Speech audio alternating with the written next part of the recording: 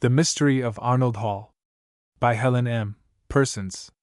Rhoda helped them to scramble up the rough stones, slippery with moss. The Mystery of Arnold Hall. Author. The Salfield Publishing Company. Akron, Ohio. New York. Copyright, Mixxiv the Salfield Publishing Company, printed in the United States of America. Contents. I Pat's Chance. I. 2 Ann. 2. 3 Hilltop. 3. For the Alley Gang. 4. V Moss. V. 6 A Meddler. 6. 7 A Fall. 7. 8 Jack or Tut. 8. 9 A Tough Proposition. 9. X Jack in Danger. X. 11 Aunt Betsy to the Rescue. 11. 12 On Duty. 12. 13 A Fire. 13. 14 An Investigation. 14. 15 Under Arrest. 15. 16 A Picnic. 16. 17 A Robbery. 17. 18 A Weekend. 18. 19 A Weird Experience. 19. XX The Reward. XX. 21 Pat's Sacrifice. 21. 22 Clarice. 22. 23 Solutions. 23. The Mystery of Arnold Hall. Chapter 1 Pat's Chance. Will you go, Patricia? Called Mrs. Randall from the living room, one cool evening late in August, as the doorbell rang imperatively. I'm starting a fire in the grate. From the dining room across the hall, where she had been putting away the last of the supper dishes, hurried a tall, slender girl, whose short, wavy yellow hair and big brown eyes were set off to perfection by a green jersey dress. Expecting to see one of the neighbors when the door was opened, she was startled into an involuntary gasp as a messenger thrust forward a special delivery letter, inquiring curtly, "Miss Patricia Randall?" "Why, yes. Sign here." Patricia signed his book, closed the door, and walked slowly into the living room, staring down at the unexpected missive in her hand. "What is it, Pat?" inquired her mother, glancing up from the hearth rug where she knelt trying to coax a blaze from a bed of charcoal and paper. "A special delivery letter for me." "For you?" repeated Mrs. Randall in surprise. "From whom?" "I don't know," replied her daughter, frowning in a puzzled fashion. "Well, open it and find out." "Don't stand staring at it like that," urged her mother briskly. Patricia sank into a low tapestry chair beside the fireplace and tore open the envelope. As she drew out the single sheet it contained, a slip dropped from it onto her lap. Still holding the folded letter, she picked up the slip and exclaimed, "A cashier's check for $1,000. "Pat!" cried Mrs. Randall, reaching for the yellow paper to read it for herself. "Look at the letter quick, and see who sent it. It's only a line. For Patricia Randall to spend on a year at Granite College. Oh, why, Mums!" Patricia flung herself on her mother so suddenly that Mrs. Randall lost her balance, and the two fell in a heap on the rug. "Mary! Patricia!" ejaculated a horrified masculine voice from the doorway. "What in the world?" "Oh, Dad!" cried the girl, springing up and giving a helping hand to her mother. With scarcely more effort than that of her daughter, Mrs. Randall regained her feet, and they stood facing Mr. Randall's astonished gaze. "Just look at this." Patricia thrust the magic papers into his hand. "Isn't it marvelous?" Mr. Randall read the brief message, turned the check over and over as if to discover its sender by inspecting it from all sides, and then looked inquiringly at his wife and daughter. "Is this a joke of some kind?" "Joke!" retorted Patricia in disgust. "I should say not. A messenger just brought it, special delivery." "Strange, very strange," commented her father, shaking his head. "Do you know anything about it, Mary?" addressing his wife, with a suspicious look. "I most certainly do not." "Do you? You ought to know that I don't.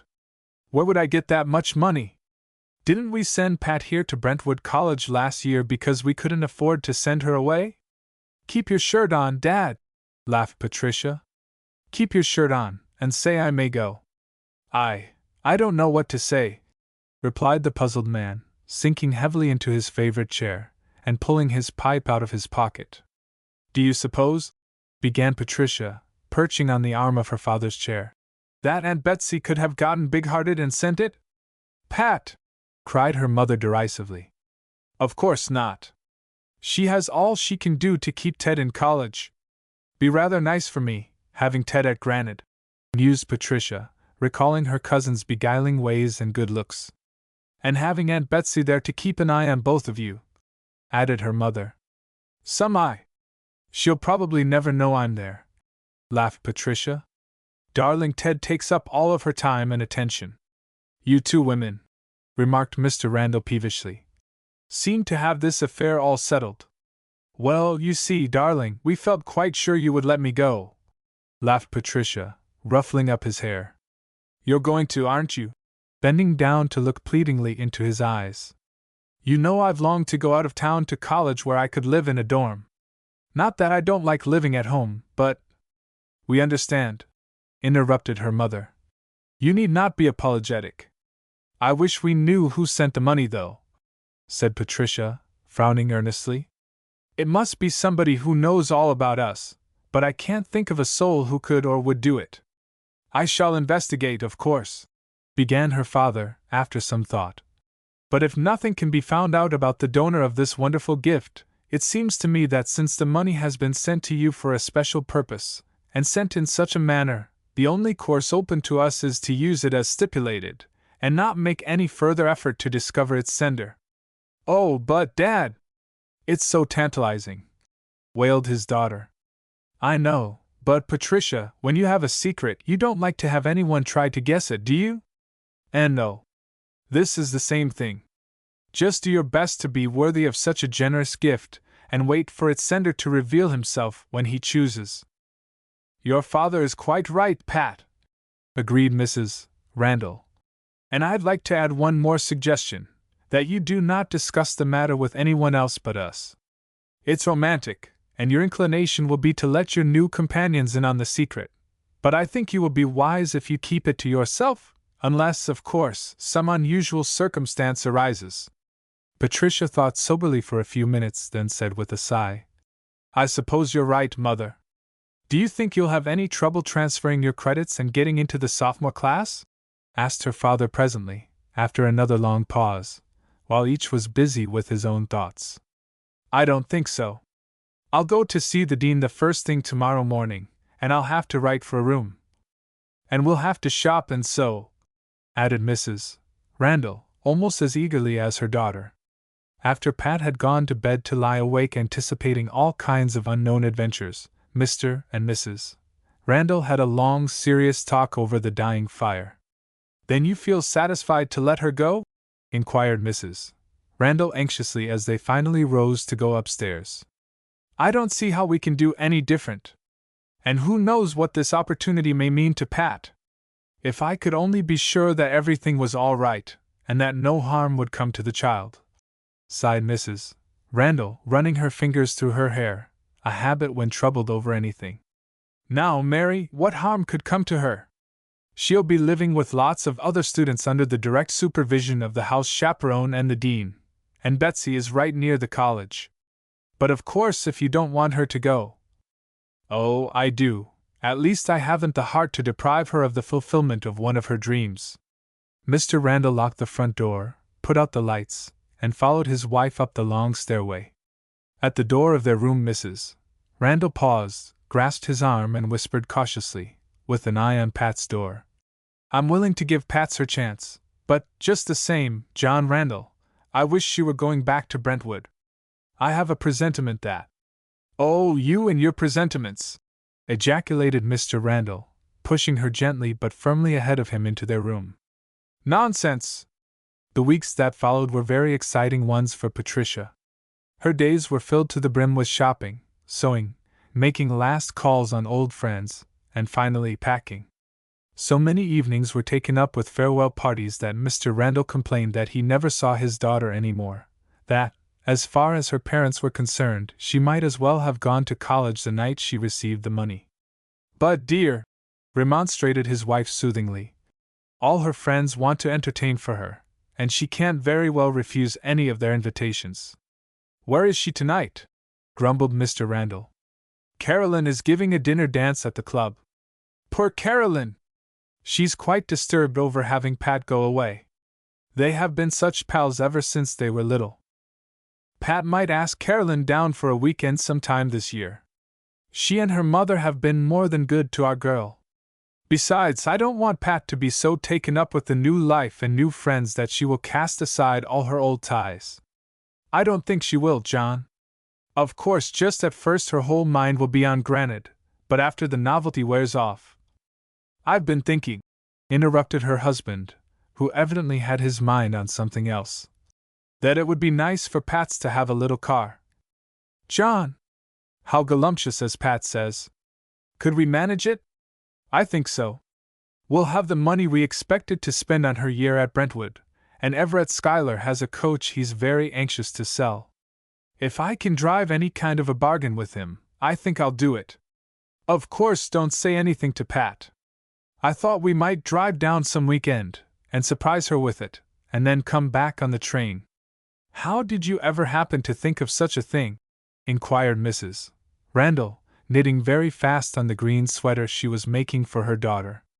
Oh, I haven't been blind to the fact that more than half of the college girls here have some kind of a car, and I often wished I could get Pat one.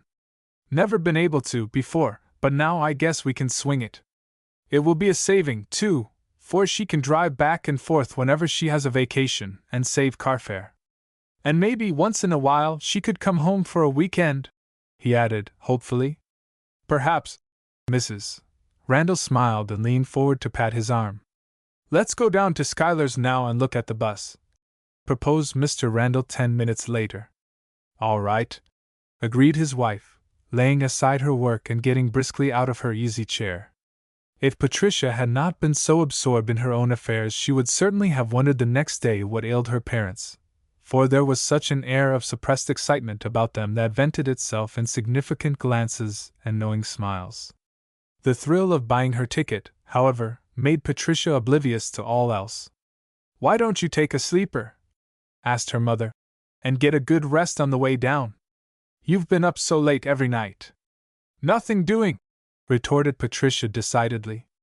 When I travel, I want my eyes wide open so I won't miss a single thing. Her positive decision recurred to her 3 days later as she snuggled deep into her comfortable chair, with a sigh of satisfaction, a sigh which was unceremoniously cut short by a very big yawn. The farewells at the station had been exciting and gratifying, but yet something of a strain. Almost all of her crowd had assembled to see her off, bearing gifts of candy, fruit, books, and magazines. Her mother had clung to her till the very last minute, and her father had fussed about timetables, porters, tips, and a dozen other things. It had seemed as if she were being torn into a dozen pieces trying to pay attention to everybody. Now the train was bearing her rapidly away from Dad and Mother, and all the dear old friends toward a new life at Granite. Perhaps I'd have been wiser to have followed Mother's suggestion about the sleeper, she thought, as she tried to stifle another great yawn. Maybe if I take a little nap now, I'll feel fresh for the rest of the day. Turning her chair toward the window, and leaning back, her hands on the broad arms, she was almost immediately floating in a delicious sea of semi-unconsciousness which became deeper and deeper until she was completely lost to the world about her. After a while, however, a most persistent dream began to disturb her peaceful sleep, a dream about a soft gray kitten whose silky fur she kept stroking until her hand was tired, but yet she could not stop. After a time she began to realize that she was dreaming, and made a desperate effort to free herself from the world of sleep by closing her fingers sharply on the little animal's neck and giving it a shove. Then with a sudden start at some movement close to her she sat bolt upright and opened her eyes just in time to see a pair of long legs, the ankles clad in gray silk socks, hastily removing themselves from the ledge beside her chair. Good heavens! She thought, horror-stricken. I do hope those weren't the kitten. Chapter 2. Anne. Swinging her chair sharply about to face the aisle, she met the amused gaze of a red-haired girl of about her own age. Tell me, begged Patricia impulsively, leaning forward. Was I doing anything unusual while I was asleep? I'll say you were, responded the girl, smiling broadly. What? You were stroking the ankles of that young man back of you as if your life depended on it, choked the stranger. No, cried Patricia, in great distress. Yes. Then suddenly you pinched the poor fellow, and I thought I'd just die. At that moment the man in question rose and hurried down the aisle toward the smoker. With crimson face, Patricia watched the slight boyish figure, with its crown of smooth yellow hair, disappear before she again addressed her neighbor. I'm embarrassed to death. What must he think of me? I can't apologize for something I didn't know I was doing, and if I try to explain, it will look as if we were trying to scrape up an acquaintance. What would you do? I'd just let it go, and try to forget it, advised the other girl, raising up in her chair to lower the shade a little, for the sun was shining full upon her. Do you suppose the rest of these people saw me? Persisted Patricia, glancing anxiously around the car. There were not many other passengers, an old lady, apparently absorbed in a weighty-looking volume, a couple of middle-aged men, with their heads close together, evidently discussing some important question, a young mother, absorbed in the baby in her arms, and a scared-looking, awkward girl, who gazed moodily out of the window, occasionally munching a chocolate from a box in her lap. I don't think so, replied the red-haired girl, settling herself anew in her chair, and smoothing out the skirt of her dark green suit. I probably shouldn't have, if I hadn't been watching you. Watching me? Repeated Patricia, opening her brown eyes very wide in surprise. Yes, and wondering if by any chance you were going to Granite College. I am, but what in the world made you think so? Oh, you looked like a college girl, some way, and then being on this train, which, this time of year, is a favorite one for the Granite students. Don't know where they all are today, though. Are you just entering? Yes and no, laughed Patricia. I did my freshman work at Brentwood, so I'm entering the soft class here. Congratulations. Welcome to the class of 19. I'm one of your classmates-to-be. And Ford at your service. My name is Patricia Randall, and I'm very glad to get acquainted with someone before I get to Granite. I confess I have stage fright at the prospect of meeting so many strangers. Don't let that bother you. The girls are easy to get on with, and you'll soon feel as if you'd always been at Granite, said Anne carelessly. Patricia realized, however, that it would not be quite so simple to break into a class whose cliques and customs had had a whole year's start before she came on the scene. How did you happen to choose Granite? Inquired Anne curiously. Do you know anyone there? My cousin, replied Patricia, breathing a prayer of thanks for the second question which enabled her to disregard the first. Ted Carter, do you know him? Ted Carter? I should say I do, exclaimed Anne, adding, quickly and somewhat possessively, Ted's my best boyfriend. How nice, commented Patricia so heartily that all the suspicions which had arisen in Anne's mind as to possible claims on the fascinating Teddy were promptly allayed. Come on over here, suggested Anne, turning a vacant chair to face her, and we'll have a cozy chat. Patricia gladly accepted the invitation, and as she settled herself with one foot tucked under her, a habit whenever she wished to be especially comfortable, and asked, Do you know yet where you're to room? Yes, Arnold Hall. You are? Exclaimed Anne, gazing at Patricia in astonishment. You certainly must have some pull. Why? Inquired Patricia, in a puzzled tone. Because Arnold Hall's the best dorm at Granite, and there's always a waiting list for it. You're a lucky girl to be able to break right into it. My reservation was made while I was still in high school. Oh, then you live there? I'm so glad. There was no mistaking the note of gratification in Patricia's tone, nor the admiring gaze of her brown eyes which rested somewhat shyly upon her new acquaintance, and smiled in the manner of one who is so accustomed to being popular that it has long ceased to be exciting. There was something unusual about this new girl, evidently, or old Hattersley would never have let her get into Arnold Hall. It evidently wasn't money, for though Patricia's clothes were in good taste, they were not expensive.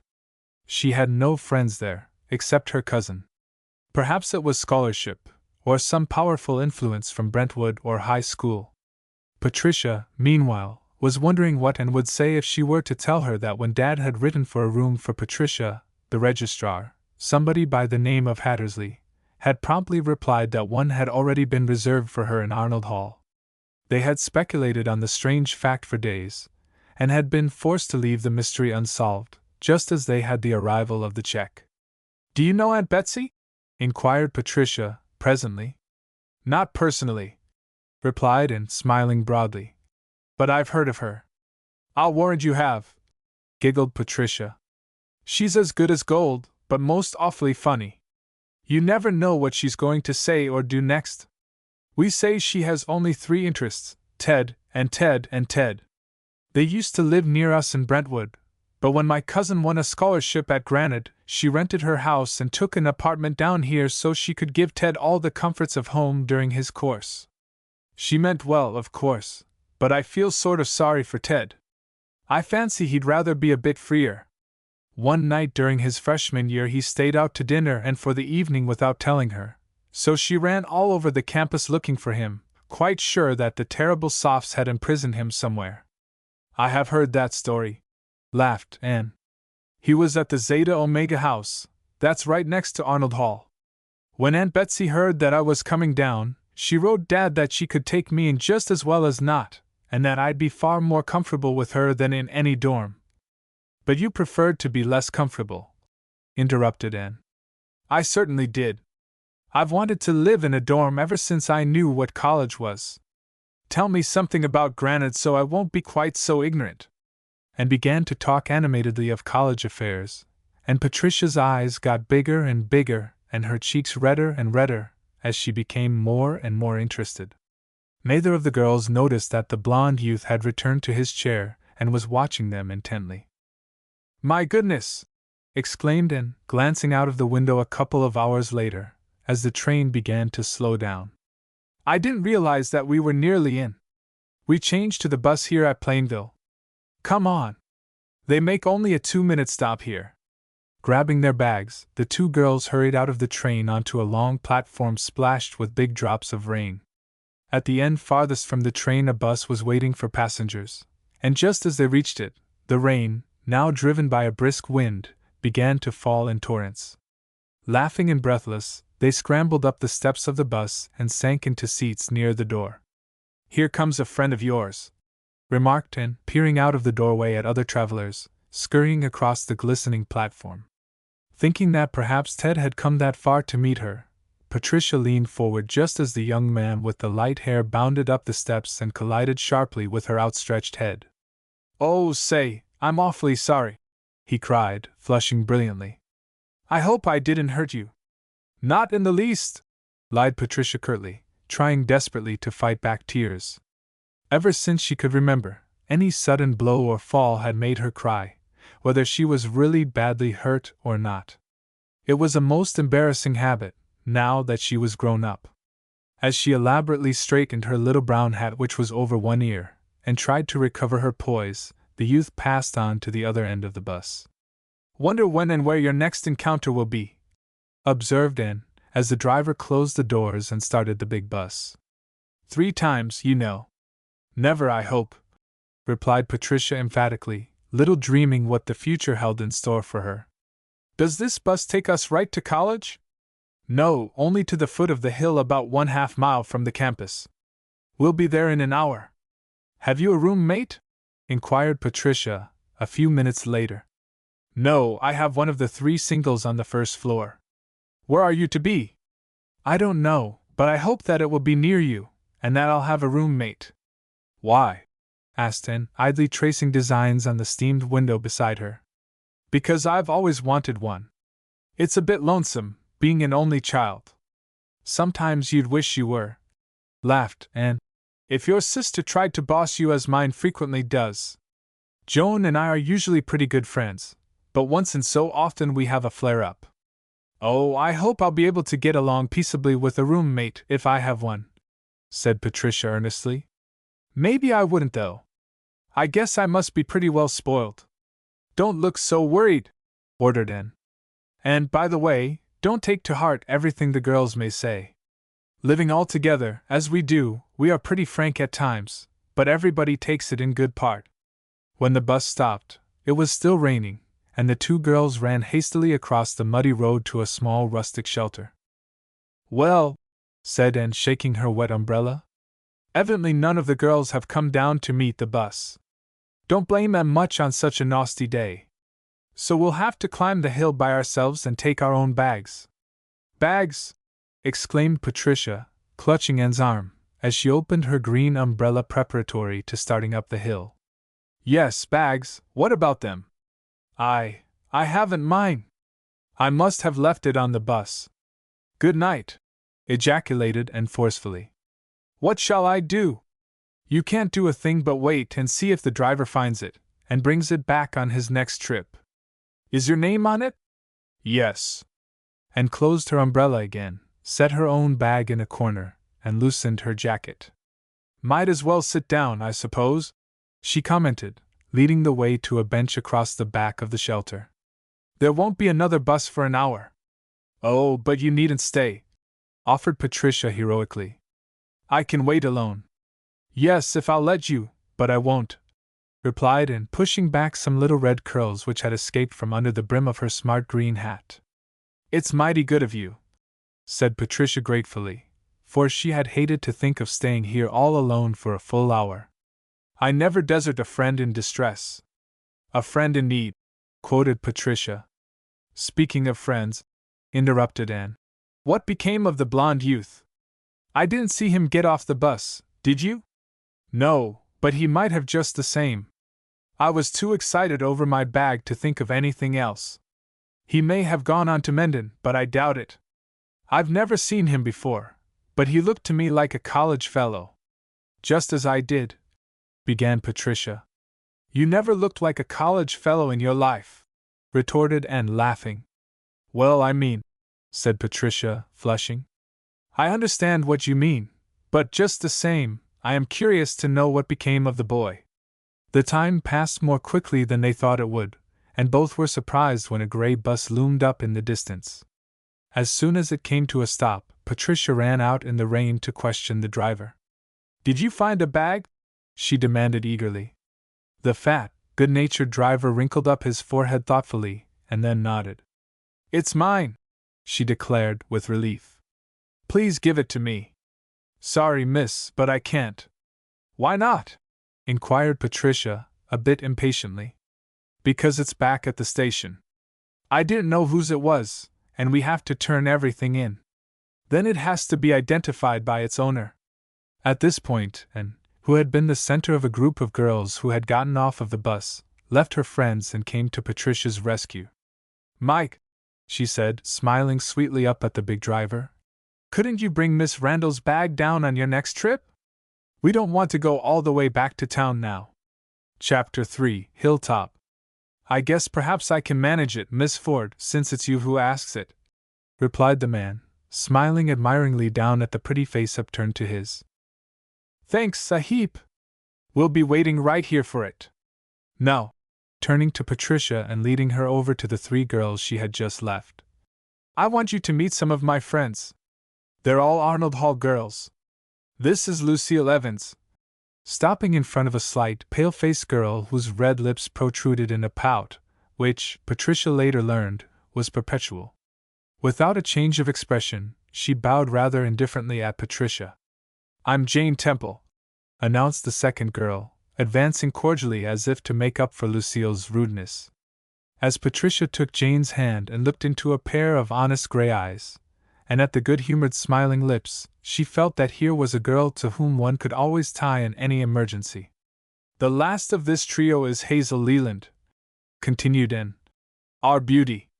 "Now, and don't embarrass me," protested the girl, smiling gaily at Patricia. She was a beauty, big, starry gray eyes, lovely, light brown hair which curled all over her head in little rings, like a baby's, and a figure as slight and lithe as a boy's.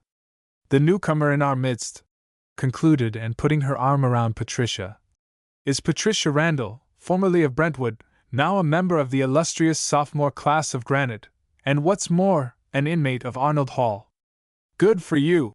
ejaculated Hazel, patting Patricia on the back, while the other two girls shot surprised, inquiring glances at Anne, who pretended not to see them. "Why don't we go on up?" drawled Lucille, opening her mouth for the first time. "Going to wait for Patricia's bag," replied Anne quickly.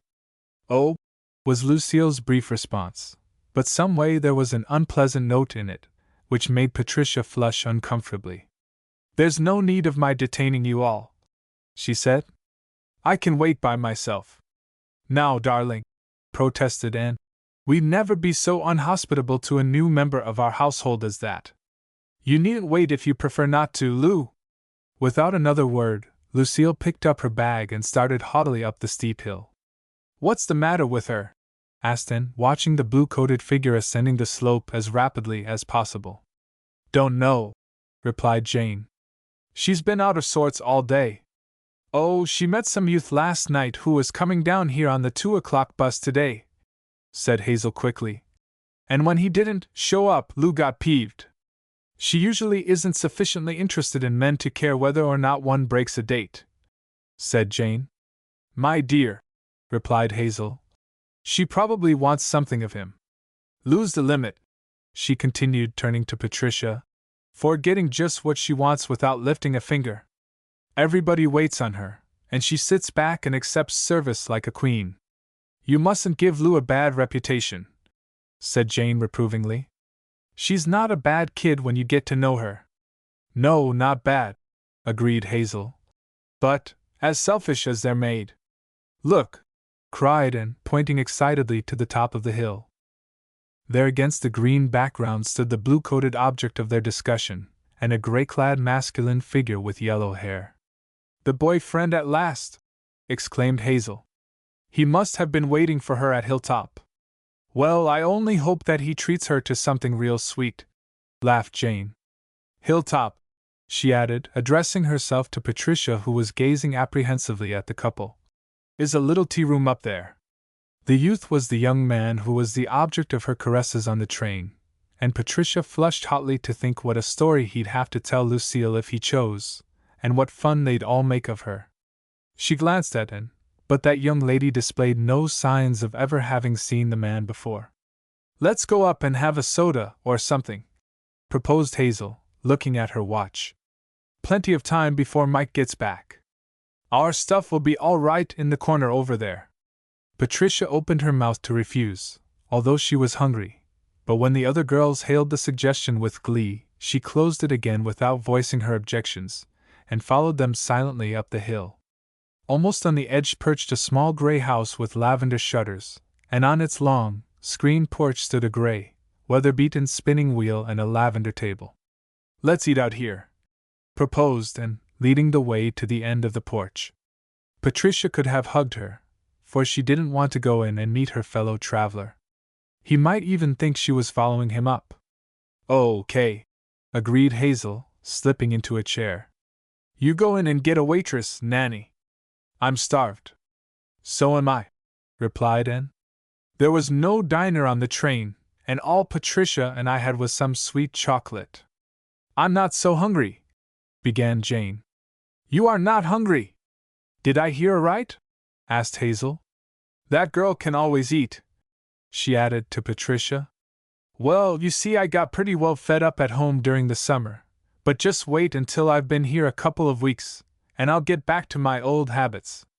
The meals at Horton Hall are the limit," said Hazel.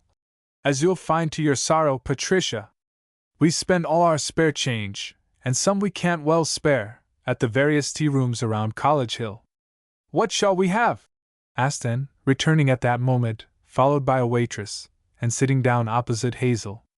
"This is on me, to celebrate Patricia's coming. Chicken patty, French pastry, and iced tea," replied Hazel promptly. "Waffles, maple syrup, and ice cream," said Jane. "How terrible! Think of your figure, darling. You've put on about 10 pounds this summer," teased Hazel. "I'll take shrimp salad, Danish pastry, and pineapple sherbet," said Patricia, when Anne looked at her.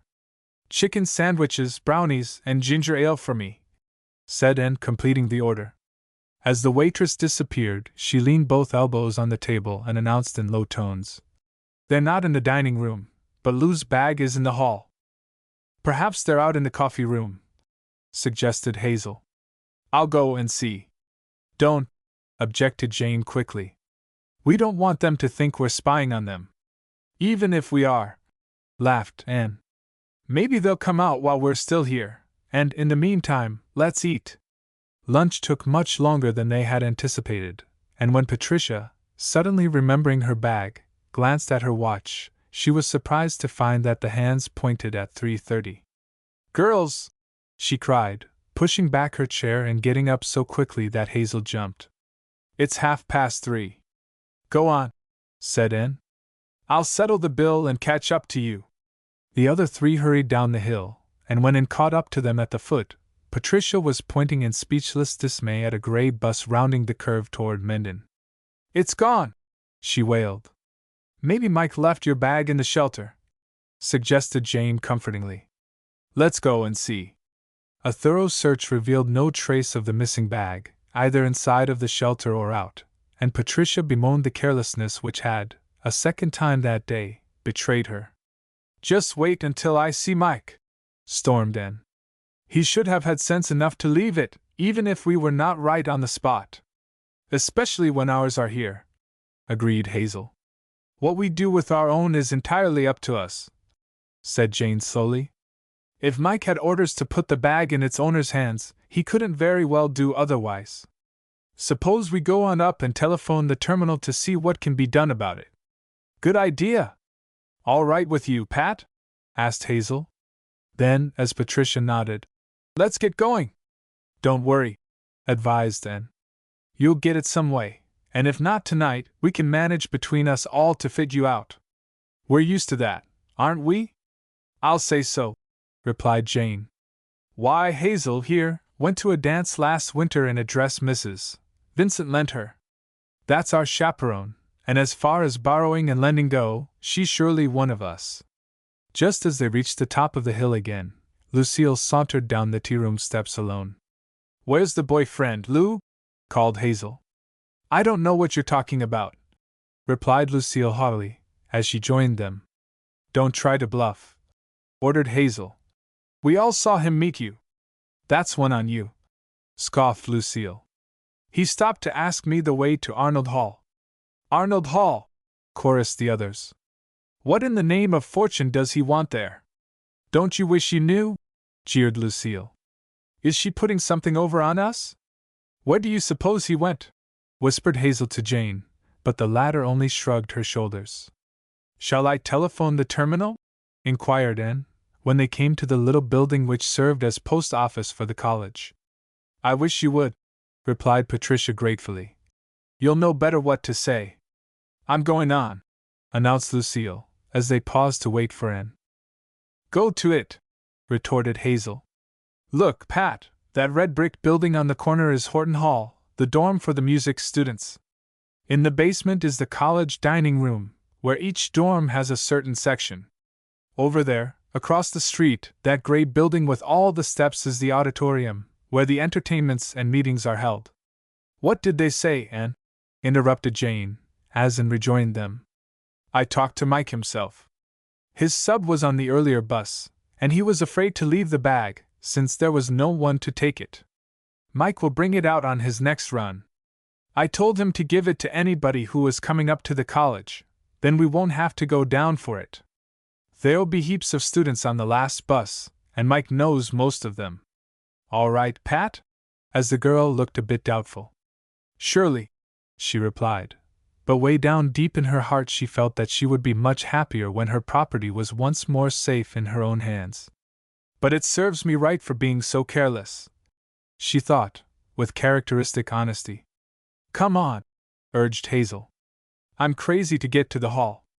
Much to Patricia's surprise, they turned away from the college buildings and down a side street. Where are we going? She finally asked. To Arnold Hall, of course, replied Jane. Oh, I forgot that you didn't know where it was. You see, all the dorms, frat and sorority houses are on streets fairly near the college, but not right on the campus. I should think you'd all be dead climbing these hills, commented Patricia, as they started up Wentworth Street. The whole town is built on hills, and the college is on the highest one, but you'll get used to them.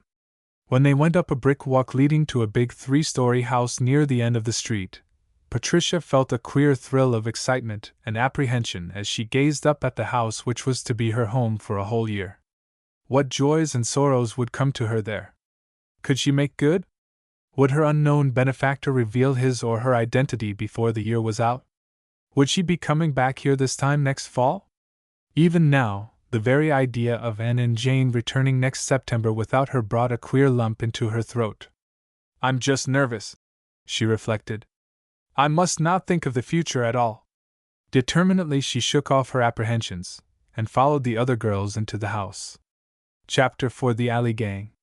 As Anne opened the door and started down a long hall, from which rooms opened on either side, a short, dark little girl, whose round brown face instantly reminded one of a pleasant hazelnut, appeared from a room at the very end of the corridor. "Anne, darling!" she shrieked, dashing along the passage and throwing herself upon, and so violently that Anne staggered and fell back against Jane, who had to grasp one of the pillars quickly to save herself from falling. "Don't be so rough, Fran!" gasped Anne, but as she spoke Frances transferred her embraces to the other two girls in turn, while Patricia stood beside the door watching, until Anne led her forward and began introductions. "This roughneck is Francis Quinn, who lives at the end of the alley.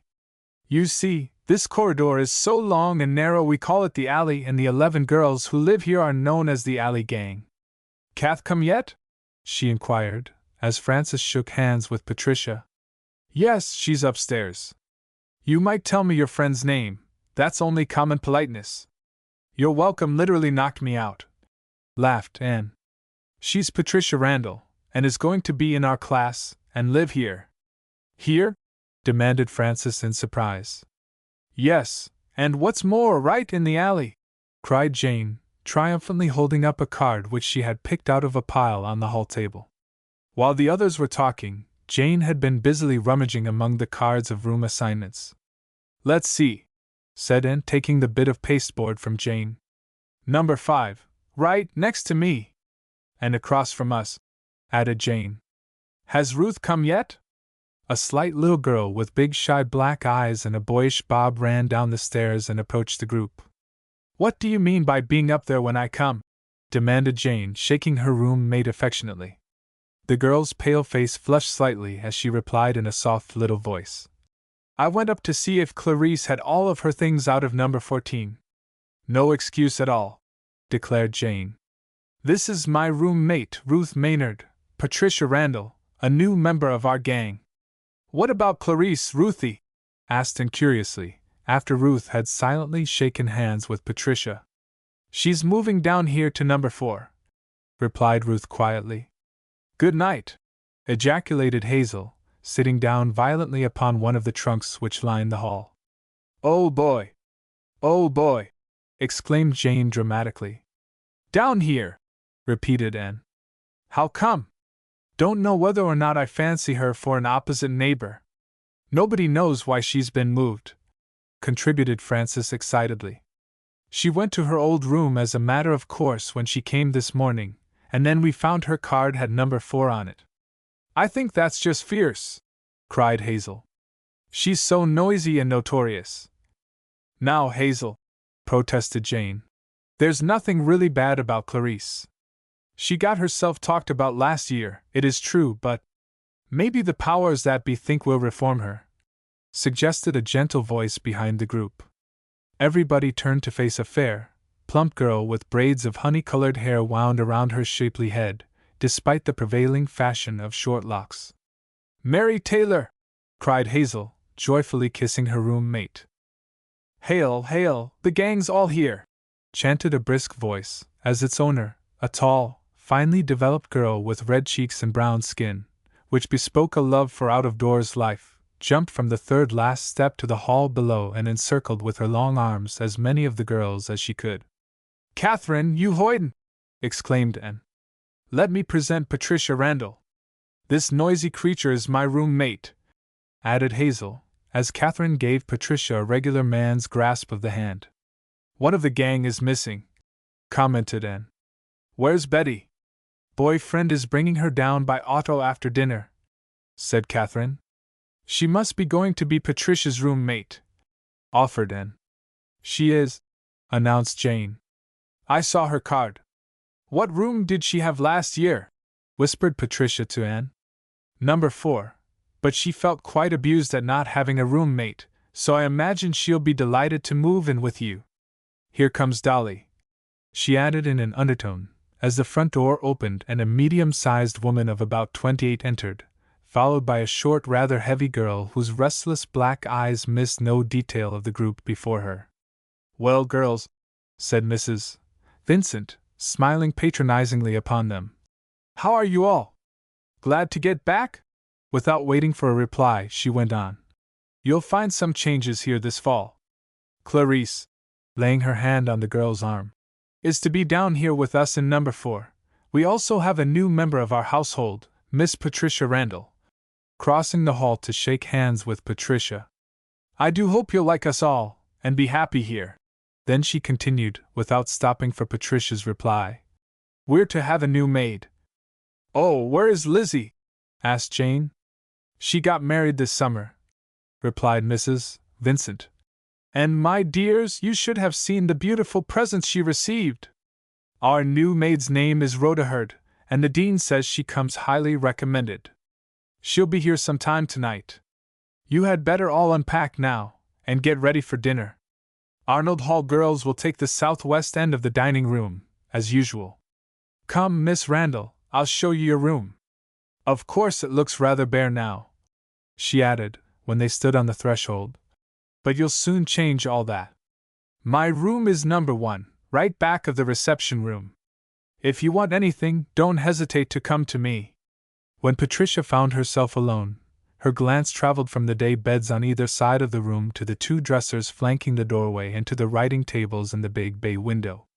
In spite of its bare floor and curtainless windows, the room had distinct possibilities, for the furniture was early American, and the woodwork was good. Why? She demanded of Anne, who came in at that moment. Do they have that heavy barbed wire outside of the windows? It reminds me of a prison, or makes me feel as if I were in a cage. It is a sort of a prison, laughed Anne. You see, some of the girls like to stay out later than 10:30, and if it were possible to climb in the windows, nobody knows what time they would come in. The black book wouldn't be of any use then. Patricia looked puzzled. The black book? She repeated. Yes, beside the telephone booth in the front hall, near Dolly's room, is a table upon which rests a big, black blank book. Whenever you go out or come in after dinner, you must register in it your name and the hour. The girls take turns looking after it, and at bedtime, Dolly inspects it before she makes the round of the rooms. And, by the way, whenever the outside door at the back of the hall is opened, it rings a bell in Dolly's room, right under the bed. So you see how good your chances are of staying out nights. Tell me something about Clarice, begged Patricia, sitting down on one of the beds. Why do all the girls dislike her so very much? They don't really dislike her, replied Anne, plumping down beside Patricia. She's lots of fun, and generous to a fault, but she has such a loud laugh, and doesn't care what she does or says. A good time appeals to her a whole lot more than does study, and last year she played around too much with a boy upon whom the authorities frowned. The girls on this floor have always been so congenial, and have had no demerits for conduct, so naturally they rather resent the introduction of Clarice. I think, though, that there is really a lot of good in the girl, if one could only develop it. Let's go down the hall and see if Kath has a dress you could wear to dinner. Mine would be too large for you. Just as they stepped out into the hall, the doorbell rang. I'll bet that's Dolly's boyfriend, whispered Anne, pausing to peer around one of the pillars, and catching sight of the top of a man's hat showing in the door pane. Wait a minute, I want you to get a look at him. He's a special student here, and years younger than Doll. The door leading to the cellar opened suddenly, and a black-gowned maid appeared and hurried down the hall to answer the bell. Apparently Rhoda has arrived. Isn't she pretty? Breathed Anne softly. When the door was opened, a low-toned conversation ensued, of which the eavesdroppers could hear nothing. Then Rhoda admitted the blonde youth, who stood waiting while the maid came down the hall toward the 2 girls. Someone to see Miss Randall, she announced. Patricia clutched Anne's arm in a frenzy. You've got to come with me, she whispered. Are you expecting a bag? Inquired the boy gravely, fixing his great gray eyes upon Patricia when she reached the door. Yes, she faltered. I left it on the bus. The driver was going to bring it down on the 6th. Volunteered and irrelevantly. He did, said the youth, and asked me to deliver it. I have it in the vestibule. Opening the door, he secured the bag and handed it to Patricia. I am very grateful to you, said Patricia a bit stiffly. It was good of you to bring it. No trouble at all. I was down at the shelter waiting for someone. He broke off suddenly, as if fearing he had said too much, and bowed himself solemnly out. Well, exclaimed Anne. Of all things! You seem fated to get mixed up with that young man. Don't I? I suppose Mike remembered that he was on the bus with us, and just naturally gave the bag to him on that account. Probably. Anyhow, now you won't have to borrow a dress. You'd better hurry, though. It's after 6, and we dine, Mark, I said dine, at 6:30. Dinner was quite an experience for Patricia, who had never before seen a college dining room. The big low room was bare and unattractive in itself, but the long tables, each surrounded by 20 girls in pretty dinner gowns, the bright lights, and the orange-clad waitresses made up for lack of decorations elsewhere. My ears will grow at least a yard long here, she observed to Anne, who sat next to her. What on earth do you mean? Inquired that young lady, reaching for the olives. Why, there are so many interesting conversations going on all around me, that I want to hear them all. Anne laughed. This is nothing, just wait until classes are in full swing. Then child psychology, music theory, library cataloging, art appreciation, domestic science, and half a dozen other subjects are all being discussed simultaneously. That evening most of the girls had unpacking and settling to finish, but a few members of the alley gang gathered in Anne's attractive room to visit. Betty Grant had just arrived, and she and Patricia had approved of each other at the first glance. Tell me, Betty, Anne was saying, is the boyfriend coming down weekends, as he did last year? No, this year I'm going to work hard. Everybody laughed. Well, I am. I told that he could come only twice during this term. And a few times in between, finished Hazel. By the way, began Betty, in a different tone. I saw the queerest thing, just as Ed and I drove up. There was a fellow standing in front of the laundry window, right under your room, Hazel, evidently talking to someone inside. Come now, Betty, protested Catherine. You're making that up to change the subject. Honest to goodness, I'm not. I saw him plain as daylight. I didn't say anything to Ed, because he would have wanted to investigate, and I've no fancy for having him get into an argument with strange men. He might have had a gun, for all I know. Heavens, Betty! We'll all be afraid to go to sleep tonight, shuddered Mary. Hazel, you'll have to push your bed up close to mine so you can protect me. What did the man look like? Asked Jane. I couldn't see his face, but he was slight, of medium height, and wore a gray suit and hat. The blonde youth, whispered Anne to Patricia. But what would he be doing prowling around here? Asked Patricia, frowning. Search me. Oh, hello, Lou, where have you been all the evening? In the laundry part of the time. I came on here right from a house party, and my clothes are in a fine state. Jane, Anne, Hazel, and Patricia glanced significantly at one another. Sure you were pressing, Lou? Asked Hazel mischievously. Before Lucille had a chance to reply, Betty leaned forward and inquired. Did you see the man, Lou? What man? The man who was looking in the laundry window. Lucille laughed, a bit loudly for her. Nobody around the place while I was there, she replied, with marked carelessness. Only Rhoda. What was she doing? Asked Anne. Pressing her uniforms. A discussion of the new maid and her predecessor followed, and the subject of the mysterious man was dropped.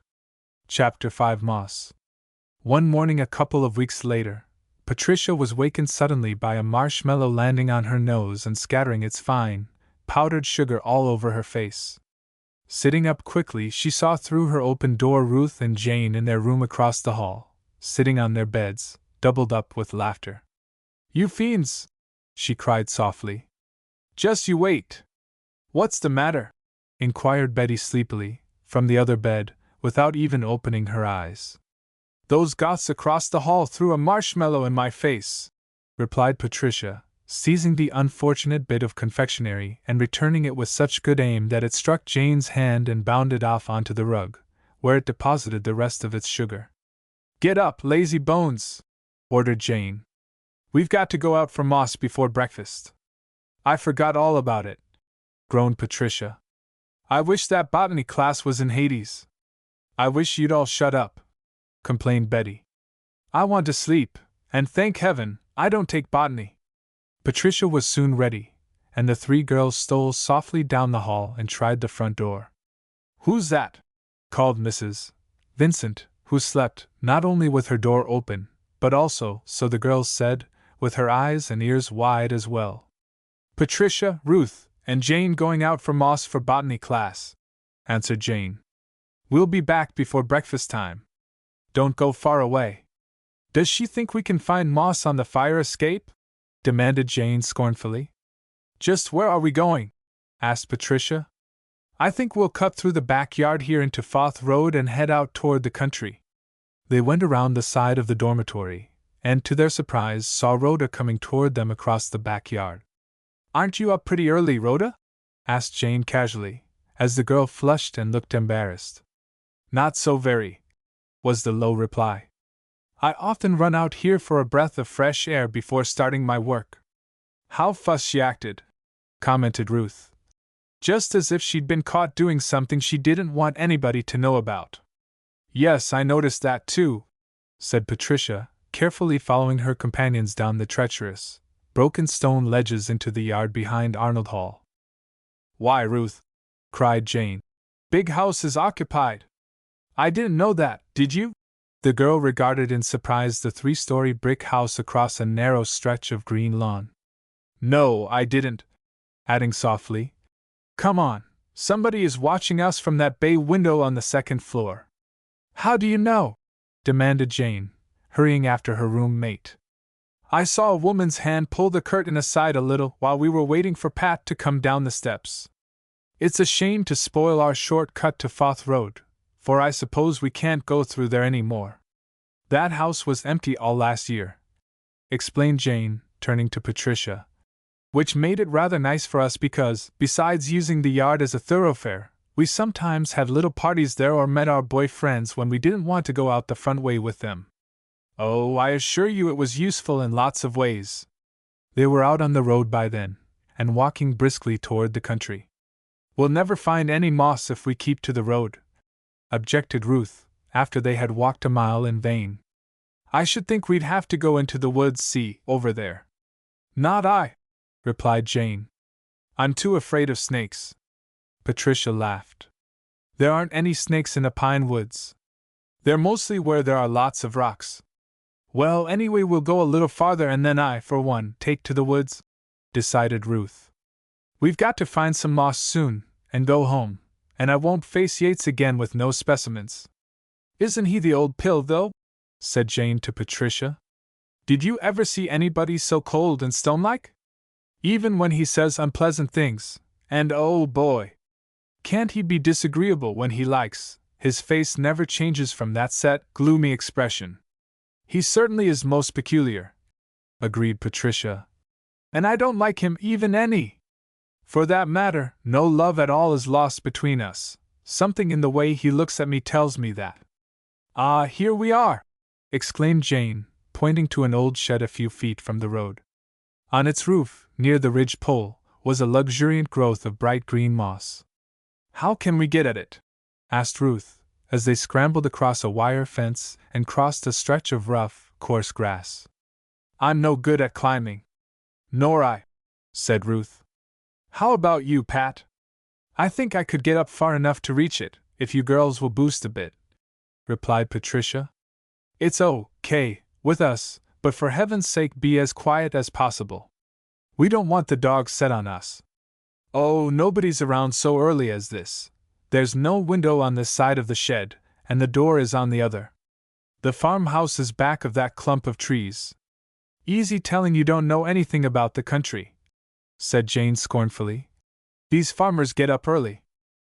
Stepping up on a log, which happened to lie conveniently close to the building, Patricia, with the aid of the girls, got a firm grip on the edge of the roof and drew herself up to a point where she could lie flat on its weather-worn boards and stretch her long arms up toward the coveted plants. With much effort, she succeeded in reaching the moss and in tearing up 2 big handfuls. Resting on her elbows for a moment to ease the strain on her arms, she was horrified to feel the boards underneath them begin to sag, and with a dull splintering of ancient wood, her hands and lower arms disappeared into a yawning cavity. Simultaneously, the moss dropped from her fingers into the depths below. A snort, a gasp, and a forceful exclamation from within the shed mingled with Patricia's startled cry of, "Girls, I'm falling in! What shall we do? What shall we do?" demanded Ruth excitedly as Patricia, speechless with horror, gazed down through the hole over which she hung, and met the cold, gray eyes of Professor Yates. His immaculate shoulders and smooth black hair were covered with bits of moss. "Pull me down, quick!" cried the horrified Patricia, finally recovering the power of speech. "It will spoil your dress," warned Jane. "I don't care! Get me down, for Pete's sake!" retorted Patricia wildly. With their united efforts, the 2 girls succeeded in dragging Patricia safely to the ground, minus the moss, and with several long scratches on her arms. "Where's the moss?" demanded Ruth in surprise. "All over Professor Yates!" gasped Patricia, hysterically. "What?" cried Ruth, while Jane looked as if she feared Patricia had lost her mind. "He's in that shed." "You're crazy!" retorted Jane, feeling her pulse. "Honest to goodness. Cross my heart." At that moment, the object of their discussion strolled around the corner of the shed. He had brushed himself off, and now looked as calm and neat as if he were in his classroom. His gaze traveled coldly from one to another, then, looking directly at Patricia, he drawled, "To what am I indebted for this most unconventional call?" "To your demand for specimens of moss today without fail," quoted Jane glibly. "A most novel situation, stealing it from my own roof, and ruining the roof in the bargain." "We had no idea it was your roof," retorted Patricia hotly, "and I had no intention of breaking through it. It was anything but a pleasant experience, I assure you." "Of course we expect to assume any expense involved," put in Jane soothingly, as they turned to go. Professor Yates made no reply, but stood watching them scramble over the fence and start down the road toward college. "Wasn't that just terrible?" gasped Patricia. "I'm certainly done for with him now. Next time I do any climbing for specimens, you'll know it." "Whatever do you suppose he was doing out there?" demanded Ruth. "You heard him say it was his roof, didn't you?" retorted Jane. "Clarice said once that he had an old place where he raises all kinds of truck for the lab, but I didn't pay much attention to her. She talks so much that half the time I don't listen very attentively, and I haven't given it a thought since. Just wait until the girls hear about it. We're going to have a spread tonight, did you know it?" asked Jane. "Doll's going out with one of her boyfriends." "The dark youth who's a special in some year or other?" asked Patricia. "Yes. She'll have to keep better tabs on him," commented Ruth. "He's a born flirt. I was at the Black Book the other night when he came in, and he tried to make a date with me." "Did he succeed?" asked Jane mischievously. "He did not. I can't bear him." "Do you realize, girls," inquired Ruth, "that we are still mossless?" "Yes, and will continue to be, so far as I am concerned," retorted Patricia. "Oh, somebody in the lab will be sure to have some," said Jane easily. "And we'll just borrow a little of it. I don't feel equal to hunting any longer." The spread was about to get underway at 8:30 that evening. Mrs. Vincent and her youthful escort, Ivan Zahn, had departed for a concert which the college was giving to entertain the freshman class. Rhoda was looking after the Black Book and the telephone, so the girls were quite free to enjoy themselves, without responsibility. The new maid had quickly become as much of a favorite as her predecessor, for she was accommodating and good-tempered, and the inhabitants of Arnold Hall, especially those on the first floor, treated her almost as one of themselves. "Did anybody telephone the varsity coffee shop for the eats?" demanded Hazel, coming out into the hall in a suit of bright red lounging pajamas. "Yes," answered Jane from her room, where she was putting frantic last-minute lines on a poster which was due the next morning. "Who took the order?" asked Frances, rushing in to borrow some thread to run up a rip in her coolie coat. "Al, and he said he'd send them right down," contributed Ruth from her bed, where she lay on her back trying to fix an important bit of psychology in her mind. "Oh, cut the study!" ordered Anne, entering with Lucille, Betty, and Patricia. "Got to get this tonight!" cried Ruth, hanging onto the book which Anne tried to take out of her hands. "No, you haven't. Get up early in the morning and do it. Then it will be all the fresher in your mind." "Yes, you like early rising," laughed Betty, and continued to pull, and finally got Ruth off the bed. Catherine, who came in at that moment, attracted by the noise, slipped past Ruth and Anne, flopped into the recently vacated bed, and pulled up the covers. "Of all things!" exclaimed Ruth indignantly, jerking away from Anne. "Get out of my bed!" Catherine extended a long, strong arm and pulled Betty in beside her, while Frances piled in on the other side. "Safety in numbers," laughed Catherine impishly. "Get us out if you can." "I'll help you, Ruth!" shouted Clarice, dashing in with a glass of water which she sprinkled freely on the three girls in the bed. With a cry of protest they sprang up and chased Clarice the length of the hall, where she barricaded herself with a heavy chair in the corner beside the telephone booth. At the other end of the hall, on a couple of well-stuffed white laundry bags which were ready for the collector in the morning, perched Hazel, swinging her red-clad legs and singing, "I want a drink! Kathy wants a drink! Francie wants a drink! Here's Al, girls!" called Clarice from her vantage point, where she could see out onto the street. The feud was forgotten, as they all trooped forward to relieve Rhoda of the basket which the boy had brought. Sitting down on the runner which extended the length of the hall, the girls quickly disposed of orangeade, sandwiches, cakes, and ice cream, not forgetting to give Rhoda a share. A songfest followed, and a general romp the length of the alley was in full swing when the front door opened suddenly and Mrs. Vincent walked in, alone. "Girls!" she cried sharply. "Stop that noise at once! You sound like a lot of hyenas! I could hear you up to the corner! What brought her home so early?" muttered Betty to Patricia. "Must have had a scrap with Ivan," whispered Anne. "She's so cross." Just then the telephone rang, and Mrs.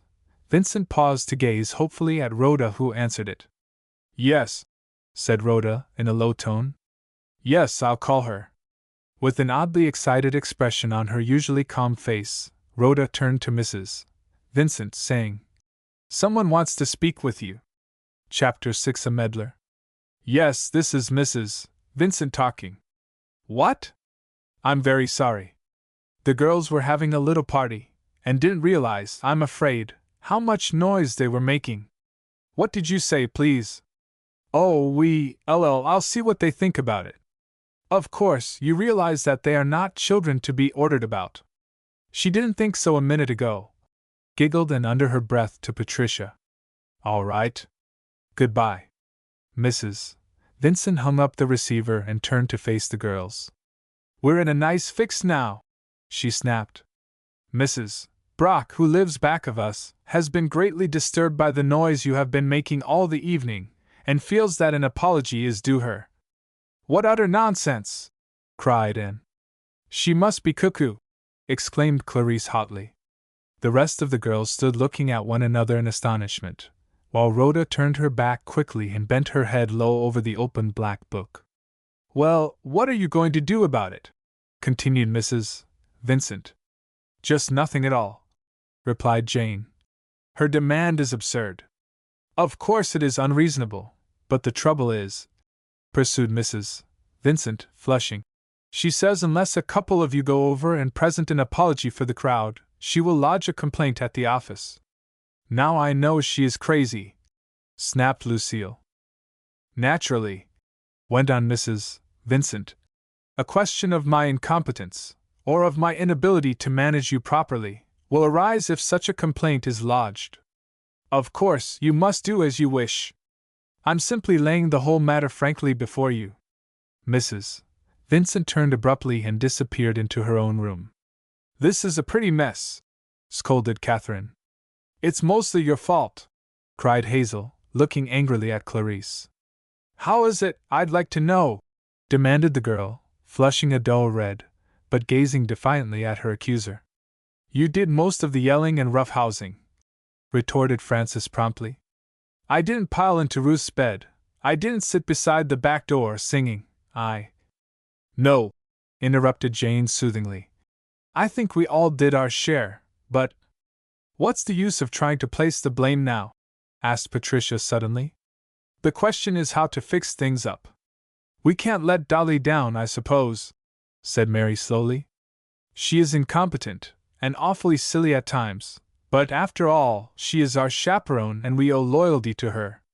She might lose her position as the result of the complaint, and we'd hate to be party to taking a job from anyone.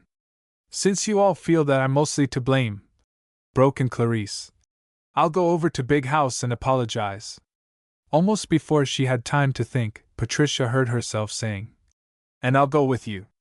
You're a couple of good sports, cried Jane heartily. Is it too late to go now? Asked Patricia, looking at the clock. Nearly 10. Better ask Dolly, advised Anne. Patricia went to the chaperone's door, knocked, and when Mrs. Vincent opened it, stated quietly, Clarice and I are going over to apologize to Mrs. Brock.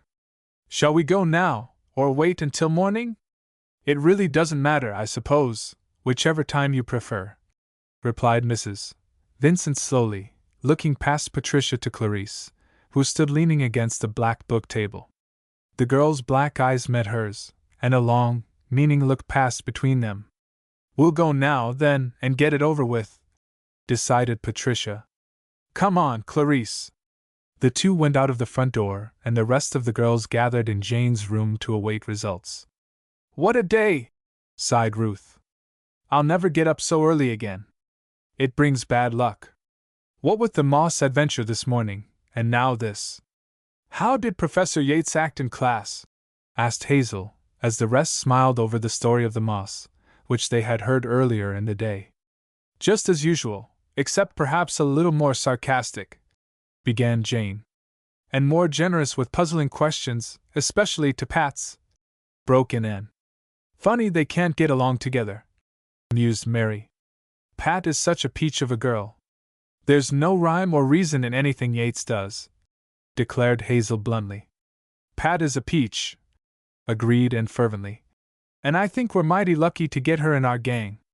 So say we all of us, chanted Frances softly. It seems awfully queer to me, though, put in Lucille.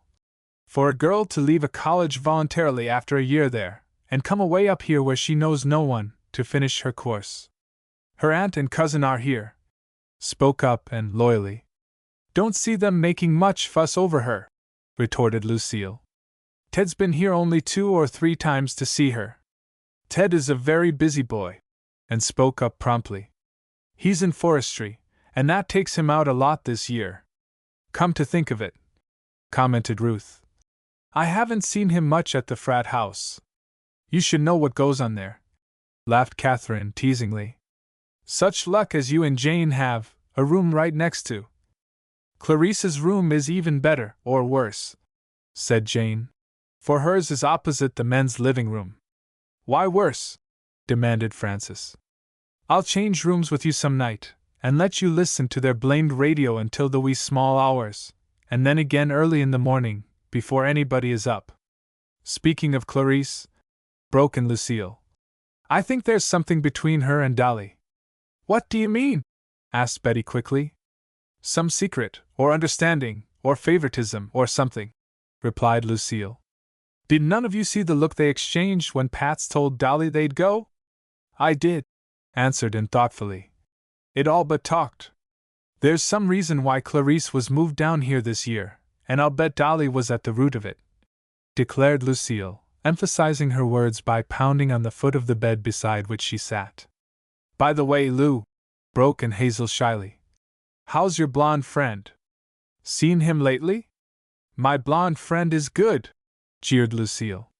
"Who is he? Who is he?" demanded Mary and Betty in unison. "Why haven't we ever seen him?" "My darlings," said Lucille mockingly, "just because on the day we came back, a good-looking, yellow-haired youth stopped me at the top of the hill to ask where Arnold Hall was, these silly girls imagined I had a date with him." "Why should a fellow want Arnold Hall?" demanded Catherine in surprised tones. "Maybe he has a sweetie here," proposed Hazel mischievously, looking at Lucille. "That's an idea," replied Lucille, flatly ignoring Hazel's insinuations. "Maybe it's Patricia." "Oh no," contradicted Anne. "She never saw him before the day we came down." Too late she realized what she had admitted. "Came down? Oh, then he was on your train." "Aha! Now we're getting at something," exulted Lucille. Poor Anne's fair complexion changed to a bright pink, as she struggled to make her words sound casual. "He sat across from us, and we happened to notice him because he was so good-looking. We haven't seen him for a long time." "I have," spoke up Jane. "And you'd never guess where." "Then tell us," said Frances. "Last night, I was coming from the library, and because it was rather late, I took a chance on cutting through the yard back of here. As I got to the step up into this yard, I heard the sound of a typewriter in Big House. It surprised me, for I understand Mrs. Brock is quite elderly. I glanced carelessly up at the lighted windows, and there in a second-floor room facing this way sat our unknown blonde friend." "Maybe he's her son," proposed Catherine. "Son, nothing. Grandson more likely," contradicted Hazel. "Maybe the girls will meet him." "Why didn't more of us go?" Jane laughed. "You all had a chance, but you didn't make the most of it." At this moment the front door opened quietly, closed again, footsteps were heard coming along the hall, and Patricia and Clarice entered. "Tell us just everything," ordered Anne, making places on Jane's bed for the newcomers.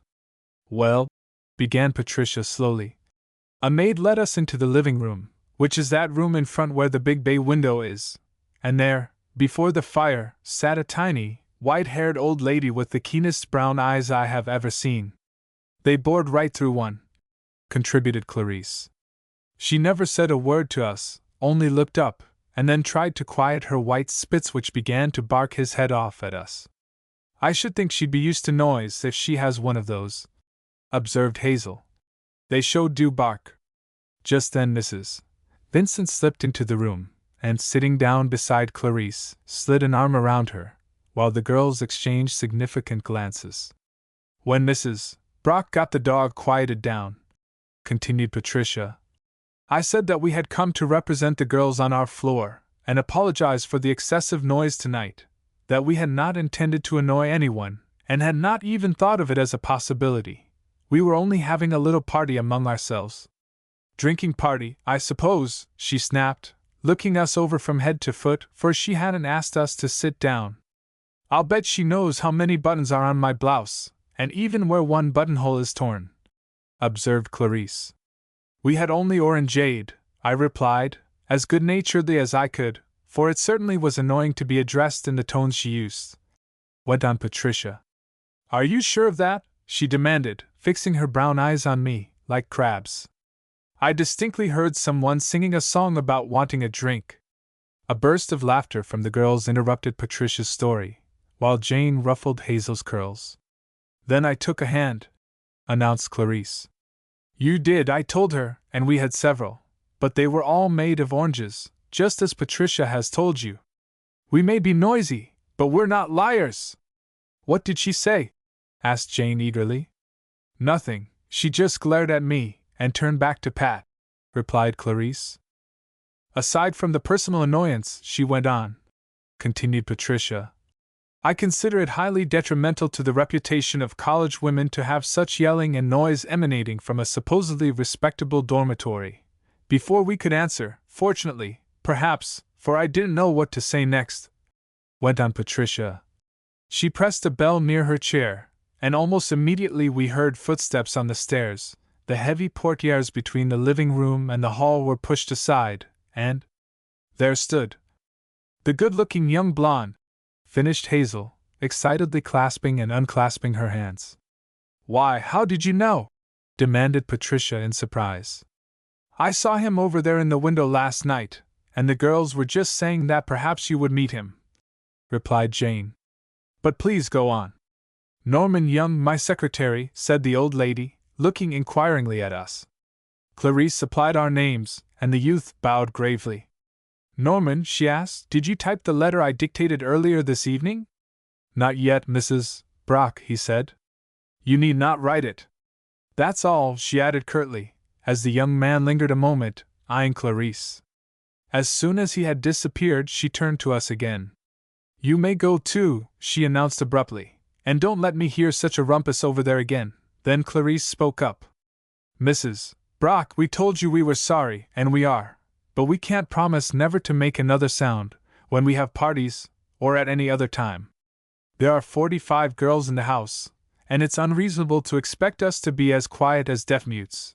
Before she could get her breath to annihilate Clarice, which I thought she would do, I broke in and said that perhaps she'd like us and understand college life better if she came over to Arnold Hall sometime and got acquainted with the girls and see how we live. "Maybe I should," she replied slowly, and really her face changed so that I thought she was going to smile. "Now you have done it, Pats," groaned Anne. "Whatever possessed you to say that?" complained Betty. "Who in creation is she, that she thinks she can take such a hand in our affairs?" demanded Catherine hotly. "Well, I felt sorry for her," contended Patricia stoutly. "She's old, and all alone in that big house." "Oh, no, Pats, not alone. Think of that attractive youth," protested Hazel. "And I think she's longing for human contacts," continued Patricia. "She seems to be," remarked Lucille sarcastically. "And that's why she is annoyed by our fun, kind of an outsider envying those who are on the inside. Like a kid who's not invited to a party, and so wants to break it up," concluded Patricia. "Sentimental Pat," scoffed Lucille. "I'm sorry you are all annoyed about it," said Patricia, flushing. But I suddenly felt so sorry for her that I spoke before I thought. "I never dreamed you'd object to her. Probably she won't come anyhow." "I think," said Jane emphatically, "that you handled the matter in the best possible way. What would we gain by fighting with her? Putting aside of any question of kindness, it's much wiser for us to be friendly with her, if she will let us." "I agree with you, Jane," said Mrs. Vincent, speaking for the first time, and getting up to go back to her own room. "Now get to bed as quickly as possible," she added, as the clock struck 11. There were 3 people in the college colony who were wakeful that night. Patricia tossed from side to side, as she kept going over in her mind the inexorable circumstances which continued to involve her in strange situations with Norman Young. Directly above her, on the 3rd floor, Rhoda the maid was shedding tears as she worried over the affairs of one near and dear to her. In his room across the 2 backyards, Norman Young alternately pondered over Clarice's pretty face and the solving of a problem which involved some cleverness on his part. Chapter 7: A Fall. "Who's going to the Greystone game?" asked Hazel, as part of the alley gang was walking back to the hall after lunch one crisp sunny day in October. "I am," replied Anne. "Ted?" queried Patricia, curiously. Anne nodded, adding with a broad grin, "Catherine and Professor Boyd are going with us." Oliver Boyd was a young instructor, who had been engaged for the history department that fall, a slim, attractive youth, whose big brown eyes looked shyly out from behind octagon glasses, and whose dark skin made the girls, when they wanted to tease Catherine, say he must have Indian blood in his veins. A melodious voice with a southern accent completed an ensemble that had proved most intriguing to the women of Granite. All the girls smiled upon him, and the registration in History V was unusually heavy that term. That he was girl-shy had been the consensus of opinion until one day Catherine happened to run across him in the varsity book shop, and a discussion, begun from the talkative Catherine over the respective merits of notebook covers number 1 and number 3, had been the beginning of the most talked of college romances. Now just wouldn't a retiring daisy like Professor Boyd pick a roughneck like Catherine? Commented Lucille disgustedly. I should think she'd scare him to death. You're just jealous, retorted Hazel, quick to come to the support of her roommate. Indeed I'm not, contradicted Lucille promptly. But you can't deny that they are no more suited to each other than. Oh, but opposites attract, interrupted Betty. Remember your psychology, or was it physics? Who else is going to the game? Inquired Jane, returning to the original topic of conversation in an attempt to check the friction. Francie and I are driving down, replied Patricia, smiling down at the round-faced little girl beside her. For several weeks now, Patricia had been the proud possessor of the car which her father had bought for her. Where's the boyfriend? Asked Hazel curiously, turning to look at Frances. On the outs, was the quick reply. How come? Inquired Lucille. Well, Joe said he wished Tut Miller would get a chance to play in the Greystone game. Oh, protested her companions in chorus. Yes, that's just the way I felt, asserted Frances. So we promptly had a row. But why? Protested Jane. Should he want Jack Dunn to be taken out of the lineup? He's a far better player than Tut. I know, but I figured it out this way. Joe and Tut were at Huron Prep together, and Joe's got an awful case on Tut. When football practice started, Tut went over big until Jack began to show what he was made of.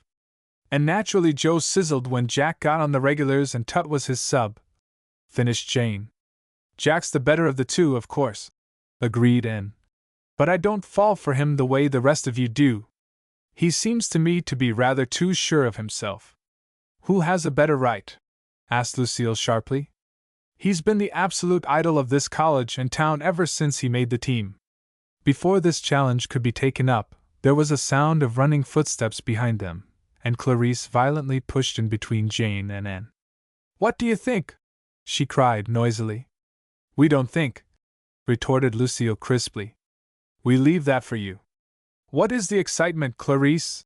Inquired Jane quickly, trying to cover Lucille's unkind thrust at Clarice's poor scholarship. You'd never guess with whom I am going to the Greystone game. Then tell us quickly, said Frances, before we all die of suspense. Norman Young. He asked me in physics lab this morning, Anne. Physics lab, repeated Betty in puzzled tones. How did he happen to be there? Didn't you know that he registered late, and is a special student here? Asked Jane in surprise. No, Where have you been all this term? Demanded Hazel in disgust. Betty is more interested in certain people from home than she is in granted students, explained Lucille in significant tones. I am not, contradicted Betty promptly.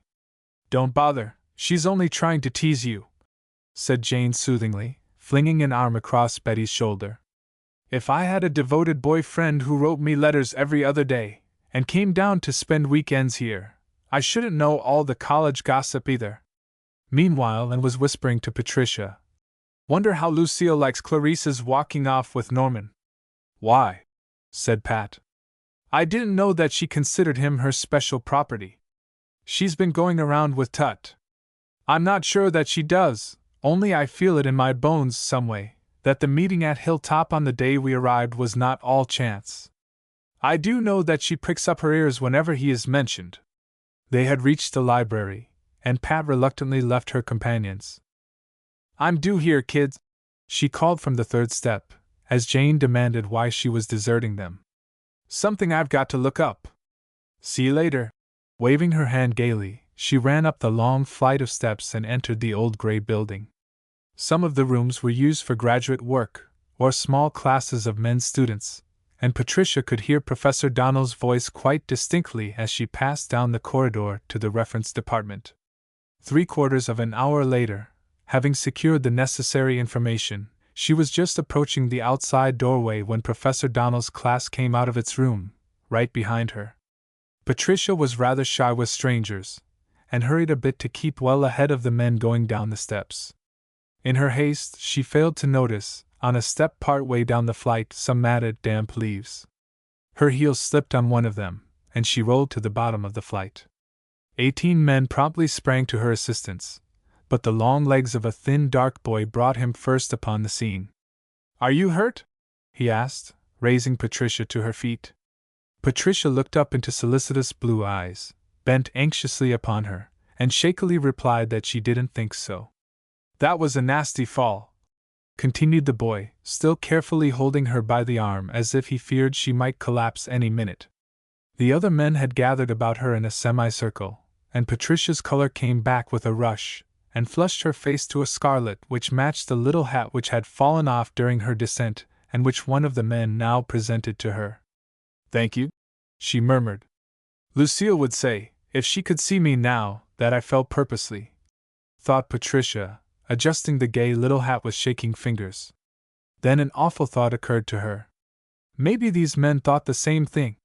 People resorted to all kinds of tricks to meet celebrities, and Jack Dunn's acquaintanceship was much sought after. "I don't know how I happened to fall," she said, trying to laugh. "I'm not usually so careless. There were some wet leaves on one of the steps," explained her rescuer, bending his head protectively over her. It was a fine-shaped head, topped by wavy brown hair flung back from a broad, very white forehead. The hands on her arm were shapely, and the fingers long and slender. A thoroughbred, thought Patricia. "If you'll tell me where you were going," he continued, motioning his companions peremptorily away, "I'll walk along with you." "Oh, I don't want to trouble you further," protested Patricia. "I'm quite all right now." "You're shaking like a leaf," contradicted her escort gently, falling into step beside her, as they started across the campus. "Let's sit down over there a while," he added, as they approached a stone bench under a tree near the Fine Arts Building. "Or have you a class now?" "No, not until 3:30. "What year are you?" he began, as soon as they were seated. "I don't think I've ever seen you before." "I'm a sophomore, and my name, by the way, is Patricia Randall." "Mine is Jack Dunn," said the boy, as simply as if his name were not known the length and breadth of the campus. "I'm afraid you are not very observing," remarked Patricia. "Why?" "Because we are in the same Shakespeare class, and have been all this term." "Oh, well, we're seated alphabetically. I'm down in the front of the room, and you must be in the back. So that lets me out." 3:30 arrived long before they finished exchanging personal bits of information, and Jack left Patricia at the door of her classroom with a promise to see her again very soon. "How in the world did you get hold of him?" whispered Jane excitedly, as Patricia took her seat. "Tell you later," promised Patricia, as Professor Yates glanced in their direction. After the class was over, the girls managed to get away from the rest of the crowd, so, as they walked slowly across the campus, Patricia told the story of the fall and its consequences. "You're a lucky girl," sighed Jane, as she finished. "To have broken no bones?"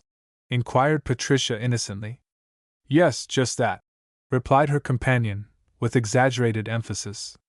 "Broken hearts not taken into account. I suppose the girls will razz the life out of me," commented Patricia, after a short pause. "Don't tell them anything about it, then." "I shan't mention it. But suppose some of them saw us together?" "That's all right. If they don't know how you met him, it will give them something to think about." That evening Patricia was keenly aware of curious eyes fixed upon her, as she stood in front of Arnold Hall talking to Jack Dunn. He had stepped up to her just as she was following Jane, and entered the post office after dinner.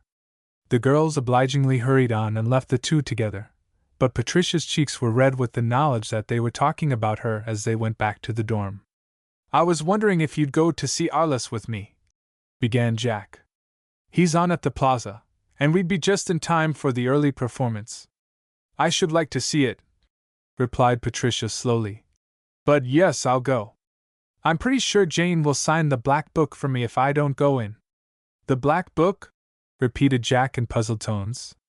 As they started downtown, Patricia told him all about the Arnold Hall customs and rules, and answered his questions regarding the identity of several of the alley gang. "You see," he said, "I don't know many of the girls here, for I came only this year, transferred from Floynton University." "And I from Brentwood," interrupted Patricia. Isn't that funny? We ought to be friends, then, both strangers in a strange land. Shall we? I don't mind. After leaving the movie, they strolled slowly back to College Hill, chatting as if they had known each other always. Will you come in? Asked Patricia, as they reached Arnold Hall. Like to, but you see I'm in training and not supposed to be out too late. Besides, I have some boning to do yet. I don't see when you ever get any studying done. You're in classes all morning as well as part of the afternoon, and on the athletic field until dark. It doesn't leave me much time, and I've just got to make good here. You mean in order to keep on the team? Of course, but there's another reason too. You see, my dad isn't well enough off to send me to Granite himself, and well, when you're indebted to somebody else for a big chance, why, you've just got to make good. I know just how that is, for I'm in the same position myself, replied Patricia impulsively. You are? Questioned Jack. Then you would understand. Good evening, said a smooth, low voice behind them, and they turned to face Norman Young. How are you? Replied Jack briefly, while Patricia murmured a response to the newcomer's greeting. Clarice in? Queried Norman as he turned and went up the walk toward the house. I don't know, replied Patricia. I don't like that fellow, observed Jack, as the door closed upon Young. You don't? Why? Queer acting guy. Never caught him in anything. In fact, I don't know him very well, but I don't trust him. Comes out and sits on the sidelines to watch practice quite often, and he gives me the jitters. You know him well? No, I don't. I was introduced to him at Mrs. Brock's house. He's her secretary. Who's Mrs. Brock? Briefly, Patricia told him of their contact with the eccentric inhabitant of Big House. She must be crazy, declared Jack, as she finished her story. You'd better not have anything to do with her. Say, what does she look like? As a sudden idea occurred to him. Patricia described her as well as she could. The very same, ejaculated the boy, when Patricia paused. The same, what do you mean? Inquired the girl, looking at him with a puzzled expression. I was walking along Craig Street, right back of the campus, you know, one day about 2 weeks ago, when I noticed a little woman ahead of me drop a small bag. Apparently, she didn't notice her loss, for she kept right on.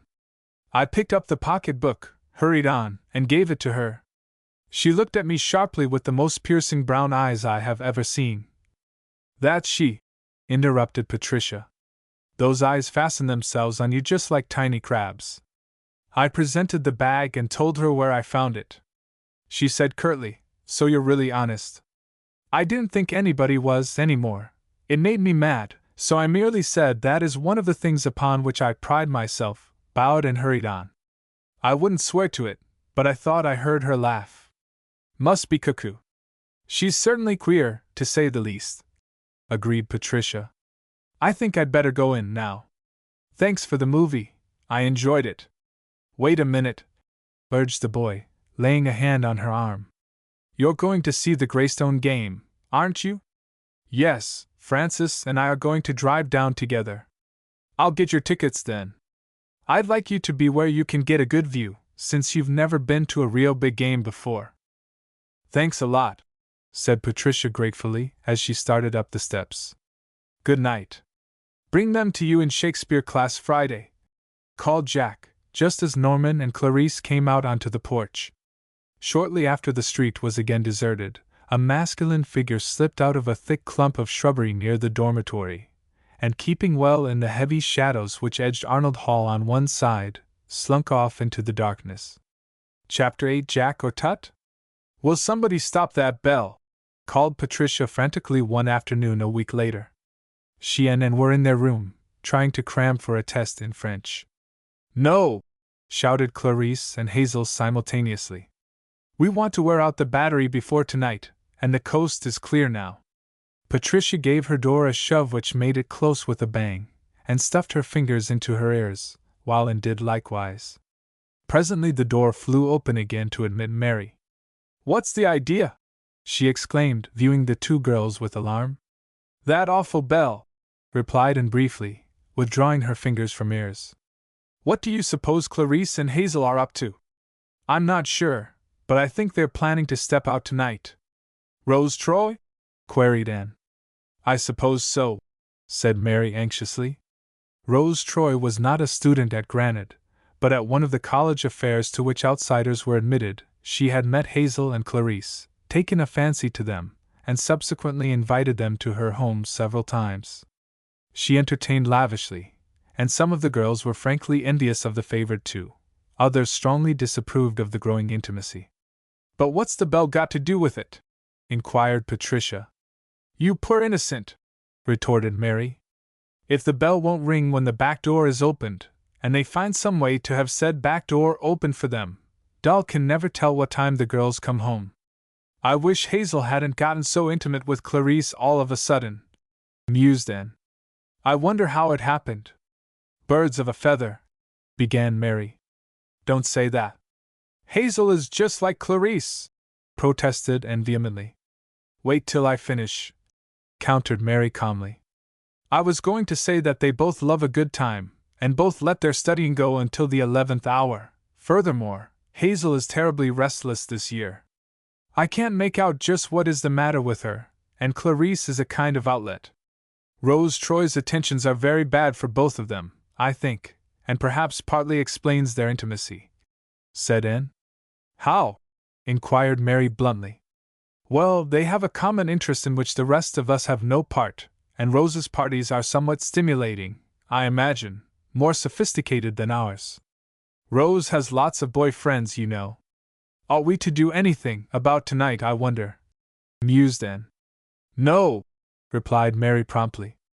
What right have we to object if those two silly kids want to run the risk of getting into trouble?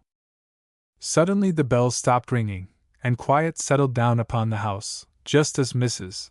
Vincent entered the front door, with her shadow, Ivan's on. But, persisted Patricia, still puzzled, how will they manage to get in without Dolly's knowledge? Oh, Clarice, on some pretext or other, she'll know how, will ask for permission for both of them to stay out an hour later than usual. Doll will give it, and go to bed at the regular time. Then, with the back door key, which I suppose they will secure during the early evening, they will be able to get in and go to bed without anyone being the wiser. Clarice certainly has some stand-in with Dolly, observed Anne. She works hard enough for it, retorted Mary. What do you mean? Inquired Patricia. Oh, Clarice is always sending Doll flowers, or candy, and naturally it makes an imprint, as of course it's intended to. About 2 o'clock next morning, Patricia was suddenly wakened by a flash of light. Wide awake in an instant, she waited tensely for the peal of thunder which she expected would accompany it, forgetting that the season for such storms was over. Electric storms were Patricia's chief phobia, but no sound disturbed the stillness. Then the flash was repeated. Again she waited, but again perfect quiet reigned. Just as she decided that one of the street lights must be blinking, a third time the light played on the wall, this time more slowly. With a fast-beating heart, she sat up, reached for her bathrobe, and stole softly to the window. On the path below, in the faint light from the street lamp, she could distinguish Clarice and Hazel. Evidently they could not get in, and had used a flashlight to attract her attention. How to let them know that she saw them, without making any noise, was a problem which she solved by passing a handkerchief back and forth near the screen, hoping that its whiteness would be visible against the dark background of the room. Frantic gestures toward the back door answered her efforts.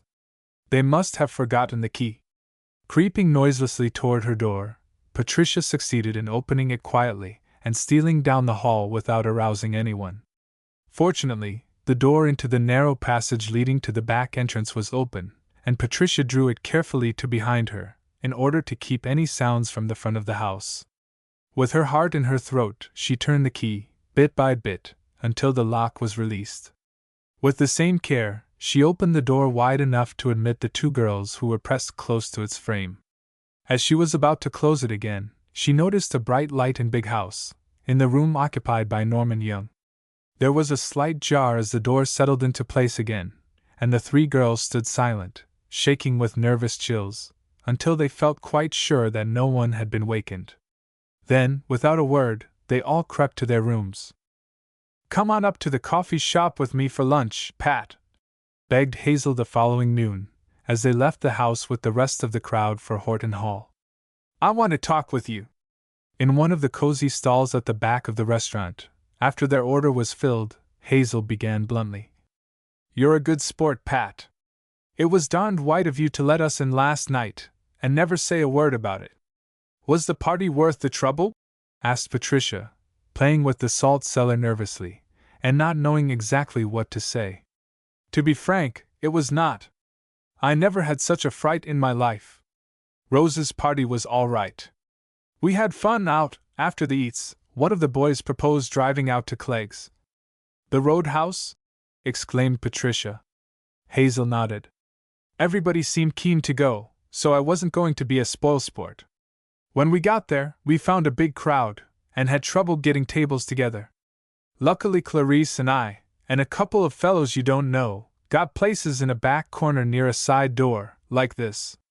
Hazel placed a piece of roll and a match on the table to show the exact relative location. We hadn't been there half an hour when there was a raid. Hazel! Gasped Patricia, with horror in her eyes and voice. While the first excitement was going on in the front room, the two fellows who were with us hustled us quietly out of the side door, into Pete's car, and brought us home. And were we lucky? You don't know how lucky, said Patricia gravely. Did you see this morning's paper? No, don't tell me it was reported. It certainly was. Were our names in? Demanded Hazel breathlessly. Not yours or Clarice's, but several of the men's, as well as Rose's and her sister's. Only for a kind providence, you and Clarice might have been included, said Patricia severely, gazing sternly at the white-faced girl opposite her. I'm through, declared Hazel finally. This is the last time I'll break the college rules, And what about Rose? Added Patricia. She's not good for you, Hazel. You haven't the time or money to go with anyone like that, and her ideals and standards are different from ours. Hazel looked at her plate, and was silent so long, that Patricia began to feel as if she had been too frank. You're right, I guess, she said finally. I'll give her up, even though I suppose she'll think I am an awful quitter. Good for you, commended Patricia heartily, beginning again on her lunch. Do you suppose, Pat, asked Hazel, after a short pause, that the college authorities will hear that Clarice and I were mixed up in the affair? I don't imagine so. The others were all outsiders, weren't they? Yes, but Pat's, at Clegg's I saw Norman Young. Did he see you? Inquired Patricia sharply, recalling Jack's impression of the blonde youth. I don't think so, but you never can tell. He was at a table halfway down the room, and Pat, who do you suppose was with him? Couldn't guess. Rhoda! Our Rhoda? Repeated Patricia, unbelievingly. Hazel nodded. Don't let's say anything about it to anybody, proposed Patricia after a minute's thought. It's awfully queer, but since we can't understand it, there's no object in creating talk and making things unpleasant for Rhoda. No, of course not. I like Rhoda. We all do, and I guess she needs her job. She said something one day about someone being dependent on her. Do you suppose Norman goes with her? Continued Hazel, scraping up the last of her chocolate pudding. I haven't any idea. He's been out with Clarice quite often of late. I hope she doesn't hear about Rhoda. I don't think she saw them last night, and I didn't mention it. But Clarice wouldn't care, as long as she had somebody to step out with. It's a case of some boy with her, not any particular one, replied Hazel, getting up and dropping her purse just outside the stall. At the same moment a youth, leaving the next stall, picked up the purse and handed it to her. Thank you, murmured Hazel, glancing up at the man. To her amazement and distress, she looked full into the pale gray eyes of Norman Young. Going back to college? He asked, looking first at Hazel and then at Patricia, who had just slipped out of her seat. Yes, replied Patricia briefly, when Hazel did not respond. So am I. Guess I'll walk along with you, if you don't mind, continued the boy, following them out of the shop. Once on the street, he began to talk about the Greystone game. There's a lot of money up on that game, he remarked.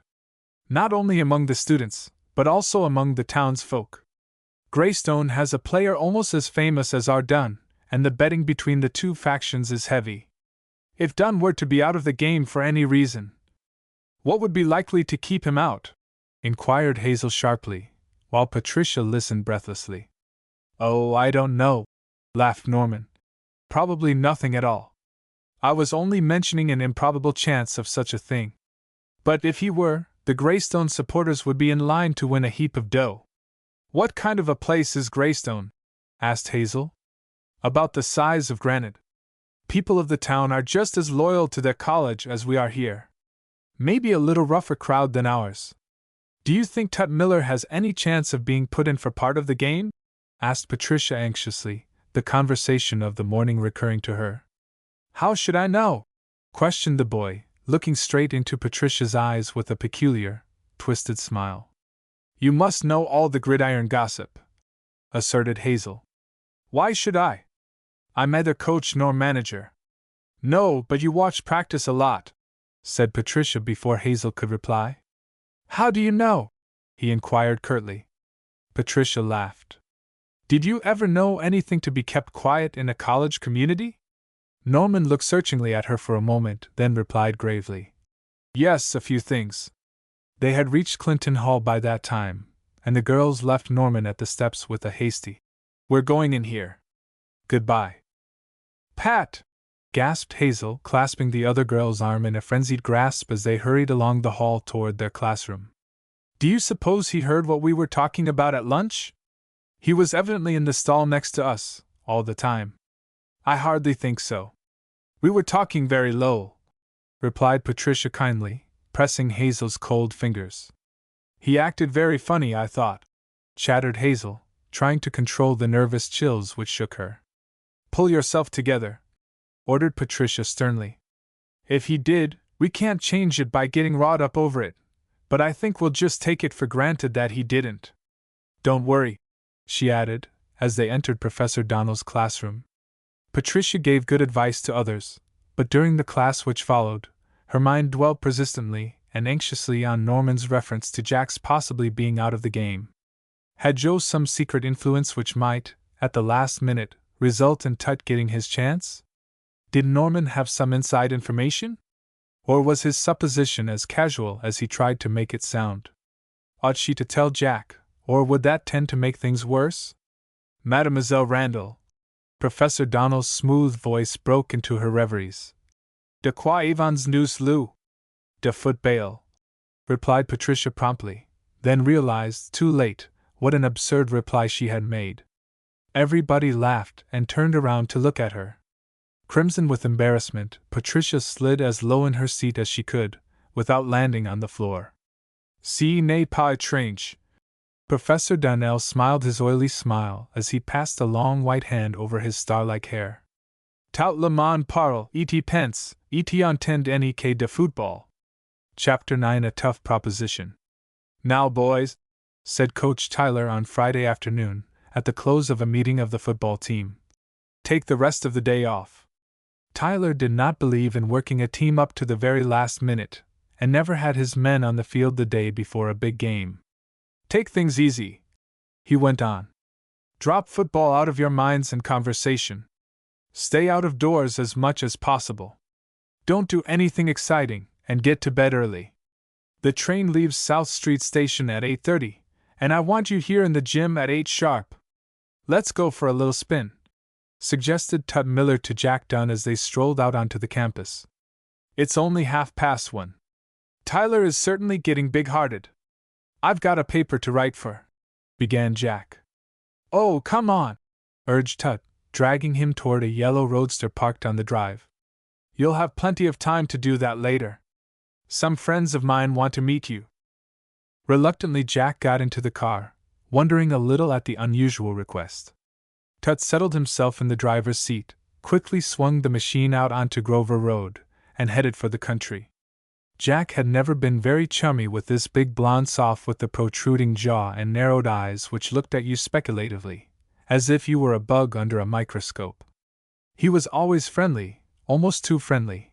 One sometimes wondered if he were laughing scornfully, away down inside of him. Neither boy spoke until they had turned onto Route 8, one very little traveled at that hour of the day. Then Tut began smoothly. These friends of mine live about 10 miles out on this road, some fellows I knew in prep school. They're awfully keen on football, and like to be able to say they've met this or that celebrity. Been at me for some time to bring you out. They run a big roadside stand, have several cabins, and I guess they're making a pretty good thing of it, always have plenty of dough to spend. Jack, for all his popularity, was a modest fellow and hated being shown off. If he had known where they were going, he would have managed to evade the trip, but Tut had trapped him, fairly and squarely. Nothing for it now but to get the meeting over with as quickly as possible. Tut drove rapidly, and before long drew up at a tourist camp in a grove some feet back from the road. 3 fellows a little older than the Granite boys came out to greet them. They were husky, finely built individuals, all with bright red hair, blue eyes, and a strong family resemblance. "The Home brothers," said Tut, with a wave of his hand. "I don't need to tell you boys who this is," slapping Jack on the back. "Everybody knows him, at least by sight." "Mighty glad to meet you," said each in turn, as he grasped Jack's hand in a vice-like grip. The 5 stood for a few minutes talking of various unimportant matters. Then Selden, the oldest Home, proposed showing Jack around the place. "Some of our cabins are pretty nice," he said. "And farther back in the grove there is a stream beside which we have built ovens and tables." Bernard, the second brother, promptly moved to their side as Jack murmured a polite assent to the proposal. "I'll stay here with Vin," said Tut, "and help keep store." After Selden and Bernard had proudly displayed their property, of which Jack was able to approve quite honestly, they stopped for a moment at a rustic bridge which led back from the picnic grounds to a deep woods. "We've a proposition to make to you, Dunn," began Selden abruptly. "Somewhat of a surprise to you, and probably not a very agreeable one, but just keep cool and think it over a bit before you decide. Briefly, it's this: we Huron Prep fellows always hang together, and let nothing stand in the way of promoting the welfare and reputation of our school. We want Tut to have his big chance in the Greystone game. Now, what will you take to stay out of it?" For a fleeting second, Jack's impulse was to knock the fellow over into the stream below, but some more cautious instinct immediately urged upon him the wisdom of proceeding carefully. "Well," began Jack, as slowly as his fast-beating heart would allow. "Naturally, since I've never given a thought to such a question, I'm not prepared to answer it on the spur of the moment." "Take your time," urged Bernard, pulling out a cigarette and lighting it. Jack's brain fairly raced. If he refused, since they strongly outnumbered him, they could readily keep him a prisoner until after the game. Yet to accept was definitely out of the question. He'd be just a plain cur to take a bribe. How could he get away from them without either definitely accepting or refusing? That seemed to be his only chance. What an easy mark he had been! "How long am I to have to decide?" he asked finally. "Until Tut's ready to go back," replied Selden, who, leaning against a big oak tree, was watching Jack closely. "Let's go back to where the others are," suggested Jack. "I'd like to talk to Tut before I decide." "No objection to that, I guess," replied Bernard, looking at his brother. Not a chance of this fellow getting away when there were 4 of them to prevent such a contingency. Much better for Dunn to accept the bribe, for that meant Tut would have his place for the next 2 years, as well as at the Greystone game, than it would be to have to keep him prisoner until after Saturday. Why had the fellows urged Tut's being helped with his course at Granite except so that Huron could have a representative on the big team? Tut had played mighty good football at prep school, but this upstart kept him from his rightful place here. Pity they hadn't gotten rid of him before. It took the Greystone game to wake them all up. The Greystone supporters would be glad to see Dunn out of the game. They didn't know how good Tut was. "Now let's get down to business," said Selden briskly, when they joined the others who were standing at the edge of the grove. "Tut, Dunn wants to talk over the proposition with you before he decides." Jack managed to get on the outside of the group, from which point he had a straight and unobstructed path to the yellow car which was parked at the farthest point of the home property, and headed toward Granite. Tut must have turned it around so as to be ready for a quick getaway if necessary. The Holmes probably had a car, but it was not in sight. Wherever they kept it, it would take at least a few minutes to get it started and out. True, Tut could have him arrested for going off with his car, but he'd have to run the risk. Well, Tut was saying, spill it. If I should decide to take the money, how would you explain my absence? We thought you'd play up sick and just stay at home, put in Selden. That would be sheer foolishness, retorted Jack. Tyler would send Doc to examine me, and he'd find me perfectly okay. How would it do for me to go to Greystone, just as if nothing had happened, and start the game, then get hurt and have you put in my place? That would seem more natural, answered Tut, looking at Selden for approval, but that sturdy individual frowned. How could you fake that any better than being sick before you went? He growled. Just this way. I'd make a run, stumble, fall, and lie still on the field. When they picked me up, I'd go limp and not be able to stand at all. I could fool anybody who never seen me do it before. Let me show you what I mean, and then see if you don't think it would work out perfectly. When I fall, you come and try to stand me up, Tut. Jack looked questioningly at the Holmes for permission to stage his act. Go ahead, replied Selden curtly. Instead of making directly for the yellow roadster, as he had intended, Jack cleverly ran about a bit, close enough to the others for them to have been able to seize him any moment they chose. This is just warming up a bit, he said, smiling, as he passed the group for the second time. In a minute or two I'll put on my act. Jack sensed, rather than saw, that the tenseness with which they had watched his start relaxed somewhat as he continued to warm up. Then, like a catapult, he hurled himself forward and sprinted to the car. With a bound he was in the driver's seat, the ignition was on, the clutch was thrown in, the car shot out onto the road. Wild shouts from those left behind. Jack realized that it would be foolhardy to stay on Route 8, so at the first crossroad he turned off into a road which he thought would bring him out at Portersville, a suburb of Granite. The road was a winding one, but he made good time and met no other cars. He kept close watch in the mirror for his pursuers, but the road behind him basked quietly in the afternoon sunshine. Just as he turned into the road leading into Portersville, a stretch of heavily wooded highway, he saw a big blue car coming toward him. In it were 4 big fellows wearing blue and green ribbons in their buttonholes, Greystone colors. All this, Jack took in at a glance as he sped onward. The blue car slowed down, turned around, stopped for a moment, then came on with a burst of speed, passed him and swung sharply across the road, directly in his path. It was so unexpected that Jack had to jam on the brakes suddenly to avoid crashing into the larger car. What? He began angrily, when he noticed that the 3 individuals who had tumbled out of the car and were coming toward him had handkerchiefs tied over the lower part of their faces. A hold-up, thought Jack. Foolhardy to try to resist them. Without a word they seized him, dragged him out of the yellow roadster, then 2 of them hurried him over to the blue car while the 3rd moved the smaller car over onto the shoulder. A blindfold was tied tightly over Jack's eyes, he was tumbled into the tonneau, and the big car started off for somewhere. Chapter 10 Jack in Danger.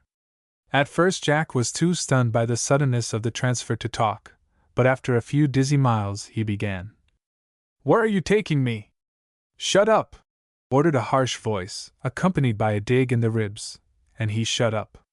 Not a word did any of his captors exchange, and mile after mile whirled by in utter silence.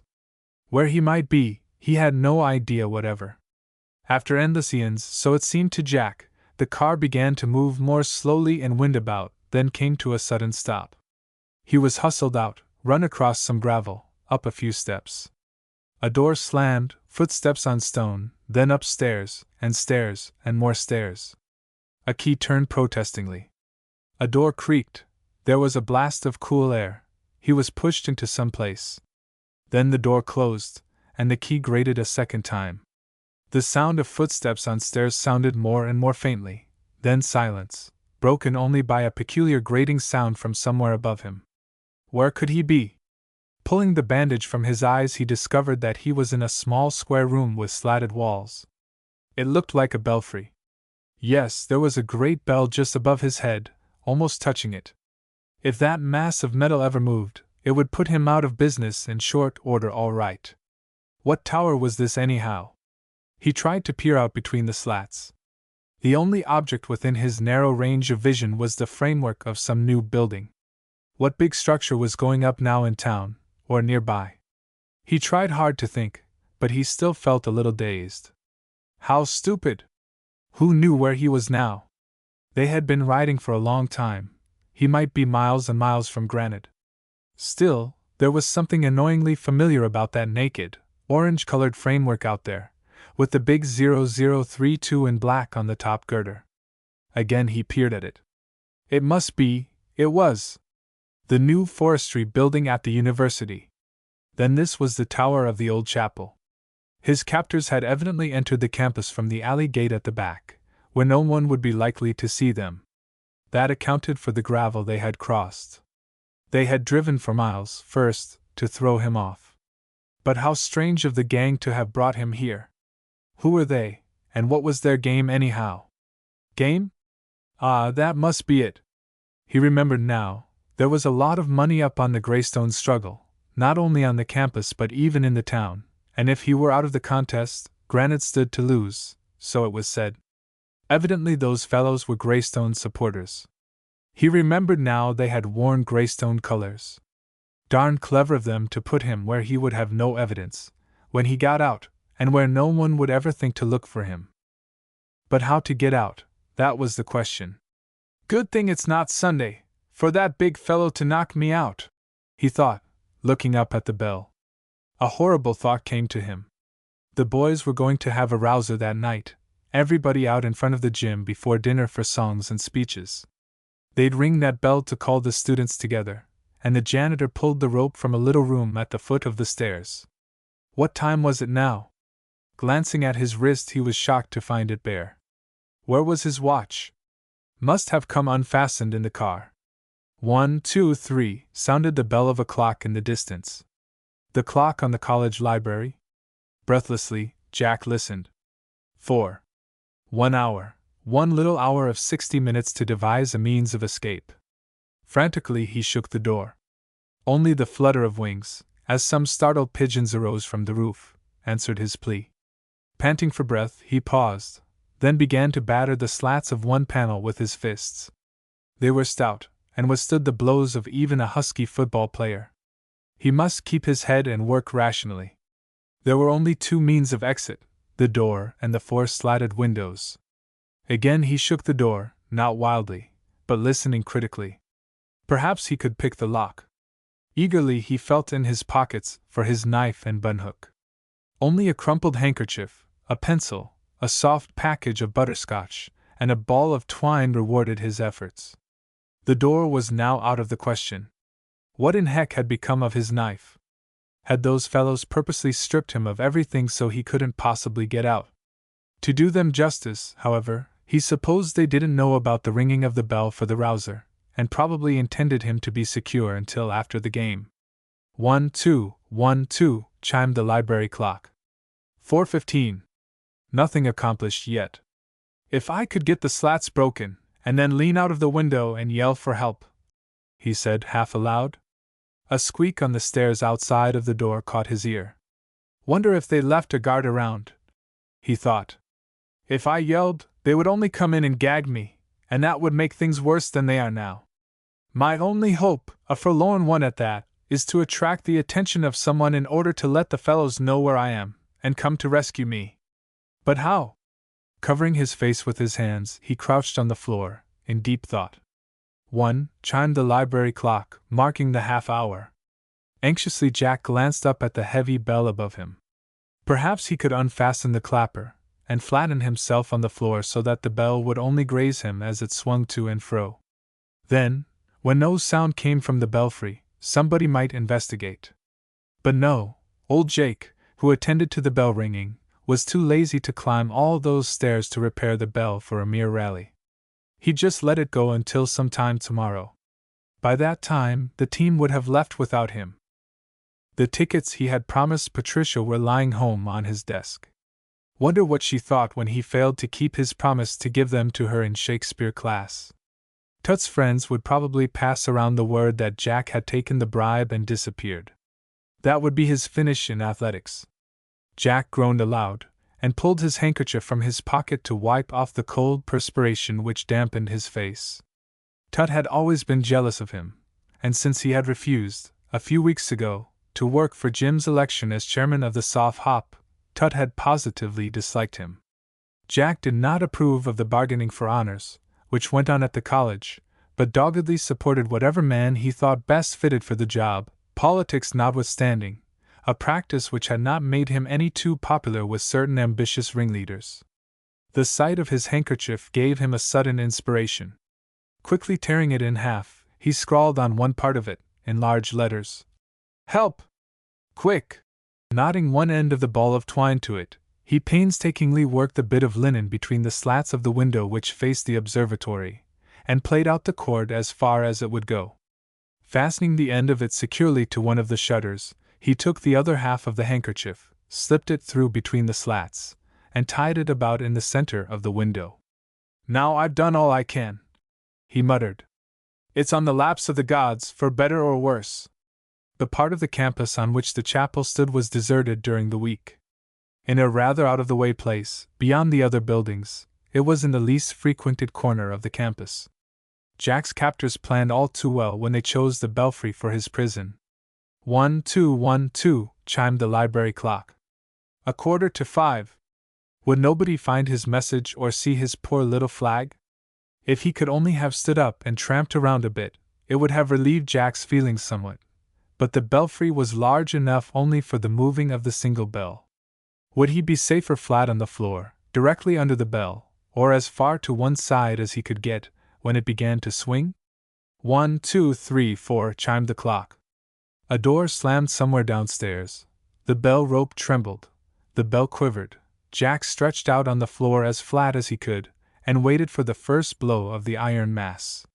Swift steps on the stairs, the turning of a key, hands dragging him quickly out of the way, just as the first clang of the big bell sounded deafeningly through the little room. Jack found himself in the hall with Pat and Ted bending over him. "Just in the nick of time, old man!" cried Ted, grinning cheerfully. "Don't stop to talk," ordered Patricia frantically. "Let's get out of here right away." Down the stairs they rushed, while the bell clanged and clanged overhead. Pat's car, with all shades drawn, was waiting close to the doorway. "Get in back," directed Ted. "Crawl behind those curtains and don't breathe." For a second time that day, Jack was driven off, he knew not where. "Hi there, Ted," called Joe Leonard, as they stopped for lights at the corner of College Avenue and Elizabeth Street. "Come on to the meeting." "See you later," replied Ted. "Got to deliver these fruit jars for my mother first." "Wonder if he's on to us," whispered Patricia, as they started forward with a jerk. Ted only shrugged his shoulders and drove as rapidly as possible to the apartment he and his mother shared on Winton Street. At the side entrance, where Mrs. Carter was waiting to admit them, Ted hustled Jack into the house and up a back stairway to his own room. Meanwhile, Patricia drove her car farther back into the yard. "Going to keep you here tonight, old fellow," said Ted, slapping Jack on the back. "Nobody'll ever think of looking for you here, and we'll see you safe on the train in the morning. No college people in this house, and we have a back apartment. We'll keep the shades drawn as an extra precaution. Right across the hall from this room is the door to the attic. If anybody comes tonight to call, just beat it for the loft and slip in behind the big dresser which is near the chimney." "But," began Jack. "Pat will tell you all about it later, for Mother asked her to stay to dinner. Wash a bit if you want to, and then go out to the living room. I'll have to show up at the meeting for a while, I suppose, in case Jim takes a notion to look for me. Don't want to arouse any suspicions." Still in somewhat of a daze, Jack made himself tidy and then went out to the living room. Aunt Betsy was busy in the kitchen, and Patricia sat alone by the bay window which overhung the side door by which they had entered. The girl smiled a bit shyly as Jack came in and crossed the room to her side. "Have I you to thank for my rescue?" he asked, taking her hands in both of his. "Well, partly," she admitted. "But Ted helped a lot."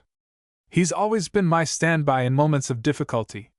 When you didn't show up in Shakespeare class, she continued, as Jack dropped down at the other end of the Davenport, I knew right away something must have happened. You see, her head dropped a bit. I heard something this morning about the possibility of your being out of the game, and oh, it seemed only a joking reference, but I was too stupid, I guess, to have attached enough importance to it. I did wonder if I should say anything to you about it, put you on your guard, and now, oh, how I wish I had. Don't get all steamed up over it, urged Jack. It came out all right. But it mightn't have. If I hadn't happened to go to the observatory, perhaps nobody would have seen your flag. And then, if you'd been struck by that old bell, it would have been all my fault. Nonsense! Cried Jack, laying his arm gently around her shoulders. He was distressed beyond measure by the girl's self-accusation. I was lying so flat that the bell probably would only have grazed me. Determinedly, Pat pulled herself together and sat up very straight, winking hard and fast to keep back the tears which, much to her embarrassment, had welled up in her eyes. After Shakespeare class, she continued, I got away from the rest of the girls. I always want to be alone if I have anything to work out in my mind, and wandered about the most deserted parts of the campus trying to decide what to do. I don't know all the ins and outs of college affairs yet, and I was afraid of telling my suspicions to the wrong person. As I passed the observatory, I remembered having left my fountain pen in the lecture room, so I ran up to get it. Nobody was in there, and I sat down by the window thinking that was a good place to be quiet. The sun shone full on the side of the chapel, and it was no time at all before I caught sight of the white flag waving in the breeze. I nearly broke all records running down the stairs and along the path toward the chapel.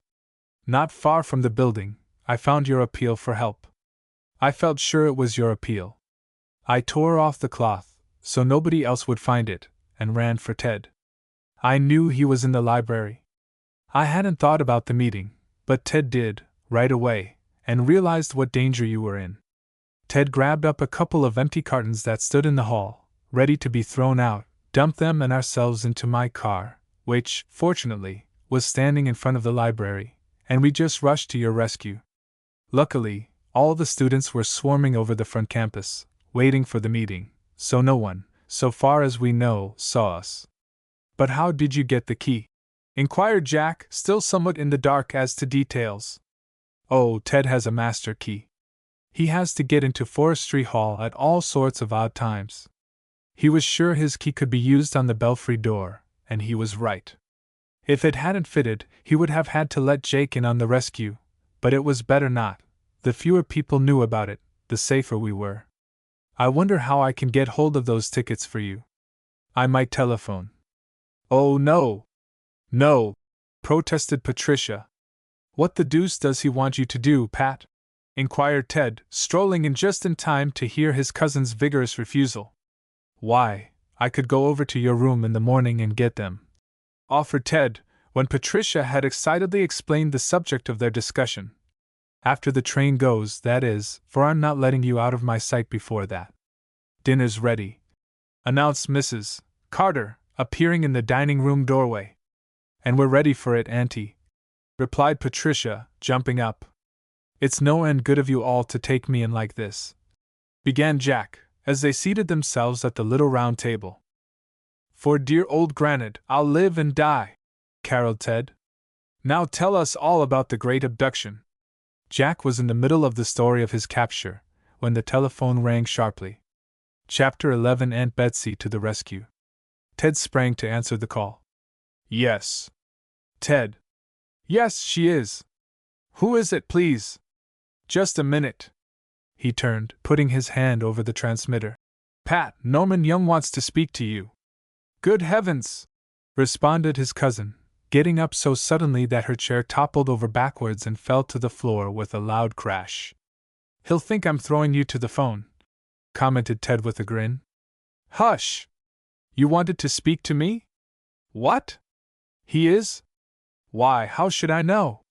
Pat was nervously clenching and unclenching her left hand as she talked, and frowning heavily. Certainly not.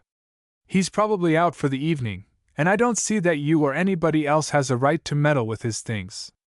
Don't burn up, Pat, advised her cousin. Well, perhaps, she admitted grudgingly to the man at the other end of the telephone. Certainly. No, you may not. My cousin will take me home. Goodbye.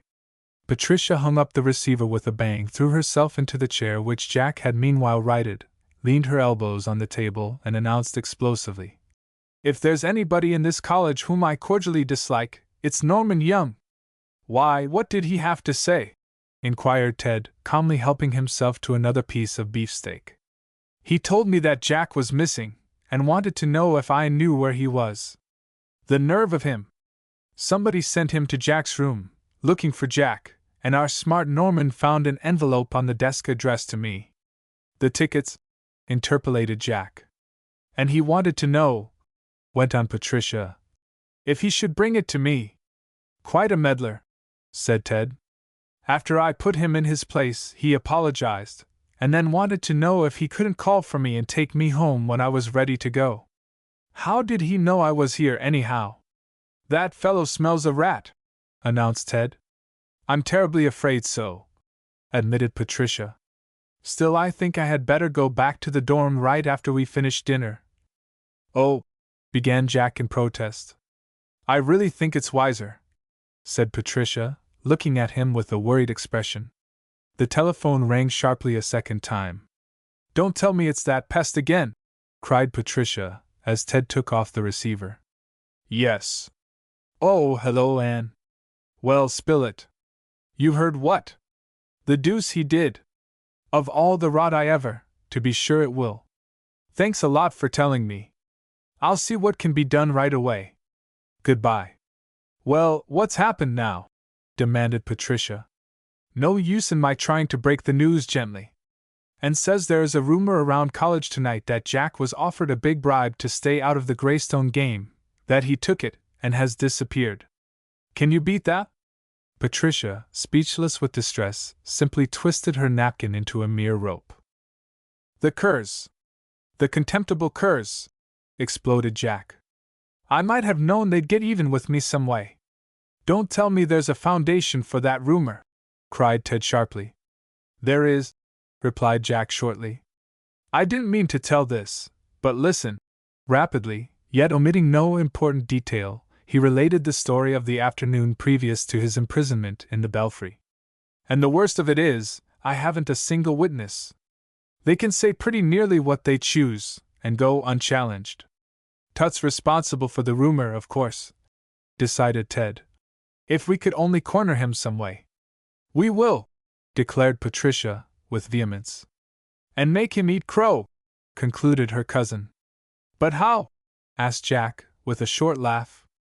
"Tut's pretty hard-boiled, and who?" "I shall," announced Mrs. Carter firmly, getting up from the table. "Aunt Betsy!" "Mother!" "Mrs. Carter!" "No use objecting. I'm going to find him right now, and I'll promise you to be back with his scalp before the evening's over. I won't give any of you away. He doesn't know me from Adam." "Eve, you mean Mother," laughed her son. "And now where will I be most likely to find him?" she asked, slipping on her coat and perching a hat on the back of her head. Jack looked at the clock. "Probably in his room at number 9 Craig Street. It's on the second floor, a single, right opposite the stairs, but at least let one of us take you as far as the house." "I won't. You stay quietly here until I come back, all of you." With a slam of the door, she was gone. The three young people looked at one another in speechless astonishment. Finally, Ted laughed. "I feel kind of sorry for old Tut, much as I dislike him. Mother will have the truth out of him if she has to stand him on his head. He'll do what she says, or she'll know why." The tension was broken, and they all laughed. When the table was cleared, Ted announced that he was going to do the dishes. "We'll help," said Patricia. "No, you won't. You two sit in the living room and chatter." Patricia shrugged her shoulders, and led the way into the next room, extinguished all but one of the lamps, turned on the gas log, and sat down before the fire. Jack threw himself on the hearth rug and propped his back against the big chair in which Patricia was sitting. Will this do you much harm, do you suppose? She asked, after a moment's silence. Hard to tell. Of course, if I can't be cleared, it will mean my finish as far as sports are concerned. That's all Tut thinks of, naturally. But as I told you once before, I think there is a special reason why I must make good here, and if my reputation comes into question, well. Jack broke off abruptly, and frowned at the fire. In a moment he continued. I haven't told anyone else about this, but I'd like you to know, and I'm sure it won't go any farther. Of course not. On the 10th of last August, I received a special delivery letter, began Jack slowly, gazing steadily at the fire. Patricia leaned forward, breathless with surprise.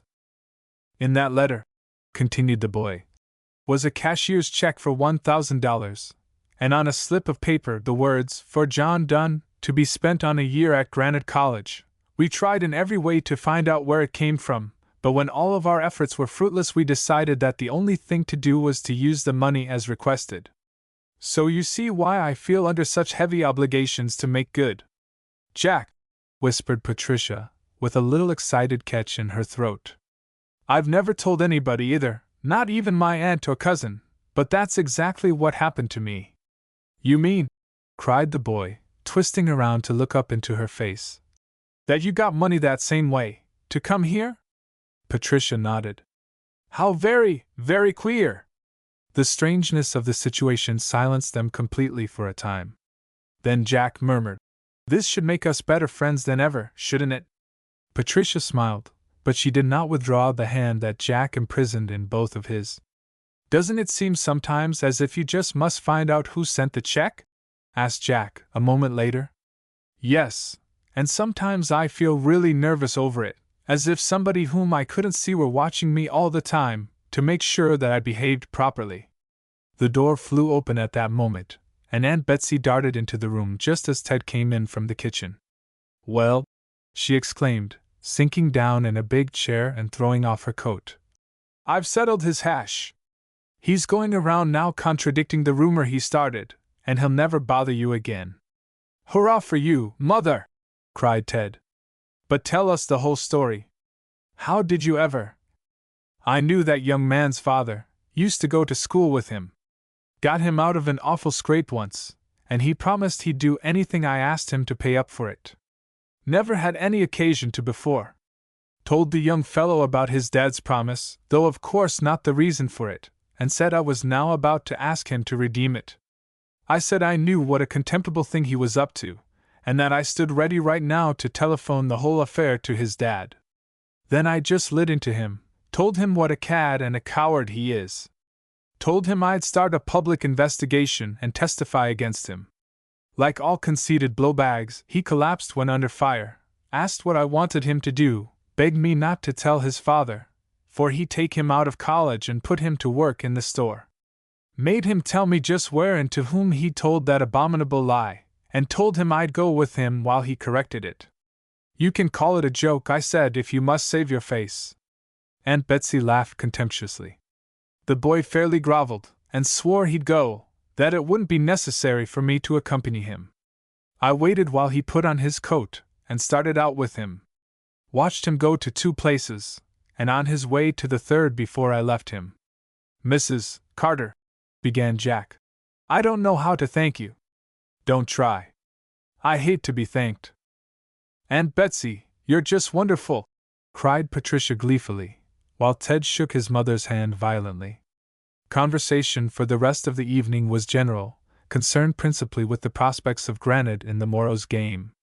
Patricia apparently forgot her resolution to leave right after dinner, for it was 9:30 when she drove back to the dorm alone, having decidedly refused Ted's offer to go with her.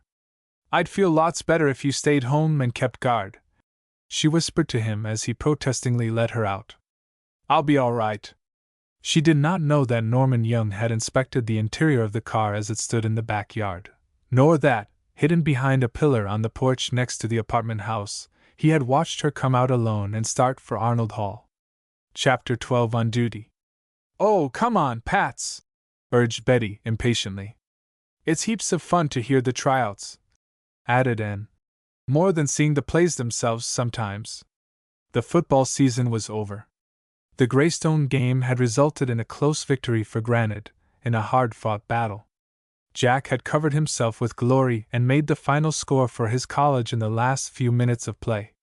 Tut had come down with a heavy cold, so it was said, and had gone home for the Thanksgiving recess a few days early, so he was absent not only from the lineup, but also from the game. All rumors regarding Jack had died a natural death, and now were nearly forgotten. So rapidly does one event follow another, and a fresh excitement take the place of its predecessor, in college life. The present and the future are the only tenses the college student knows anything about. Dramatics now held the center of the stage. The alley gang was standing on the corner of Wentworth Street and College Avenue after leaving Horton Hall, and were discussing a coming production of the Dramatic Club. "And we'll all go to Van's afterward and get something decent to eat," proposed Francis enthusiastically. "That dinner we just had was fierce." "Dinner, did you say?" inquired Hazel scornfully. "Why won't you go, Pat?" asked Jane, clasping Patricia's arm affectionately. "Because my theme for English 3 is due tomorrow, Anne."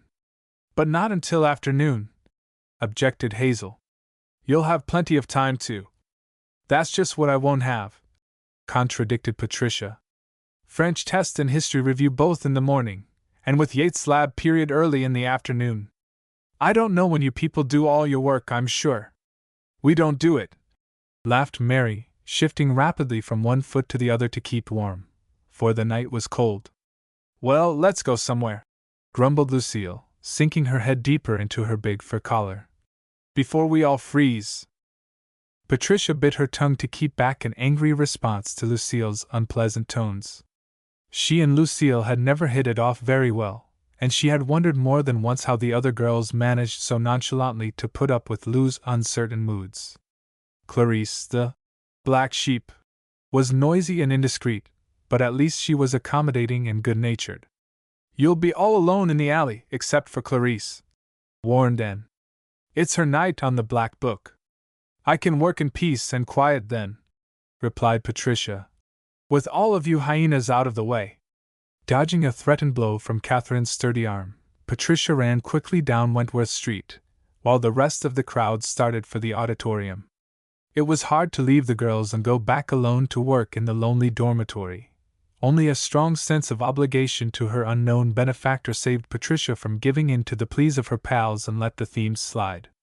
When she entered the hall, she was surprised to find Rhoda still on duty. "Why, where's Clarice?" she asked. "She hasn't come in yet," replied the maid, looking up from some fancy work she was doing. "You'll be awfully late for your dinner, Rhoda. You'd better go." "I'll stay here until Clarice comes." "That's very kind of you," responded the girl gratefully, beginning to fold up the long scarf and lay aside her silks.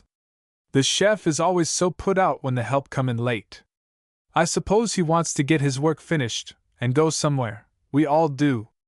It is only stern necessity for work on an essay that brought me back here tonight. The others have all gone to the tryouts."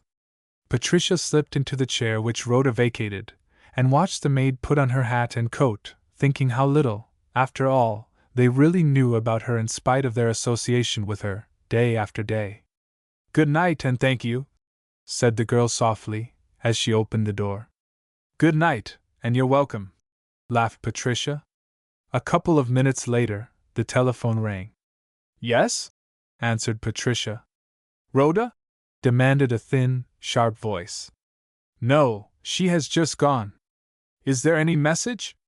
"There is not," was the curt response, as the woman at the other end of the line hung up noisily. "Now where in the name of fortune have I heard that voice before?" mused Patricia aloud. "Those thin high tones sound oddly familiar. I know! It was Mrs. Brock. But why should she telephone Rhoda?" Patricia was still puzzling over the question when the door opened to admit Clarice in a dull rose dinner gown and a black fur jacket, followed by Mrs. Vincent, closely wrapped in a long, gray coat, her face drawn with pain. "Clarice," the chaperone was saying, as they paused to close the door, "tell Ivan when he comes that I'm sorry to break my engagement with him, but that I'm ill and have gone to bed." She hurried to her room, without even a glance at Patricia. "How gay you are tonight," observed Patricia, eyeing the rose-colored gown admiringly as the girl came over to the table. "Isn't the dress darling?" inquired Clarice, opening her jacket to display more fully the charms beneath it. "My father just sent it to me. You see," perching on the corner of the table and swinging her feet, "he's just crazy for me to make good here and graduate, and so long as I manage to stick, he'll send me pretties every once in a while. On the other hand, if I'm flunked out," with a careless laugh, "he threatens to send me off into the country to live with some old maid cousin whom I've never seen." While Patricia was searching for a suitable reply to this unusual confidence, the doorbell rang, and Clarice flew to answer it.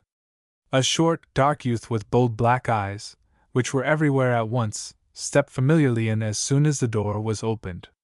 "Oh, Mr. Zahn," said Clarice, without preamble. "Mrs. Vincent is sorry, but she has a bad tooth, and has gone to bed.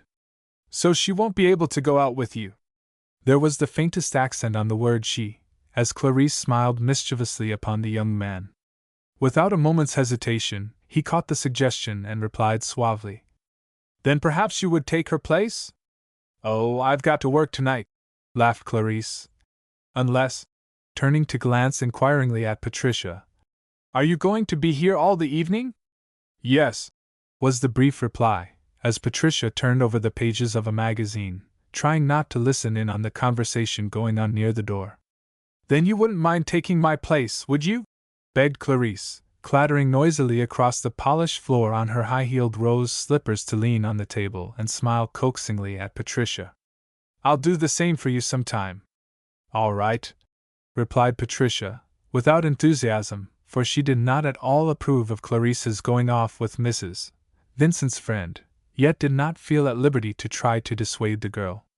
"Thanks, darling," was Clarice's grateful response.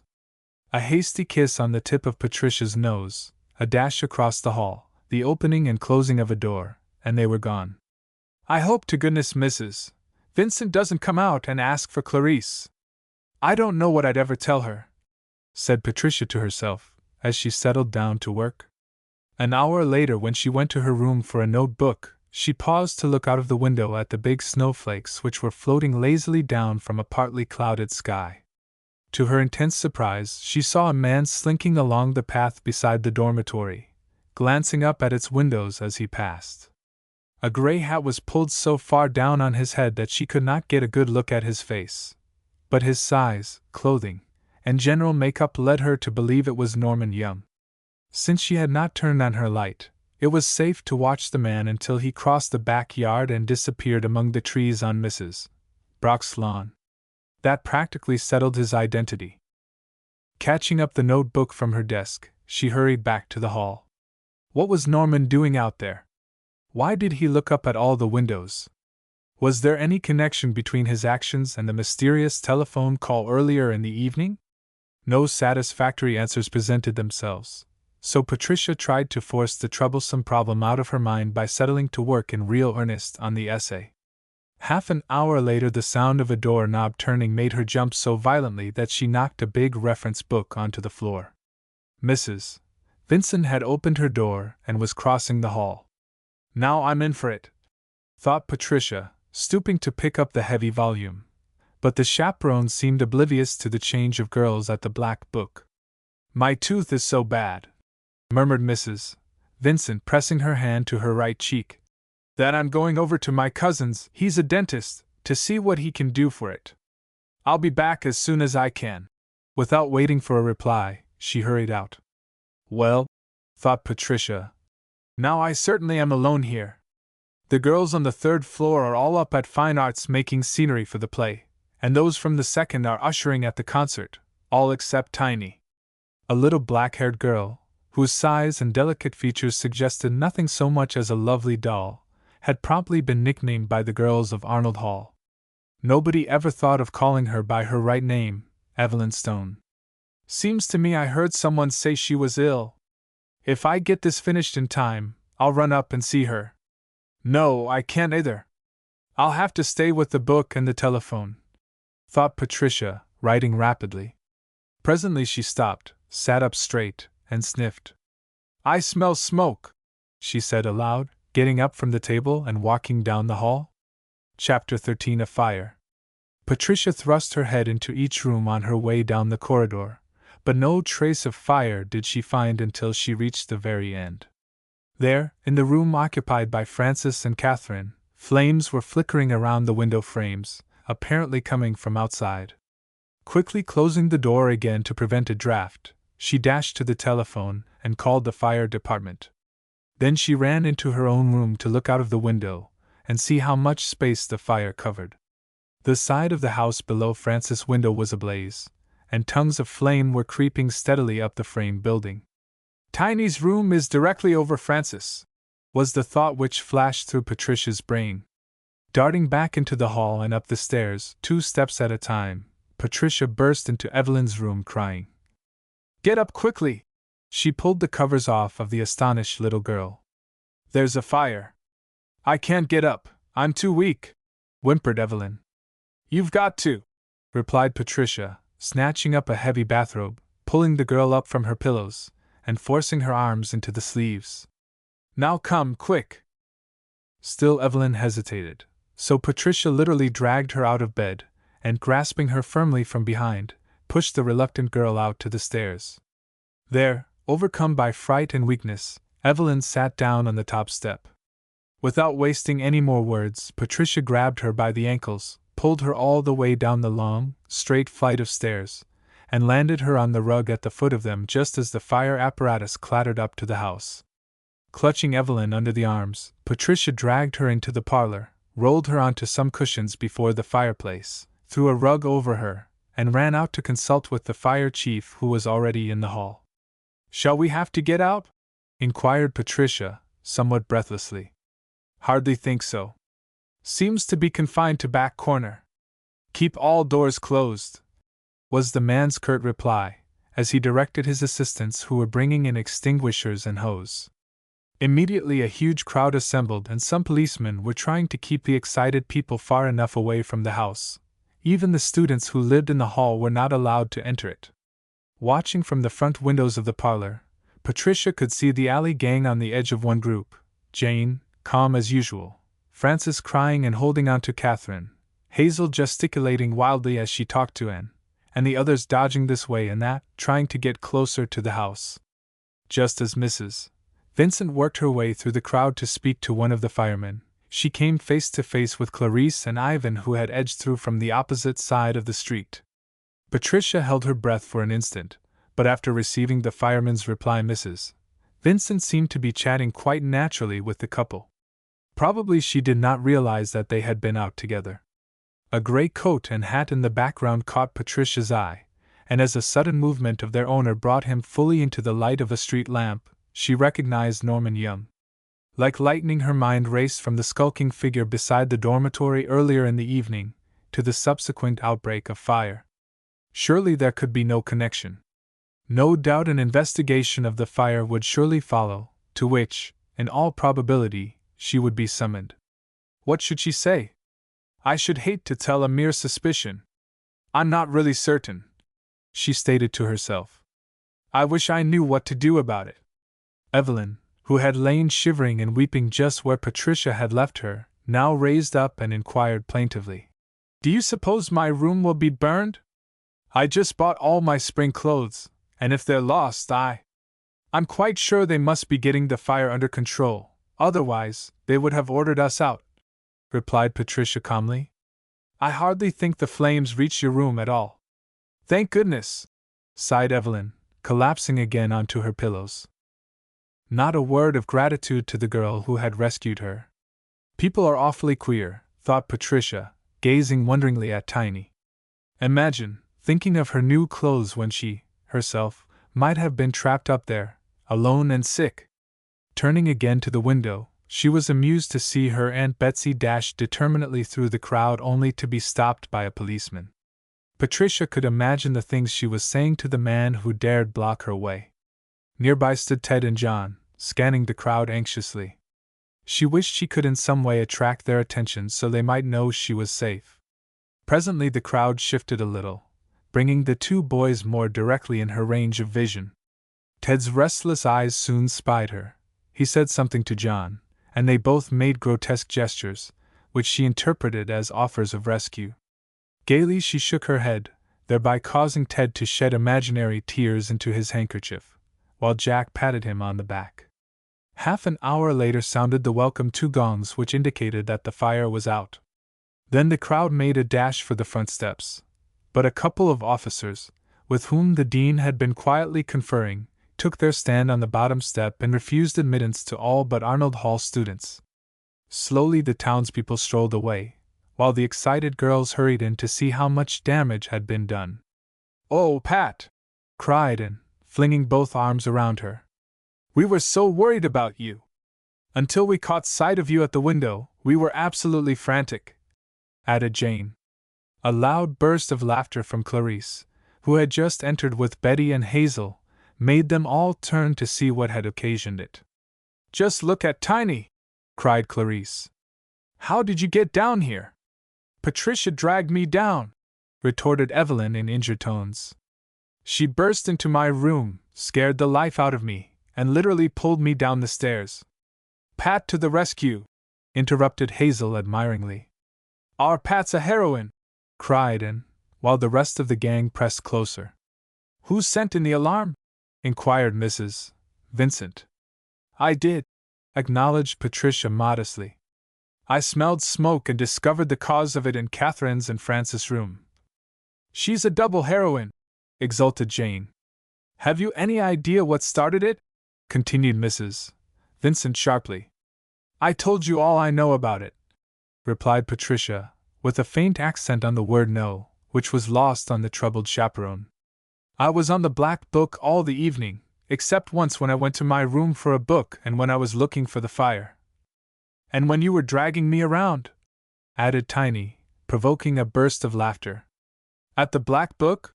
repeated Mrs. Vincent. "It wasn't your turn. You had it night before last. Who was supposed to be on it?" looking accusingly around the room. "I was," admitted Clarice. "But I had a date, so Pat relieved me." "You're altogether too fond of getting out of some of your obligations," said Mrs. Vincent severely, while the girls stared in astonishment at her rebuking thus publicly the favored Clarice. "Pat didn't mind," murmured Clarice. "That doesn't matter. Hereafter, if you wish to relieve one another, you'll have to get my permission. I want that clearly understood."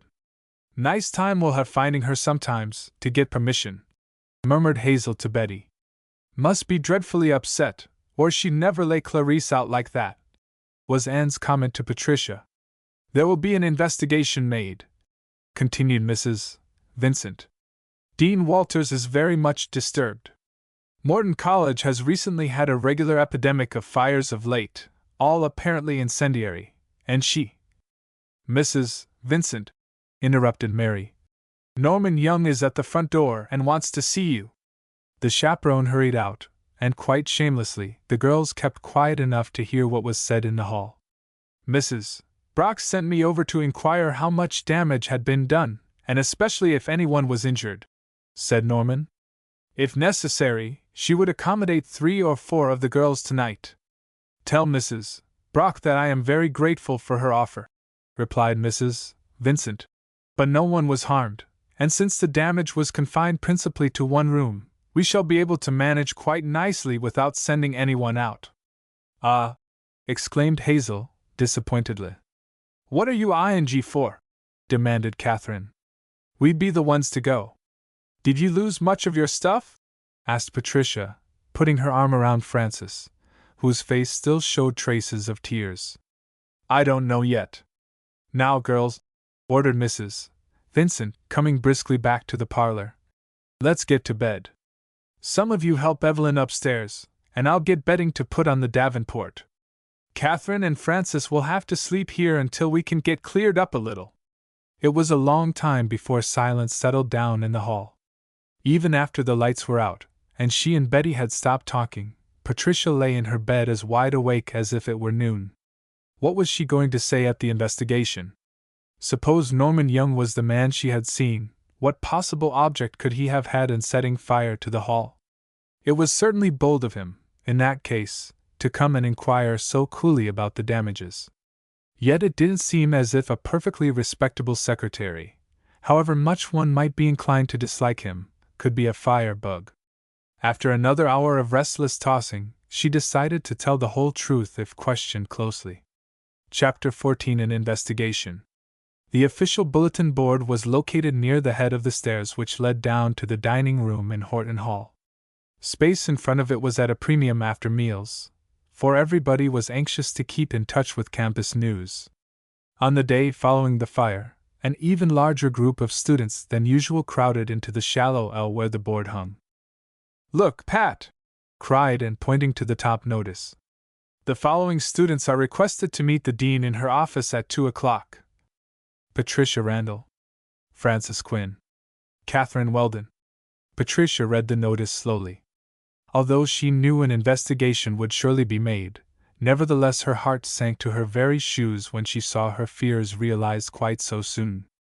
Turning away abruptly, she pushed out of the crowd and started for the door. "What's the matter?" demanded Anne, who followed and caught up with her on the street. "Nothing," replied Patricia quickly. "Or that investigation. But why get all head up over that? Simply tell what you know." "But that's just it. I don't know." "Know what?" questioned Anne, linking her arm through that of her friend, and pressing close to her side. "Tell me all about it, you'll feel better." "I'm not sure that I should," began Patricia doubtfully. "Oh, shucks! What's a friend for? I'll guess then. You know more about the fire than you told Dolly?" hazarded Anne, watching Patricia intently. "You don't need to admit it, I can tell just by looking at you. We'll walk over to the park so no one will interrupt us, and then you can unburden your mind. I'll bet you didn't sleep a wink last night.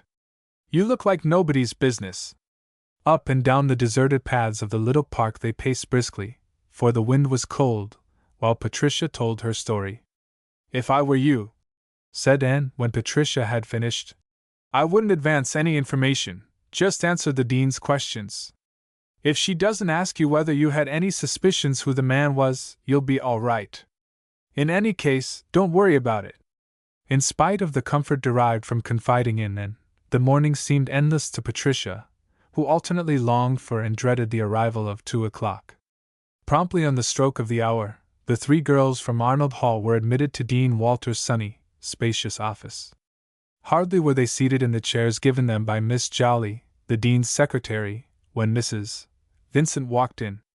"The dean will be in a few minutes," murmured Miss Jolly, placing another chair for the latest arrival. As she spoke, the door to an inner room opened, and a dignified, gray-haired woman crossed the room briskly to seat herself behind a large flat-top desk, facing her callers. "It is most distasteful to me," began the dean without preamble, "to be obliged to question you regarding last night's catastrophe. Arson is a serious matter, and you will do much harm if you try to shield anyone, or by withholding any detail which might help discover the culprit. So I ask that you be perfectly frank with me, and regard what is said in here as strictly confidential. Mrs. Vincent, I'll hear first whatever you can tell me." Nervously, the chaperone of Arnold Hall told the events of her evening, passing rapidly over the fact that she had left Patricia practically alone in the house, and dwelling at some length on her own indisposition. The dean's face betrayed no indication of her thoughts, nor did she make any comment when Mrs. Vincent had finished her story. Little chills began to run up and down Patricia's spine as she awaited her turn next, but Dean Walters turned slightly in her chair in order to face Frances more directly, and began to question her rapidly as to her whereabouts the previous evening, in what condition she had left her room, whether she or Catherine ever smoked there, if her or her roommate's clothing and belongings were insured, and so on. Patricia shivered still more as she realized that the dean intended to question them rather than to listen to their stories. Frances was so frightened that she stumbled and stuttered through her replies, and finally burst into nervous tears. "There is no reason for you to be so disturbed, Miss Quinn," said the dean calmly. "I do not accuse or suspect any one of you, but I must obtain all the information I possibly can, not only in order to apprehend the culprit, if possible, but to satisfy the insurance inspectors. Miss Weldon, can you add anything to the facts your roommate has just given me? No, Dean Walters, replied Catherine promptly. Except that early in the evening as we were dressing for dinner, our lights kept jumping, going out and then coming on again, you know. Did you try the bulbs to see if they were screwed in tight? No, we didn't, because it was late and we were in a great hurry. Have the lights ever acted that way before? Inquired the dean thoughtfully, resting her chin in her hand and fixing her keen blue eyes on the girl's face. A couple of times within the last week. Why did you not report them? The question came a bit sharply. Just carelessness, I suppose, admitted Catherine frankly. We never bother about things until they are entirely out of commission. You see, we're always just getting back from somewhere, or going out to something, so we really don't have much time. Catherine grinned in a friendly manner at the stern woman behind the desk.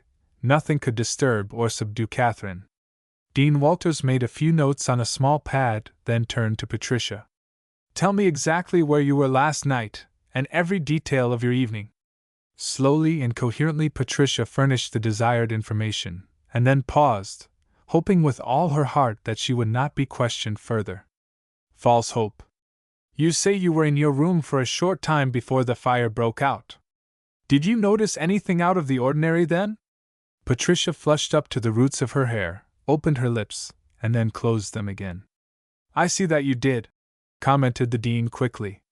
Let me have all the facts, please. Reluctantly Patricia told about the man she had seen, and his odd actions. Describe him, ordered Dean Walters, making notes rapidly. I didn't see his face, began Patricia. Do as well as you can, then, with his general appearance, clothing, etc. As Patricia proceeded, hesitatingly, with the description, Frances gave a little gasp which, though immediately suppressed, did not escape the quick ear of the attentive woman.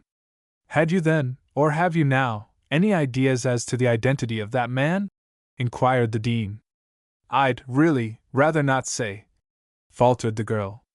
Neither the information nor your part in it will be made public. I am waiting, Miss Randall. As per Patricia still hesitated. He looked to me like Mr. Young, Mrs. Brock's secretary, but it doesn't seem possible for him to be mixed up in such an affair. A dead silence followed. Then Dean Walters picked up her telephone. Assistant Registrar, please, she requested curtly, tapping nervously with her pencil as she waited for the connection. Mr. Billings? This is Dean Walters. Please get in touch with Norman Young at once and send him to my office. No one spoke or moved as all tensely awaited the arrival of the new participant in the inquiry. In 10 minutes Miss Jolly admitted the blond youth, clad in his customary gray clothes, and carrying a soft gray hat. Sit down, Mr. Young, directed the dean, indicating a chair.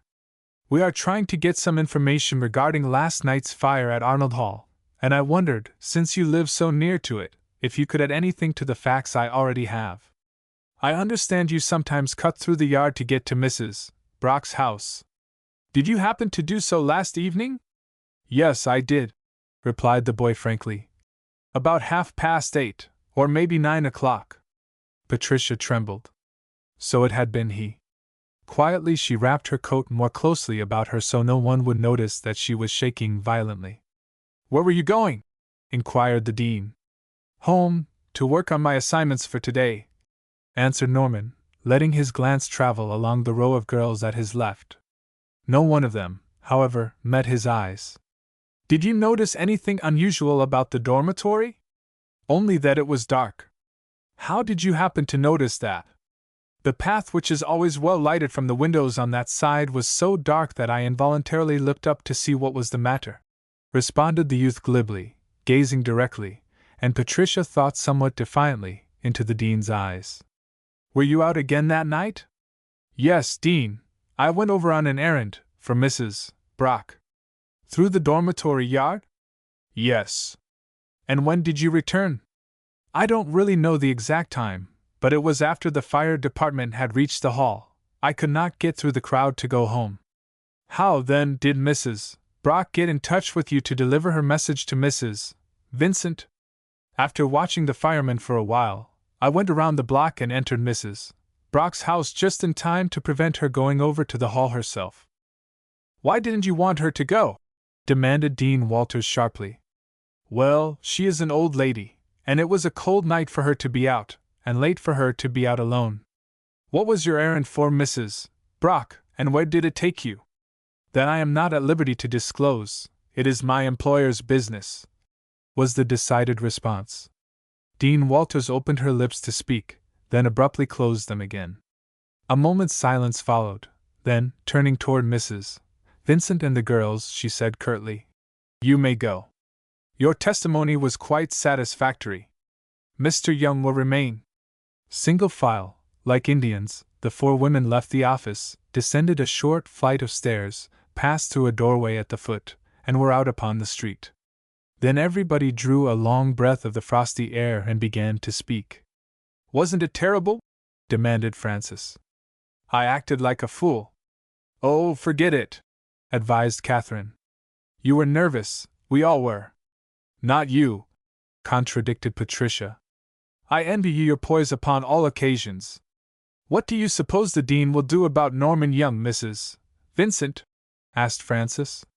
"I imagine she may get in touch with Mrs. Brock," replied the chaperone somewhat irritably, for she felt she had not made the best of impressions upon the dean.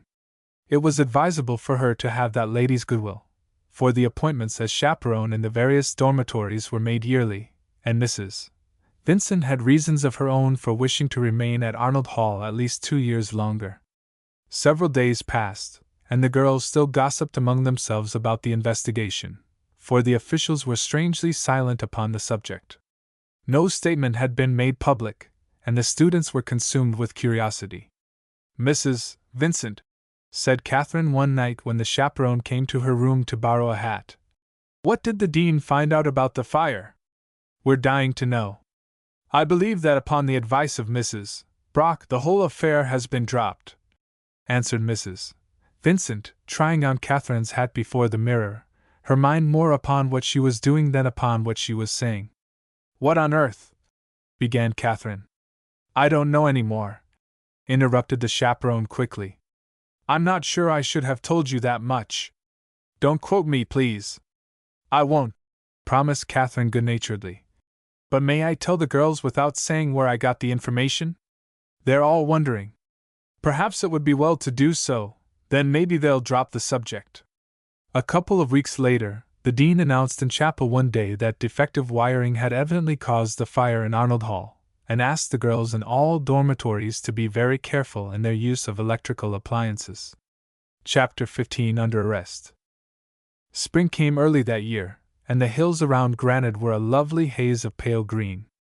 The woods were filled with delicate wild flowers, and streams which would be mere threads later in the season, now swollen by rapid thaws, were tumbling riotously along their rocky beds.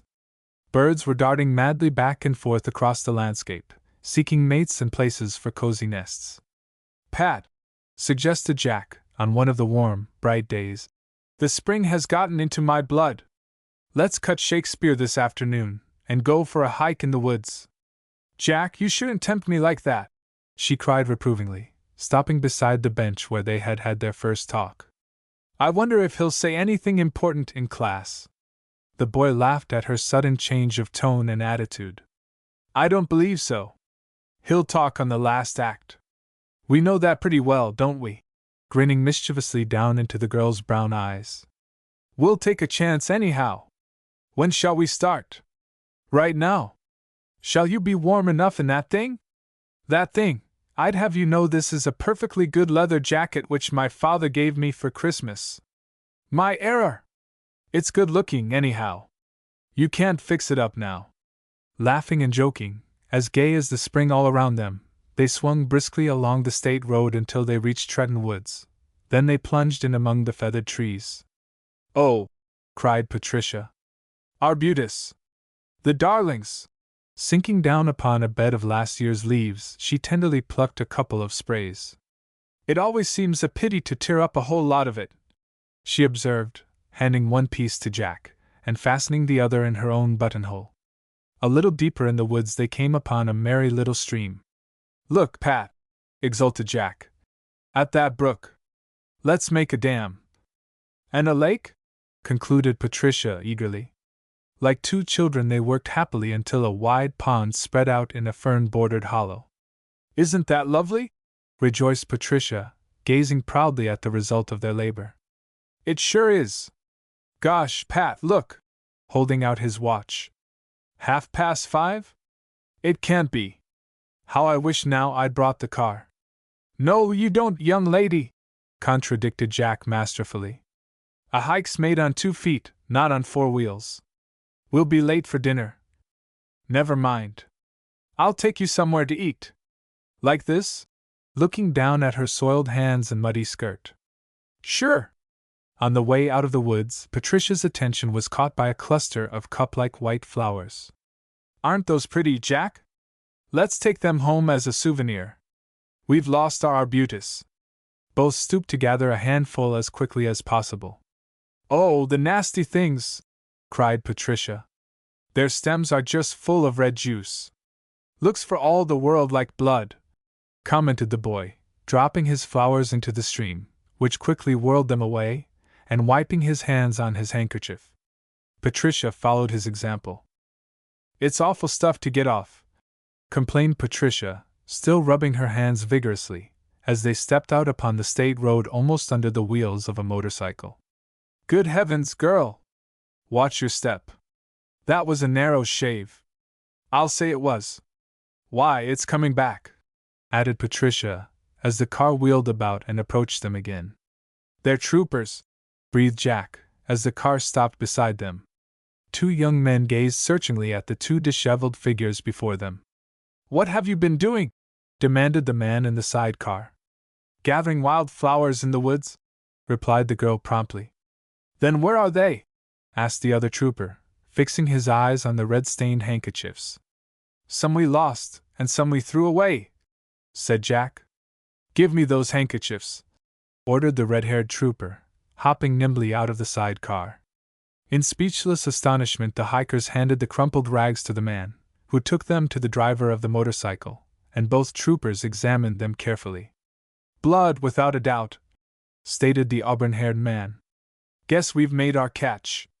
They certainly answer to the description of Crack Maine and his pal, Angel. You're under arrest, he continued, turning toward the couple. What utter nonsense! Exploded Jack angrily, but Patricia laid her hand on his arm. We got those stains from flower stems, she stated calmly. You'll have to show us. We can't now.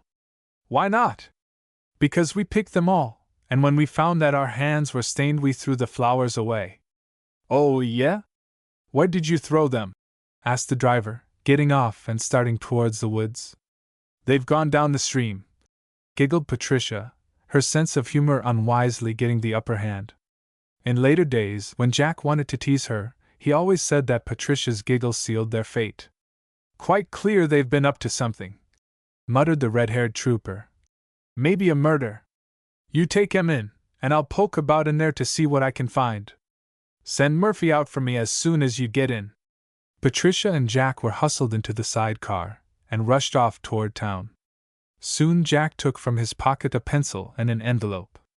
Better give middle names at the station, he scribbled rather illegibly, due to the motion of the car. Keep college out of it. Patricia nodded. Then Jack tore the envelope into little pieces, which the wind eagerly snatched from his hand and bore away. At the station, they registered as Peter Dunn and Alice Randall. The stained handkerchiefs were laid aside for expert examination, and the charges recorded. Now may we go? Asked Jack, with elaborate innocence. Why, sure, replied the sergeant sarcastically. Just walk right out. Hello, Mac, drawled an exceedingly tall, solemn-looking youth, letting the street door close with a bang. What have you for me tonight? Only a couple of, he began. The newcomer took one look at the pair, then announced without a trace of surprise. You're Jack Dunn, the football player. Twin cousin, corrected Jack gravely. Oh, yeah? Haven't you ever seen cousins who look just alike? Inquired Jack, raising his eyebrows in astonishment. I have. That may be, but I didn't see you on the field and off of it last fall for nothing. What's the racket? Before Jack could reply, the sergeant irritably gave the desired information, the last of which was drowned by a bark of laughter from the human bean pole. "This is rich! This is just too rich!" he chortled. "Brave troopers arrest couple of college students for gathering bloodroot." "Oh! Oh! So that's what it was!" exclaimed Patricia. "I should have known." "You're a reporter," said Jack accusingly. "For the love of Pete, don't put us in the paper." Now listen, bozo," interrupted Craig Denton. "Don't kid yourself that nobody will know this story unless he reads it in the paper. One of your own fellows stopped in at the office before I came over here to say that a couple of college students had just been taken into the police station. That's how I happened to breeze in so early, Mac." "What did he look like?" demanded Jack. "Big blonde, jaw sticks out like this, little bits of eyes." "Tut!" breathed Patricia. "How the devil did he get hold of it?" exploded Jack. "Saw you brought in," replied Craig, as he held the door open for them. "I'm taking these birds home, Mac," he called to the sergeant. "So you see," he continued, as they were out on the street, "you'd better let us present the story truthfully. It's the best way." "Of course," replied Jack ruefully. "You have us at your mercy." "What did the troopers look like?" asked Craig. "I couldn't describe them," declared Jack emphatically. "Nor I," agreed Patricia. "We were too much upset to notice details." "I wonder," mused the newspaper man, glancing from one to the other suspiciously, but both met his eyes with well-simulated innocence. "We're going somewhere to eat," announced Jack. "Better come along." "Yes, we surely owe you something for your kind rescue," laughed Patricia. "There's an old saying about two being company," began Craig. "Nonsense! Come along!" cried Jack, who had taken a liking to the grave youth with his keen sense of humor. "Where shall we go, Pat?"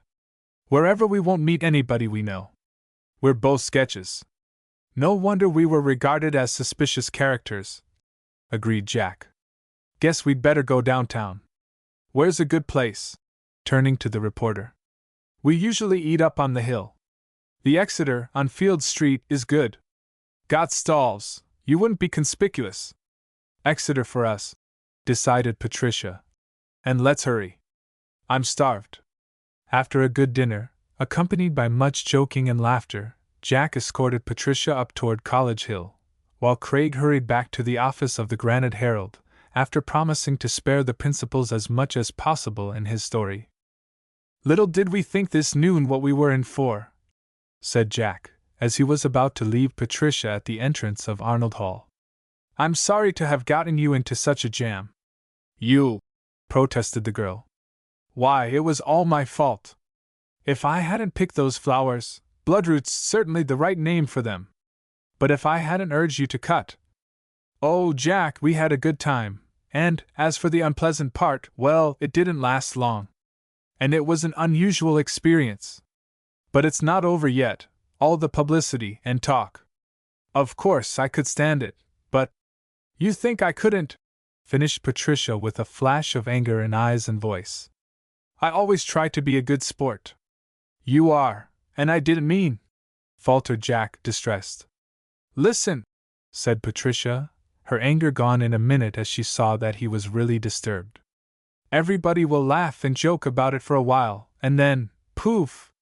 It's all out, just like a candle. Nothing lasts very long. What about our benefactor's opinion of the affair? Under the circumstances, he or she ought to take a sane view of the matter. We have done nothing of which we should be ashamed. Don't worry about it." With these words, Patricia ran up the steps, and Jack strolled to the frat house thinking what a sensible girl Patricia was, and what a good pal. A most amusing account of their escapade came out in the morning's paper, and the college world rocked with merriment. Patricia and Jack were bombarded with jokes, questions, congratulations, and cartoons. The next day, Jack and Patricia met on the stairs leading to their Shakespeare classroom. "I got a queer note," began Patricia. "So did I." "What did yours say?" asked Patricia eagerly. "Keep out of police stations in the future." "So did mine, but some way, It didn't seem cross. How could you tell that? I don't know, but I just felt that whoever sent the note was smiling as he wrote it. You have a wonderful imagination, Pat, said Jack, grinning down at her. I only hope it's a reliable one. Chapter 16: A Picnic. Could I hire any of you ladies to swim for me next Tuesday? Inquired Clarice, popping out of the back door and perching on the porch railing. It was Saturday morning. Patricia, Anne, Frances, Catherine, and Betty had washed their hair, and were strung along the sunny top steps drying it, preparatory to going to town for a wave. None of us were keen enough about that swimming exam to be looking for chances to try it twice, replied Catherine decidedly. You ought not to mind it, drawled Anne sleepily. You're a regular mare maid. Her last word cut short by a huge yawn. Look out, Anne, cried Frances, grabbing her by the shoulders. You'll be sound asleep in a minute and roll down the steps. It's this strong sunlight, said Anne, leaning comfortably back against Frances' knees and closing her eyes. What's the matter with you doing your own swimming? Asked Betty, glancing up at Clarice through a tangle of brown hair. Can't. Don't know enough about it, replied the girl nonchalantly, swinging one foot. I hate it. Do you mean to say that you've been in gym class all this year, and don't know yet how to swim? Inquired Catherine bluntly. Guilty. I should think Professor Wilson would have killed you off long ago, remarked Frances. He's such an irritable creature. Yes, agreed Clarice. And also so nearsighted that he doesn't know half the time who's in the pool and who's out of it. Haven't you noticed how dependent he is on his class books? Then can't you take a chance on his being too nearsighted to see that you can't swim? Asked Betty. No such luck. All women may look alike to him, but not all strokes in swimming. How did you manage all term? Inquired Patricia, shaking her yellow mop of hair vigorously. Oh, he was always hollering at me. There were 2 divisions of the sophomore gymnasium class. Clarice was in the second, while all the rest of the alley gang were in the first. To be able to swim was absolutely necessary for promotion to the junior class at the end of the year, and the second week in May had been assigned for the final tests. Professor Wilson, a critical, quick-tempered little man, was an excellent teacher, but he did not like women and never bothered to get acquainted with the individual members of his classes, which did not at all add to his popularity. When I can swim out of doors by myself, I think I shall like it, commented Anne. But not while Professor Wilson dances around the rim of the pool snapping like a turtle. That's the way I feel about it, agreed Patricia. Why don't we go out to Green Lake some Saturday and try our skill? Let's go next Saturday, proposed Catherine enthusiastically. We'll go in the morning and have a roast. Who? Asked Betty. Us and the rest of the gang. Everybody willing, hold up the left foot, directed Catherine. A laughing scramble ensued during which Clarice nearly fell off the railing. When they had settled back into their former positions, Patricia suggested hesitatingly, Let's take Rhoda. She's so very nice to all of us. Good idea, agreed Catherine promptly. But who'd take her place? Questioned Betty doubtfully. Could she get off for the whole day? I think so. That day she was ill, Sue Mason subbed for her, and she probably would again. Sue doesn't have many dates, said Frances. I wish we could invite her too, then, said Patricia slowly. It must be pretty lonely to be among so many girls, and not be in on their good times. I know, but you can't start asking people from upstairs, protested Anne. If you do, there'll be no stopping place. What's the matter with Sue, anyhow? Asked Patricia. Mostly her queer ways, replied Clarice quickly. Last year she was always rapping on people's doors and asking them to keep quiet so she could study. Then she complained to the dean every so often about how long some of the girls kept her out of the bathroom. She also felt it her duty to report the maid several times for being late in distributing the clean linen. In short, Sue just disapproved of the way everything was run, and got herself in most awfully wrong. She belongs in some boarding house, not in a dorm. How did she happen to come back here, since she found so much fault with the place? Inquired Patricia. Don't know. Maybe she found out that she liked it after all. Hasn't opened her mouth this year, so the girls upstairs say, but she queered herself for good and all last year," replied Clarice carelessly. "But to return to my original question, can I interest any of you in helping me out?" "I don't know what we could do," began Anne. "Go into the pool for me when my name is called," answered Clarice boldly. "There's a 10 in it for anybody who will." "You're surely not in earnest," said Patricia, pushing back her hair to look directly at the girl on the railing above her. Patricia was so easily embarrassed for others, frequently an embarrassment in which the others took no part. "Why shouldn't I be?" retorted Clarice. "Why, Clarice!" cried Francis reprovingly. "I can't help it if you are shocked. If it were as necessary for any of you to be graduated from this institution as it is for me, you'd go the limit too." Clarice's tone was defiant, but as she slid off of the railing and hurried into the house, Patricia, who was still watching her, saw sudden tears fill the girl's hard, black eyes, and shrugged her shoulders as the back door banged. Frances raised her eyebrows and looked troubled. Betty and Catherine nonchalantly continued the business of hair drying. Patricia sighed.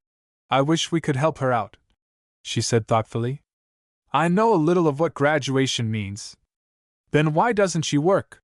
demanded Betty sharply. No one was able to answer that question, so after a moment they began to discuss plans for the picnic.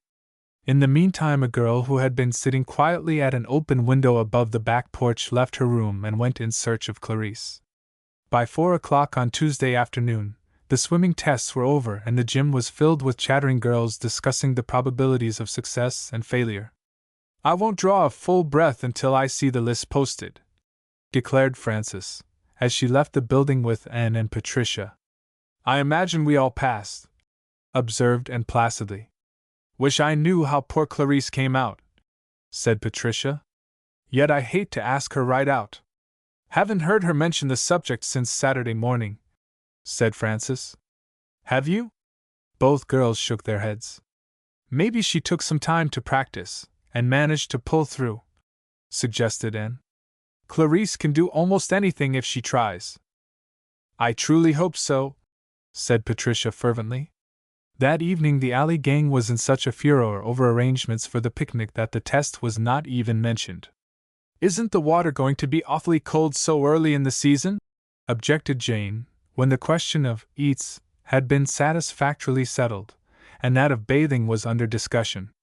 "If the day is fairly warm, and we go in where it's sunny, I think it will be all right," replied Catherine. "All right for an outdoor girl like you," retorted Betty with a shiver. "But it doesn't sound altogether attractive to me." "Then stay out of it," advised Catherine sensibly. "Yes, anybody who doesn't want to go in can get busy around the fireplace and have a big feed all ready for us. We'll be starved." "Never saw you when you weren't, France," called Clarice, who just then appeared in the doorway of Jane's room where the girls had congregated. "Know anybody who runs up to the varsity shop any oftener than you do?" retorted Frances quickly. "Don't quarrel, children," admonished Jane. "We can all do our share when it comes to eating."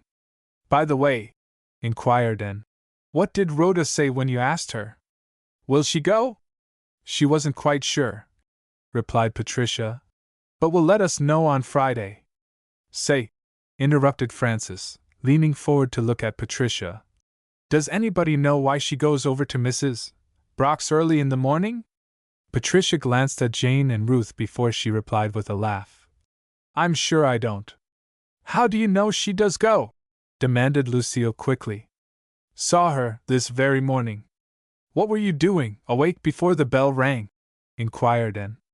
"My shade was flapping, and if there's anything I can't stand, it's a flapping shade. I got up to fix it." "What time was it?" queried Ruth. 5 o'clock. "You dreamed it," jeered Lucille. "I did not." "Maybe she was just coming home from a party," suggested Mary's mild voice. "I saw her one morning, too," admitted Hazel.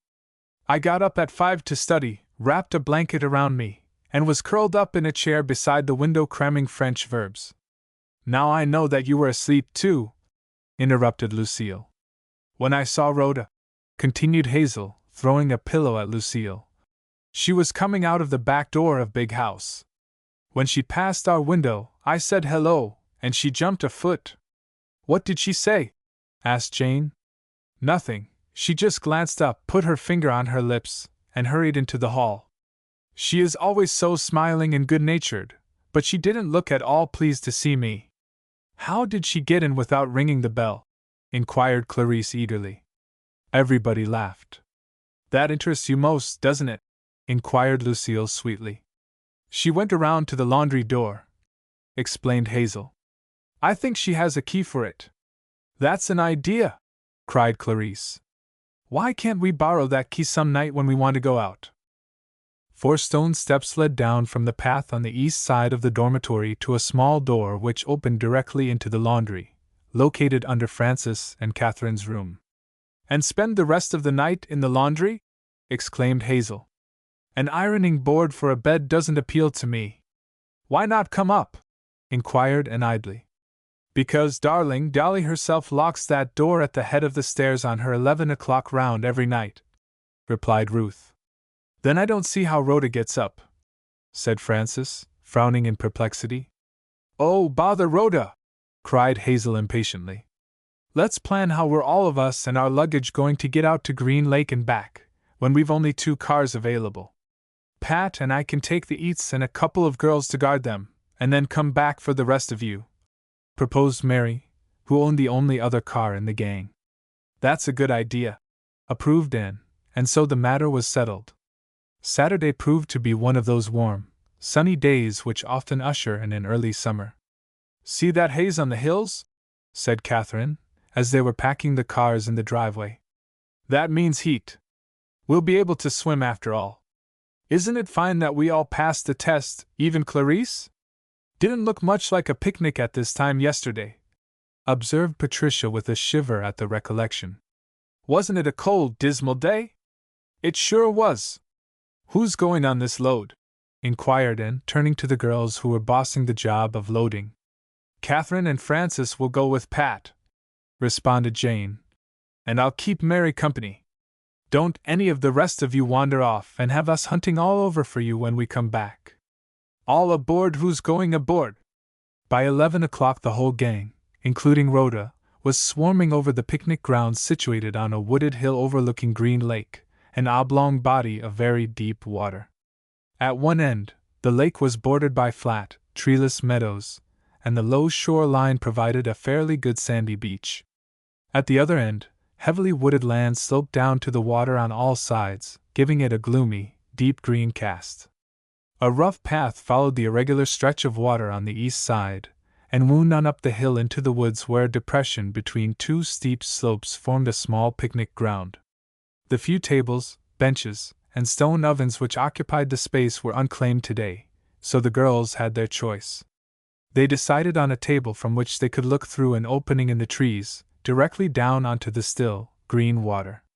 "Swim first," announced Catherine, after the food had been placed upon one table, and the extra wraps upon another.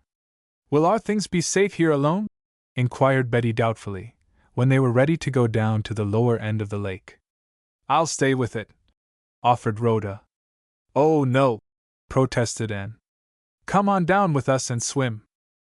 "I can't swim," replied Rhoda, "and I don't care for bathing. I brought a book along, and I'd just as soon as not stay here and read until you come back." Seeing that the maid really meant what she said, and followed the rest of the girls who were already halfway down the hill. "Where's Rhoda?" asked Patricia, looking around, when they reached the beach and were about to dive into the water. "I should think she'd like at least to come and watch us," said Patricia, when Anne had explained. "I'll go up after a while and bring her down." Swimming in the open was very different from swimming in a tank, and after 15 minutes of strenuous exercise the girls came out to lie on the sand in the warm sun for a little rest. "Lend me your cloak, Anne," requested Patricia, "and I'll run up for Rhoda." "Don't believe she'll come," replied Anne, handing Patricia her woolly bath cape. "I'll make her. The things will be all right. There isn't a soul here today except us."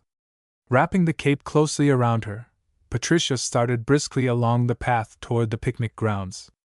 Rhoda was sitting on a big stone, halfway down one of the sloping sides of the depression, in a pool of sunlight which some broken branches let through. So deeply interested was she in her book that she did not see Patricia until the girl stood right in front of her. "I came back to get you," panted Patricia. "We don't like to have you up here all by yourself. That's no fun. Come on," taking the book out of the maid's hands. "I really don't mind," began Rhoda.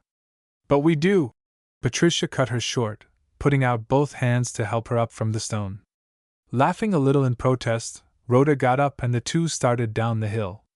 "Why, there's Clarice," said Patricia, stopping short in surprise as she caught sight of the girl, swinging carelessly along beside the lake just below them. "She's all dressed. I thought she was with the rest of the crowd. I wonder what happened." "She's too near the ragged edge," exclaimed Rhoda sharply. Hearing voices, Clarice slipped up without checking her pace. Her foot struck a hole in the bank beside the path, and with a cry she slid down into the lake. Dropping Anne's cloak, Patricia dashed down the hill and dove into the water. A treacherous current had immediately swept Clarice away from the bank and was bearing her out toward the center of the lake. "No use to call for help," thought Patricia. "The rest of the girls are too far away. Lucky that Clarice learned to swim after all, for she'll be able to help herself a little. She's gone down!" Striking out frantically, with legs and arms, Patricia made what speed she could toward the place where she had seen Clarice disappear. Fear and necessity gave her extra strength and speed, so that she was near enough to Clarice when the girl came up to seize her by the collar of her sweater. With the irresistible inclination of a drowning person, Clarice tried to throw her arms around Patricia, who knew that meant disaster for both of them. "Stop that!" she snapped. "Swim!" "I can't," moaned Clarice, frantic with fear. "You've got to. We'll both drown if you don't. Put your hand on my shoulder and strike out as I do. If you try to grab me around the neck, I'll leave you." Clarice pulled herself together and tried to obey. It seemed to Patricia as if they made no progress at all, so weighed down was she with Clarice's weight.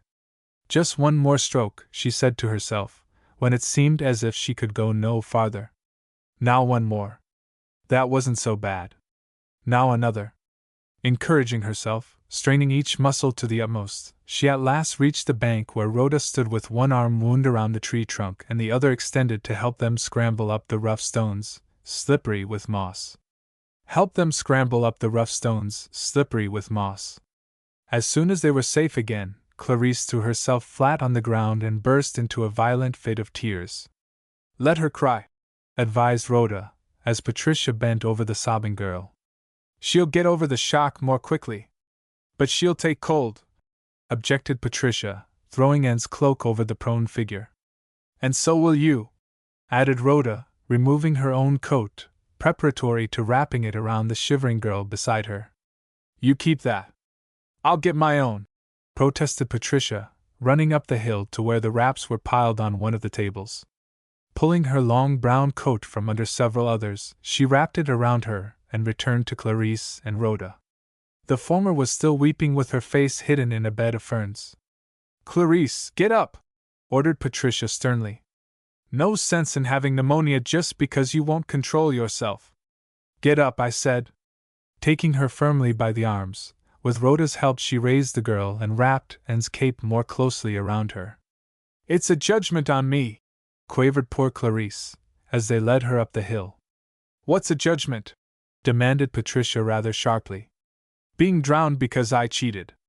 "But you aren't drowned," objected Patricia, laughing in spite of herself. "Clarice was such a child. I would have been, if it hadn't been for you. I'll never cheat again, I'm sure of that." "How and when and where did you cheat?" inquired Patricia, puzzled. "Swimming test. A girl from upstairs went in when my name was called, passed, and Professor Wilson never knew the difference. She's about my size." Patricia was speechless. What should one say under such circumstances? She shrank from the holier-than-thou attitude, yet to remain quiet might be taken as approval. What can we do about dry clothing for her, Miss Randall? Inquired Rhoda, saving the situation. I don't know, replied Patricia in a worried tone. I guess I'd better drive her home to get some. It won't take long. I'd rather stay home, if you don't mind, said Clarice, drying her eyes. Why? Oh, because. It would be just as well if she'd take a hot bath and go right to bed, advised Rhoda. Shall I come, too, to help you? Oh, no, said Clarice quickly. I'll be all right. And you'll do as Rhoda suggests? Asked Patricia. Clarice nodded and went toward Patricia's car, while Patricia said to Rhoda in a low tone, If any of the girls come back while I'm gone, tell them Clarice didn't feel very well and I took her home. No point in letting them in on poor Clarice's story. You're quite right, agreed Rhoda. Patricia, said Clarice, when they were on their way out of the parking section, I don't know how to thank you. Don't bother about it. I'm glad I happened to be there. Should I tell about the test? Inquired Clarice slowly after being silent for several minutes. I've made up my mind to learn to swim before college closes for the summer. Good. Then under those circumstances, you'll be getting your promotion fairly, and it seems to me that any revelation of my cheating, supplied Clarice frankly, would involve too many people. You see, Professor Wilson's nearsightedness would be revealed, and perhaps cause his dismissal. The girl who subbed for you would be drawn into it, and probably get into trouble, perhaps even be dropped. Then the girls in your section who know about it. There aren't any. How's that? We were called out of the dressing room one at a time, according to numbered cards, and nobody paid any attention to who was out. It's such a large section. I see. Well, anyhow, since you're going to correct the wrong, as far as possible, I can't see any object in broadcasting the story. That reminds me, I asked Rhoda to tell the girls that you didn't feel very well and I had taken you home. So the three of us will keep our own counsel. Pat, you're just the best sport I ever knew. What's the matter with Clarice? Inquired Hazel, an hour later, as they all sat around the table disposing of steak, potatoes, sugared buns, fried cakes, and coffee. She had a chill, replied Patricia calmly, opening a box of marshmallows. But she attended to it in time, so I think she'll be all right tomorrow. The subsequent devotion of the black sheep to swimming aroused much comment among the members of the alley gang. Many were the theories advanced, but the girl kept her own secret and worked doggedly until she was as proficient as most of her companions. Chapter 17: A Robbery. Have you seen the paper this morning? Demanded Jane excitedly, waving the Granite Herald overhead as Pat was hurrying down the corridor to her room after breakfast. No, what's in it? Look. Jane held out the front sheet and pointed to a headline in heavy print. Daring robbery. Thieves make big haul. Victim of losses sits in library while men work in room above. No clues. Mrs. Brock, owner of property, offers reward. Why? Gasped Patricia. How awful! A clock somewhere in the hall struck the quarter hour. Oh, I'm going to be late, cried Patricia, dashing into her room, seizing a couple of books, and running down the corridor. Have to hear the rest later, she called back to Jane. Pat! Cried Anne, catching hold of her at the door. Have you seen the paper? Yes, Jane just showed it to me. Isn't it exciting? All her jewelry, and a lot of money taken. I'm late, Anne, let me go, please, pulling away from the girl. At the corner of Wentworth Street, Ruth caught up with her. Heard the news? She panted. Yes, but can't stop, most time for class. As Patricia sank breathless into a seat in French class, which had already begun, Frances leaned forward from the row behind to whisper. Know about the robbery? Patricia nodded. The paper says nobody heard a thing, continued Frances. Norman was in his room right next to the one where the robbers were working. Isn't that thrilling? How do you know? Traced Patricia's pencil on the margin of her notebook. Clarice met him this morning, and he told her. Mademoiselle Quinn, s'il vous plaît, requested the professor's smooth voice. It must be confessed that Patricia heard little of the French lesson that day. Her mind was briskly working on the piecemeal information she had received about the disaster at Big House. "Seems awfully queer," she commented to Jack later in the day, "that a person or persons would break into a house early in the evening like that. Why, Mrs. Brock or Norman might have walked in on them any minute." Jack smiled. He probably had worked out, by direct observation, when his chances of being undisturbed were greatest. "Direct observation?" repeated Patricia. "Yes. Whoever it was knew the layout of the house, the habits of its inmates, and where valuables were kept." "Why, Jack!" cried Patricia, her eyes dilating with a dawning suspicion. "Who?" "Better not put anything into words, Pat," Jack said quickly. "Probably we're all wrong." "I hope so. Let's try to forget all about it. The authorities will take care of it. It's their business, not ours." In spite of Jack's good advice, Patricia could not keep from dwelling on the subject rather constantly for the rest of the week, especially since the robbery was the gang's principal theme of conversation. "Mrs. Brock," announced Catherine on Thursday night, "is offering a large reward for the return of her grandfather's watch alone. It's a valuable heirloom, and she cares more for that than for the rest of the jewelry. Don't I wish I could go out some morning, pick up the timepiece, and take it over to her? I guess none of us would object to some extra money," laughed Anne. "If you weren't going home this weekend, Pat, we might organize a searching party and beat Kath out." "Go ahead anyway," advised Patricia, pulling out her bag and beginning to pack it ready for an early start the next afternoon. "You'd better get your things together, Jane. We won't have any time after lunch tomorrow." "Jane going with you?" inquired Anne somewhat wistfully. "Yes." "Want to come, too?" "Do I?" "You're a peach," and hugged Patricia, and departed for her own room, stumbling over the doorstop as she went out. "Look out, and you'll break your neck over my coach and four," called Patricia. "She never fails to fall over that," she added to the girls. "Kath, why don't you come with us?" "I'd love to, but what will your mother say to so many of us?" "She won't care. My room has twin beds, so I can have guests in comfort whenever I want to, and then we have the regular guest room. You won't have to sleep on the floor." "As if I'd care for that. I've done it at house parties." Catherine departed to announce her good fortune to the rest of the gang, and then went to pack. "I envy you, Patricia," said Jane, the next afternoon, as they were riding through a stretch of woods. "Being able to take this lovely ride home any weekend you want to." "Not whenever I want to," corrected Pat, "but rather when I have money enough for the gas, and when my work can be left for a couple of days. I can't do any studying at home, of course." "Don't think I'd care for these woods in the dark," observed Anne. "Well, darling," said Catherine soothingly, "you won't be in them in the dark." "Not a chance," agreed Patricia. "Dad always starts me back in good time so I won't be on the road after nightfall. He's deadly afraid of a hold-up. Good place for wild flowers, I should think," continued Jane, peering in between the tree trunks. "Don't you want to stop and gather some, Pat?" "I do not. I've had quite enough experience with wild flowers for a while, anyhow." "Ever see your reporter rescuer?" asked Catherine. "Once in a while. Jack likes him a lot, and Craig has asked us out a couple of times." "Hasn't he a girl friend?" demanded Catherine. "I guess not a regular anyhow. But why should you be interested? Aren't you and the professor good pals anymore?" "Sure, but there are several nice girls in the gang who haven't boyfriends. You see, I'm being purely altruistic.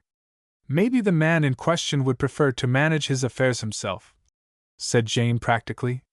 "Maybe, in fact, he may have made a selection already," suggested Anne, smiling at Pat in the mirror. Patricia kept her eyes on the road ahead, and feigned ignorance of Anne's meaning. Presently she changed the subject by asking what her guests would like to do that evening. "The weekend is so short that we have to use every minute of it." "A movie," proposed Catherine. "I haven't seen a good one in a coon's age." "And double sodas all around afterward," added Jane. "My treat." "Sounds good to me," agreed Anne, when Patricia looked inquiringly at her. "All right then. That's what we'll do." Guess I'll put on a little speed, so we'll get home early enough to go to the first performance. This new road certainly has meant a lot to me, it shortened the distance so much. You know it's quite a trip by rail, this road through the woods cuts off miles. Oh! Her remarks concluded with a shriek. What's the matter? Demanded Anne, startled. A bee! Exclaimed Patricia. For pity's sake, keep your eyes on him and try to put him out. I'm always afraid of being stung when I'm at the wheel. You have some opinion of our eyes if you think they are capable of putting out a full-grown bee, remarked Catherine. Mine don't even see him, to say nothing of pushing him out the window. Stop joking, begged Patricia, and find him. There he is! Cried Anne, drawing herself as far into the corner as she could. Where? Demanded Jane, turning around to look at the passengers in the back seat. Down on the floor, said Catherine. You girls make me tired, all so afraid of one poor little bee. Suppose you pick him up and throw him out, if there's nothing to be afraid of, suggested Patricia. No, oh, but there! I've set my bag on him. He'll be quite dead in a minute, then I'll pick him up, offered Catherine. Most any one of us would be willing to pick up a dead bee, offered Jane. Presently Catherine lifted the bag, but the action was followed by a squeal from Anne, who announced that he was just as much alive as ever. Catherine thumped her bag down again, while Jane laughed breathlessly. 10 minutes later, Catherine again peered at her victim, and again he showed very definite signs of life. Talk about cats having 9 lives, she commented. Set that bag down, begged Anne, and leave him alone. If he's not dead, he's at least out of mischief. Toughest bee I ever saw, commented Catherine, thumping the bag again on the unlucky insect. There you stay until we get to our destination. Mrs. Randall was on the porch waiting for them when the car pulled up at the steps. I brought 2 extras, Mom, cried Patricia, jumping out and hugging her mother. That's fine, replied Mrs. Randall, smiling at her guests. It's pretty lonesome around here now, and Pat's friends are always welcome. When the introductions were over, the irrepressible Catherine said to their hostess, One of our passengers is in there on the floor. Where shall I put him? Mrs. Randall looked puzzled, while the girls laughed. See, said Catherine, taking Mrs. Randall by the arm, and showing her the bee crawling along as if holding up heavy bags were just pastime for him. Oh, said Mrs. Randall, entering into the spirit of the fun. Suppose you leave the door open and let him select his own room. As she spoke, the big black and gold fellow spread his wings, blundered about a moment, then sailed out past the girls who dodged him with little shrieks and settled on a patch of lilies of the valley beside the porch. Now that the stowaway is disposed of, let's go in, proposed Patricia, following her mother up the steps. Better go right upstairs and get ready for dinner, Pat, advised Mrs. Randall. Daddy's coming home a bit early, and I thought we would eat as soon as he gets here, so you girls will have a long evening for anything you want to do. Your mother's a peach, isn't she? Remarked Anne, as the 4 girls went up the long stairs together. I think so, replied Patricia, smiling with gratification. Now this is my room, and the guest room is right opposite. We can divide up any way you please. Suppose we change around, proposed Anne. Catherine and I will take the guest room tonight, then tomorrow night we'll put Jane in with Catherine and I'll go with you. Ah wah! Ah wah! Lamented Catherine. What on earth's the matter with you? Demanded Anne. I don't have Pat at all, I don't. Oh, you sleep all the time, so what difference does it make? Laughed Jane. I'll set the alarm, offered Patricia in amusement. And when the night's half over, I'll go in, roll and out, send her over to my room, and get in with you. How's that?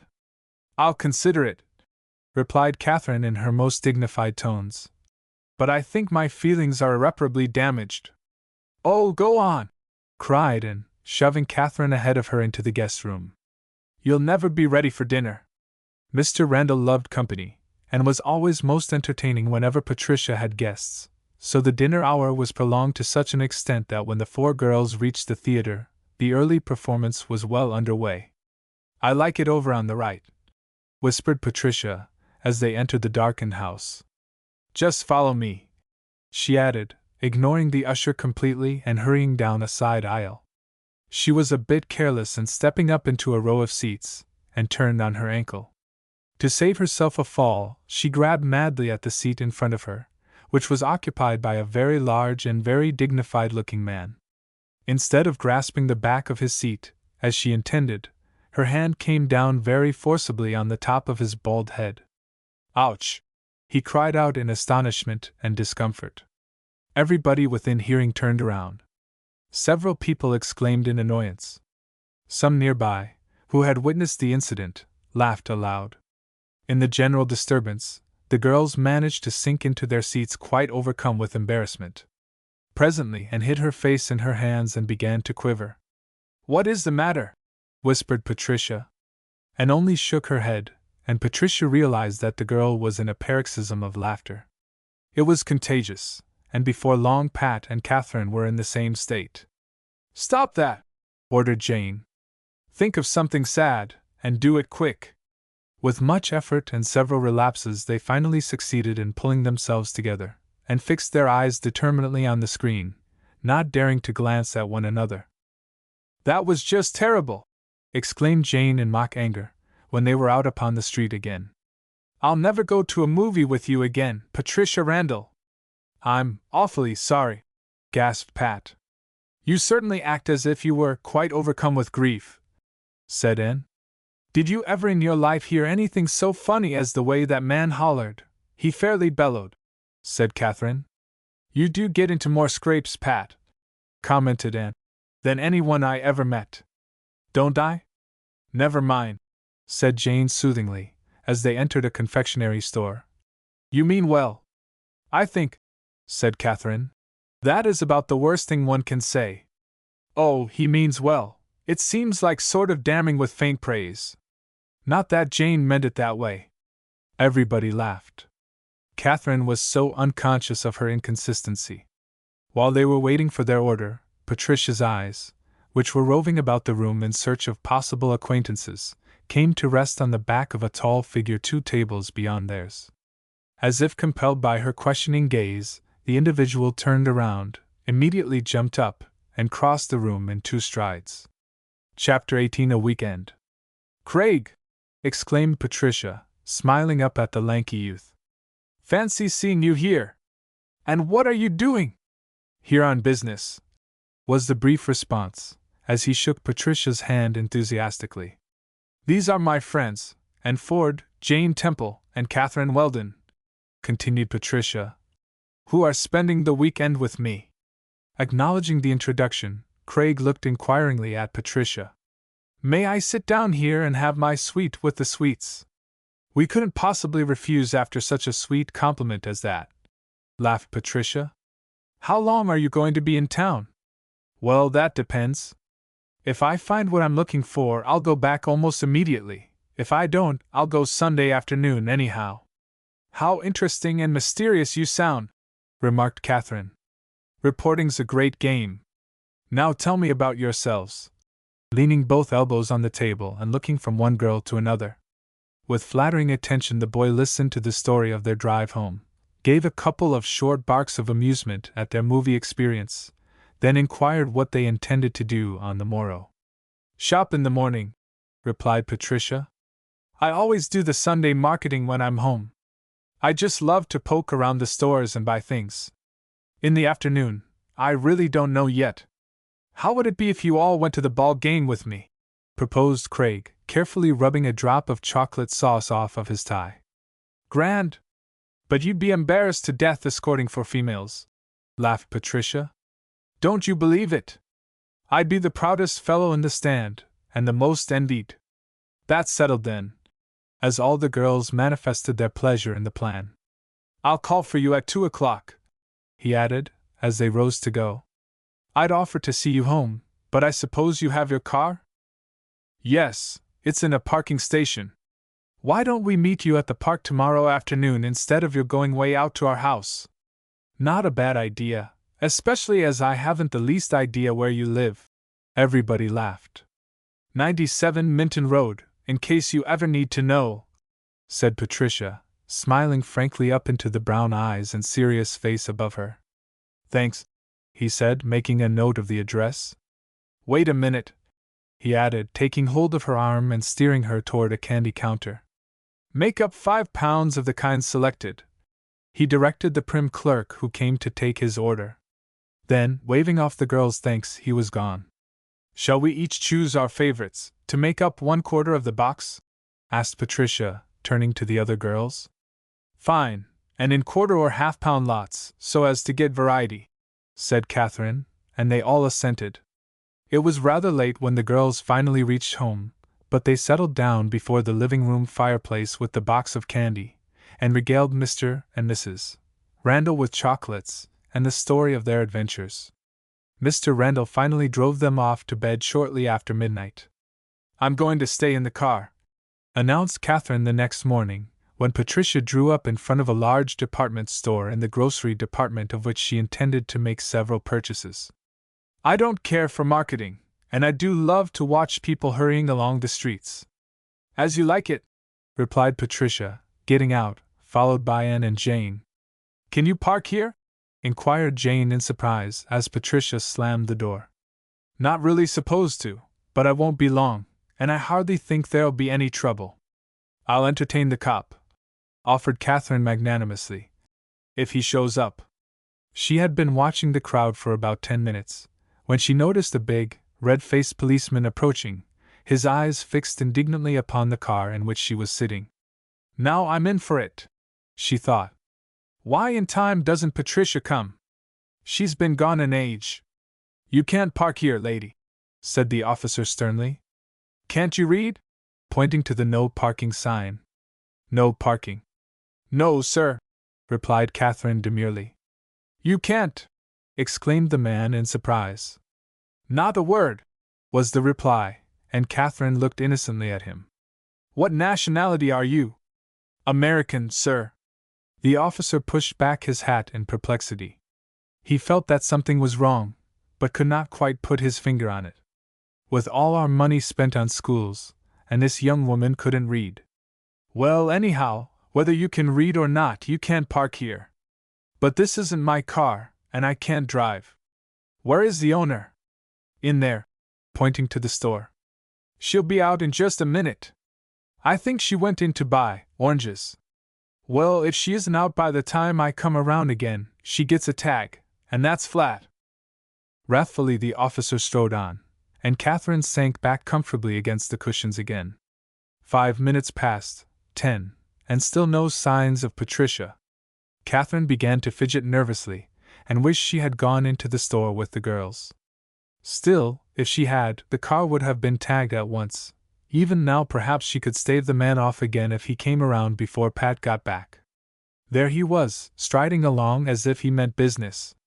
I wish Pat and her oranges were in Hades, thought Catherine, preparing to smile sweetly at the irate officer.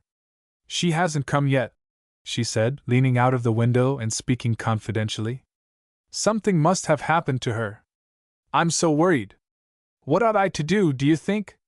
Momentarily disarmed by the unexpected greeting, the man removed his hat and scratched his head. Then suddenly realizing that he was being worked, he snapped. What could happen to her except that, like all other women, she has no notion of time? This car's been here half an hour now. I suppose she can't read either. It's been here only 25 minutes, officer, corrected Catherine, showing him her watch. So you can tell time, even though you can't read, commented the officer, rather admiring the girl's poise despite his annoyance. Well, you see, began Catherine, resting both arms on the opened window. When I was a little girl, if I can only keep him interested until Pat comes. She broke off to gesticulate madly to her friends who were just coming out of the store. The policeman wheeled sharply and saw 3 girls racing madly toward him. Just as Pat reached the car, the bag she was carrying broke, and a dozen oranges rolled in all directions. There! Cried Catherine triumphantly. Didn't I tell you she just went in to get some oranges? What could the man do but help gather up the fruit and toss it into the car? Scarlet with exertion and embarrassment at the comments of passers-by, he finally faced Patricia sternly. Lady, you've been parked here half an hour, right under that sign. Can't you read either? Why, yes, a little, replied Patricia, with a suspicious glance at Catherine. But those signs are placed so high that if you're in a low car, you really have an awful time seeing them at all. You can see for yourself that this one is directly over the top of the car. Get in and see. Of course it is if you drive directly under it, grumbled the man. And the next time I see this car where it doesn't belong, it gets a tag right away, whether your passengers can't read, or you think the signs are too high, or anything else. Thanks for your patience and assistance, replied Patricia, smiling at him in such a friendly fashion that he had a hard time maintaining his expression of outraged dignity. He was still a bit doubtful as to whether or not the girls were making fun of him. These women. Goodbye, called the irrepressible Catherine, as Patricia stepped into the car and started the engine. Hope I meet you again sometime. The officer strode away without comment, while Catherine reported her encounter to the girls. I'm an absolute wreck, she declared in an injured tone, as her companions laughed heartlessly. I'll never keep car for you again. Your own choice, retorted Patricia flippantly. We wanted you to come with us. That's all the thanks I get, sighed Catherine, for risking my life to protect your property. Policeman, spare this car, touch not an ancient wheel, giggled Anne. In youth it carried me, continued Jane. And I'll protect it now, caroled the three. I've a good mind to dump you all out, declared Patricia in mock indignation. I know it's not exactly a latest model, but it really isn't so ancient as all that. Never mind, Patsy, said Catherine.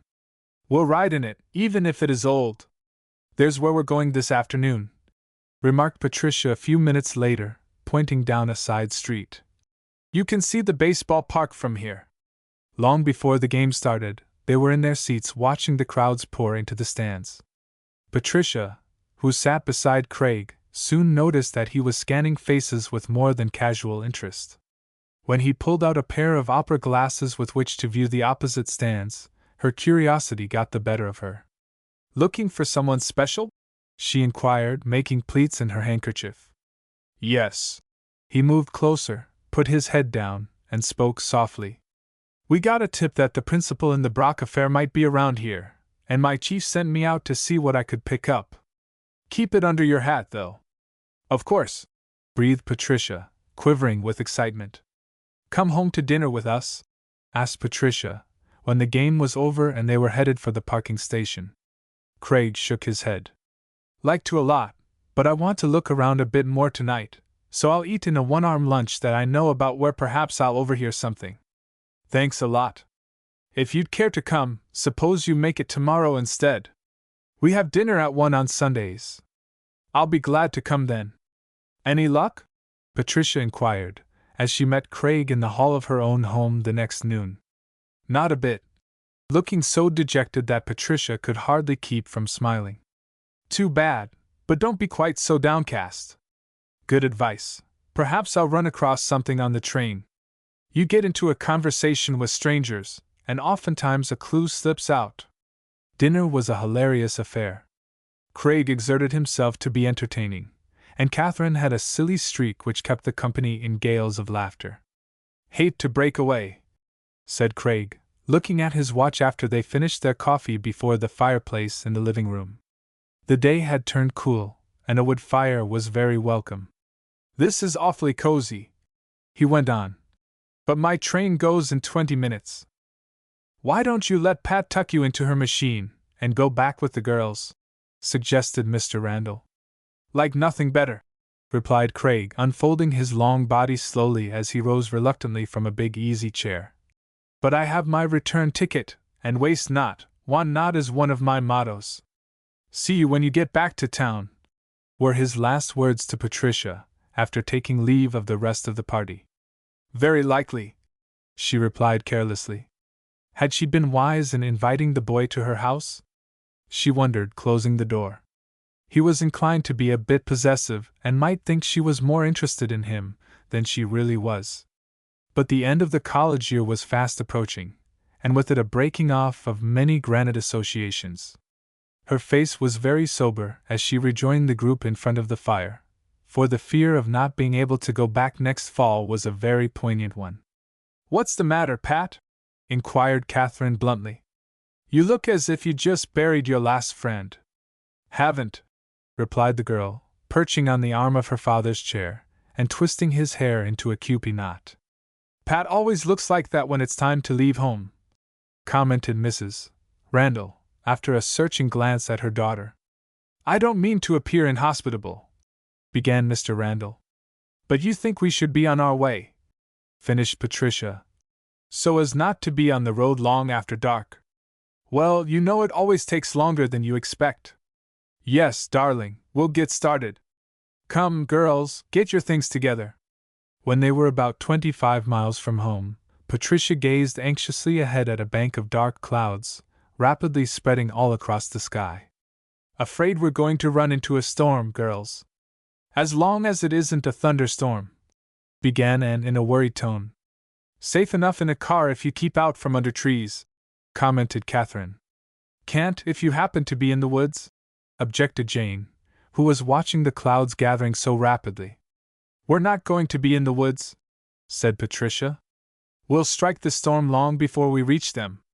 As she spoke, a wave of chill wind swept across the country as the darkness shut down like the cover of a box, and huge hailstones began to bounce off the hood and patter on the top of the car with such force that it seemed as if they must break through. Chapter 19: A Weird Experience. "I'll have to pull off the road and stop for a while," declared Patricia. "Trying to drive in this is too nerve-wracking." The shoulder was wide and smooth, so she had no difficulty in finding a safe place to park.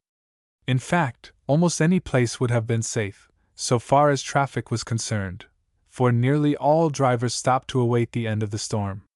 For 3/4 of an hour the sky was dark, while hailstones, big and little, pelted down, covering the ground with an icy white carpet. Then they ceased almost as abruptly as they had begun. The sun was trying to break through the clouds when Patricia started the engine and turned out onto the road again. "We'll get as far as we can while it's pleasant," she said. "Why, are we going to have another?" inquired Anne nervously. "Can't tell for sure, but the sky looks pretty black ahead of us. Maybe it's only rain, though." She was right. 5 miles farther on they struck rain, which was falling steadily as if it meant to continue indefinitely.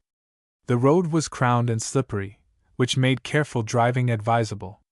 "Good thing your father can't see us now," remarked Catherine, as Patricia turned on her headlights. "Yes, isn't it? Going to be dark awfully early tonight. I don't like night driving any better than he does." None of the girls liked the prospect of driving the rest of the way in rain and darkness. The little party became a very silent one as time went on, and even Catherine had almost nothing to say. Only the windshield wiper squeaked regularly as it swept back and forth across the wet glass. At Bragg's Corners, a couple of Boy Scouts stood in the middle of the road directing traffic from Main to Pearl Streets. "What's the matter?" inquired Patricia, sticking her head out of the window. "Bridge washed out. Have to go around by Millersville," replied the boy. "At least 20 miles longer than this route," groaned Patricia. "And not so well traveled. But no help for it, I guess." The new route was indeed a lonesome one, a country road through flat, drenched farmlands, alternating with stretches of dripping woods. "What's the matter with the lights, Pat?" inquired Catherine, after they had covered about 10 miles. "Something, certainly, but I don't know what," was the worried reply. "They keep going out. I'll just have to drive as fast as possible while they're on, and slow down when they go off. Hope they're on the job while we're in these woods we're coming to," remarked Anne, eyeing the dark tree shapes ahead with no inconsiderable apprehension. "They probably will," said Patricia encouragingly. "And I think Millersville must be on the other side of them. I'll stop there and have the lights fixed." The girls sat with bated breath as they plunged into the gloomy woods, but all went well until they had nearly reached the last of the trees. Suddenly the lights flickered out, and there was a terrific bump which jarred startled cries out of all of the passengers. "What on earth was that?" demanded Jane, as Patricia slowed up. "A hole, I suppose," replied Patricia with feigned carelessness. Then it must have been an outgrowing hole, said Anne, rubbing her elbow, which had come into sharp contact with the window frame. It felt as if we went over an elephant. More likely the limb of a tree, declared Catherine. Well, whatever it was, it can stay there, declared Patricia. I'm not going back to see. There are lights ahead, and I'm quite sure we're almost in Millersville. Hurrah! Cried Catherine, clapping her hands. With great care Patricia drove her dark car into the little town, and stopped at the first garage she came to. Drive right in, directed the mechanic, who came out to see what they wanted. Inside the garage, the girls all got out of the car and walked around while Patricia explained her difficulties. After a hasty examination, the man stood up facing Patricia sternly. Lady, there's blood and part of a man's clothing on your car. You must have run over someone. Of course I didn't, began Patricia indignantly, then stopped short, clutching the fender to steady herself. Look here, persisted the man. Patricia forced herself to walk around to the other side of the car, and saw a strand of gray cloth twisted in the wheel, and stains on the body of her car. They were partly washed off by the rain, but enough remained to show that it was blood. That awful bump, offered Anne incoherently. Didn't feel big enough for a man, objected Catherine. What shall I do? Cried Patricia, biting her lips to keep from crying. Better report it at the station, and get an officer to go back with you, advised the man. I'll fix your lights, then you drive on one block and you'll see the station. Would you go up with us and tell your part of the story? Begged Patricia, feeling very much in need of male support in such an emergency. Sure, was the hearty response. I'll walk up and be there as soon as you are. Never mind, Pat, said Catherine consolingly. You've got to run over somebody sometime, and now it's over. Patricia shivered. The mechanic was as good as his word, and when the frightened girls entered the police station, he was leaning on the desk in earnest conversation with the officer on duty. The few questions which were put to Patricia and her friends were answered so promptly and frankly that they made a most favorable impression, and in 20 minutes Patricia was driving back to the woods with a pleasant young policeman sitting beside her. The mechanic and the coroner followed in a small truck. There is something, cried Catherine, as they approached the scene of the jolting, and the headlights showed a dark bundle toward one side of the road. Patricia shuddered as she saw that it was the figure of a man. As soon as she had come to a stop, the policeman leaped out and bent over the prone figure. With the help of the coroner, he rolled the body onto its back, and made a hasty examination while the white-faced, trembling girls watched from the car. You ran over him all right, called the officer. Patricia gave a frightened gasp and clutched the wheel tightly to save herself from succumbing to a wave of dizziness which swept over her. But, he continued, you didn't kill him. Somebody evidently stabbed and left him here. His partner, no doubt. Probably took whatever he had on him, too. Patricia breathed a prayer of thanksgiving. I thought so, continued the officer, as he hastily ran his fingers through the pockets of the dead man, and found nothing. Cleaned out. We'd better get him on the truck and take him to the morgue, said the coroner. Give us a hand, Jones, to the mechanic. Drive ahead a little, lady, and give us more room. Patricia moved on a few feet and discovered that there was not space enough in that particular spot to turn around, so she proceeded slowly until she came to a place where the trees were a little farther back from the road. Think you can make it? Inquired Jane, lowering the window to watch the tree trunks on her side of the car. By going off the road a bit, it looks fairly level here. It took some maneuvering to get the car headed in the opposite direction, and Patricia's arms ached before the feat was finally accomplished. Suddenly she stopped the machine, opened the door, and jumped out. What on earth is the matter now? Called Jane, sliding over the driver's seat and sticking her head out of the open door. Patricia, who was stooping over something a few feet ahead, in the glare of the headlights, made no reply. Don't tell me there's another man, wailed Anne, covering her face. No, no, assured Catherine, patting Anne soothingly. Nothing so big as that. What did you find, Pat? As the girl ran back to her companions. Look, she cried, stumbling into her seat and holding up a glistening object. "A watch!" exclaimed the girls in chorus. "Yes, and it's Mrs. Brock's grandfather's watch." Her words fairly tumbled over one another in her excitement. "At least it answers to the description given in the papers." "Oh, Pat, you lucky girl!" ejaculated Jane, hugging her. "It was right under the headlights. The man's pal must have dropped it. Heavens! Maybe he's still around here," shuddered Anne, as a dire thought occurred to her. "Never thought of that," admitted Patricia, starting the car again. "Never fear," asserted Catherine.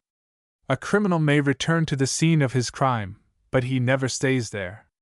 "Better go back and tell the men, Pat," advised Jane sensibly. In a minute or two the girls were tumbling out of the car, all talking at once to the officer who was standing in the road waiting for them to return. The body had been placed in the truck, and the coroner and Jones were ready to start off. "One at a time," pleaded Policeman Tyne, covering his ears with his big hands. The other three girls stopped immediately, and allowed Patricia to tell the story without interruption.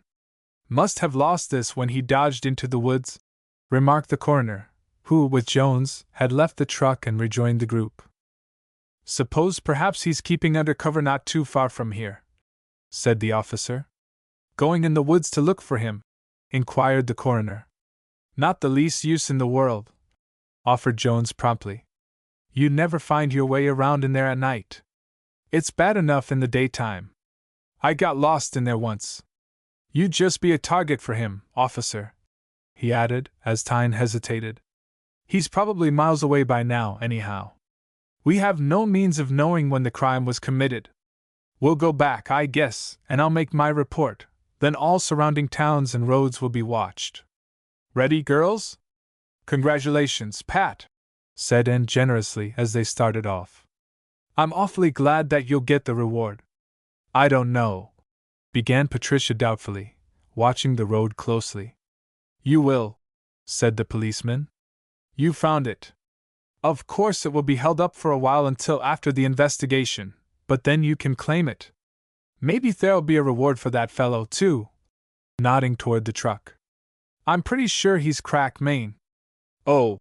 exclaimed Patricia. "He's..." then stopped abruptly. "He's what?" demanded Frank Tyne suspiciously. Patricia forced an unsteady laugh, then told the story of Jax and her adventure in the woods. The man shook with amusement over the trooper's mistake. "So they took you for Angel and your friend for crack," he chuckled. "Wait till I tell the boys that story." "Who on earth is Crack and what did he do?" demanded Catherine. "He's an A1 burglar, miss. Wanted for lots of jobs, but he's so blamed clever that nobody's been able to lay hands on him. They say he comes of a good family, sort of black sheep, you know.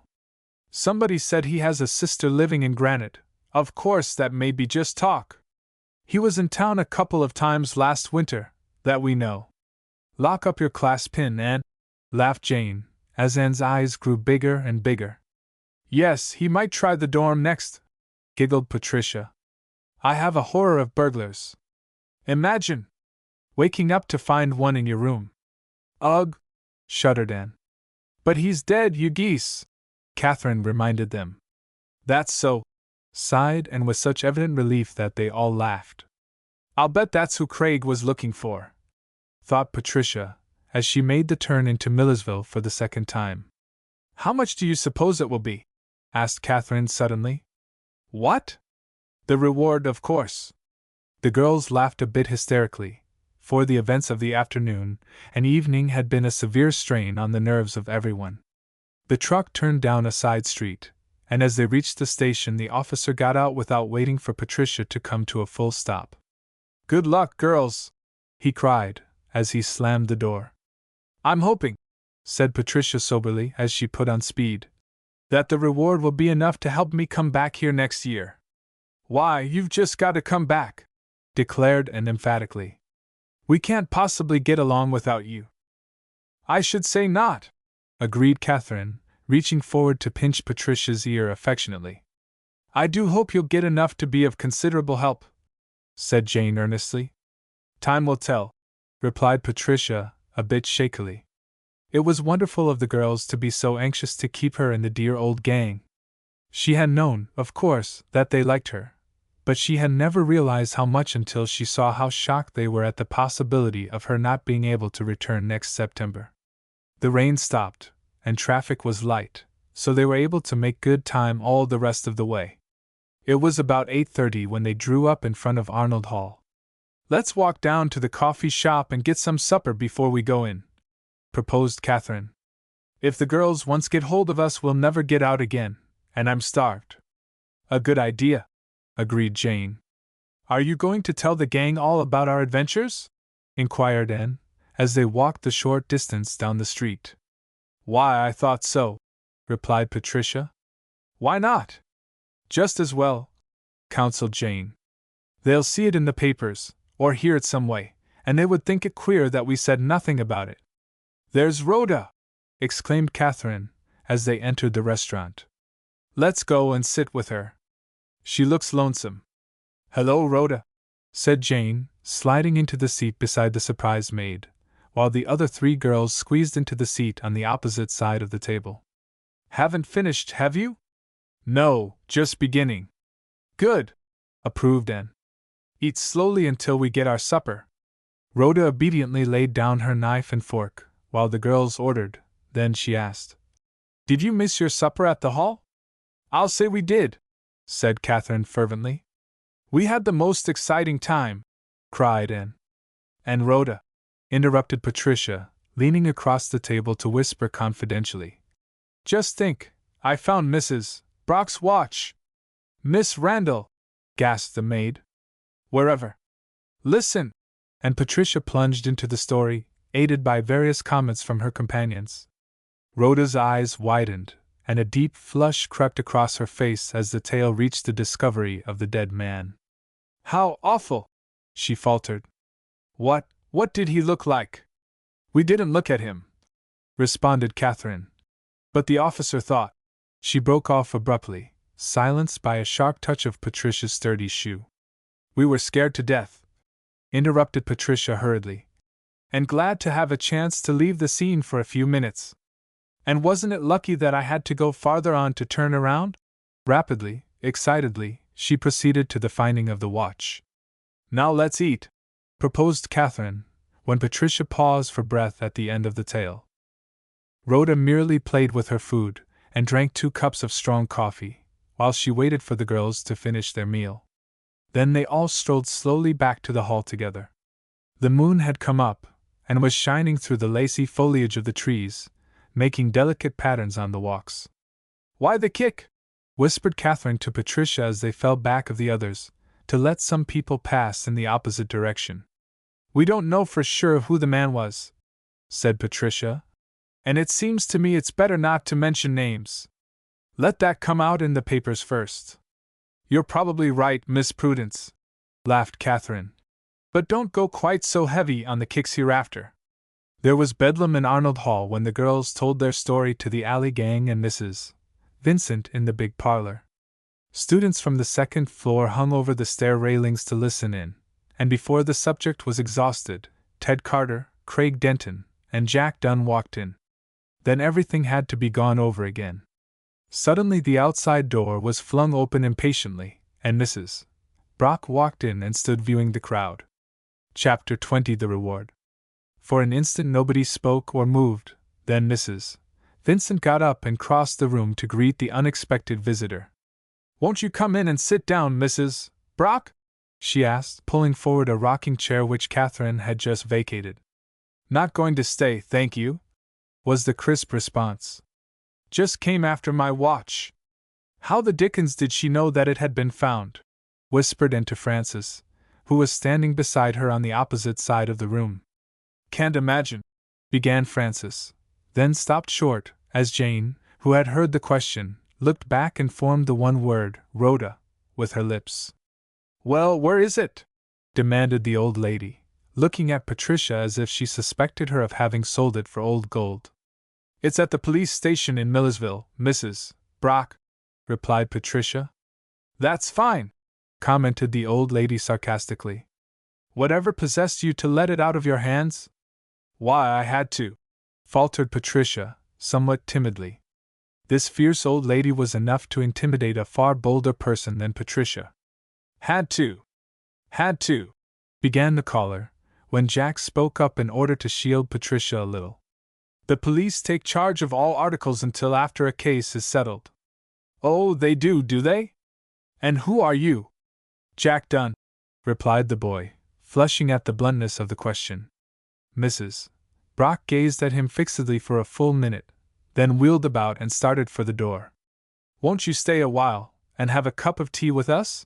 Asked Mrs. Vincent hospitably. No, thanks, was the curt reply. I get tea enough at home. The door opened and closed, and she was gone. Did you ever? Exclaimed Catherine. Never, responded Jane promptly. Not a word about the reward either, lamented Anne. Hope she doesn't forget all about it after she gets the watch back, remarked Frances. Why, Frances? Interposed Patricia reprovingly. Well, she's so queer, who can tell what she's likely to do? Let's forget about her and have that tea you mentioned a minute ago, Mrs. Vincent, suggested Ted. And while you're getting it ready, we'll run out and get some cakes or something to go with it, proposed Craig. Come along, fellows. Mrs. Vincent good-naturedly waived the 10:30 rule, and the rest of the evening passed happily. So exhausted was everyone by excitement and merriment that heads were hardly on the pillows when their owners were sound asleep. Only Rhoda tossed restlessly, and fearfully awaited the morrow.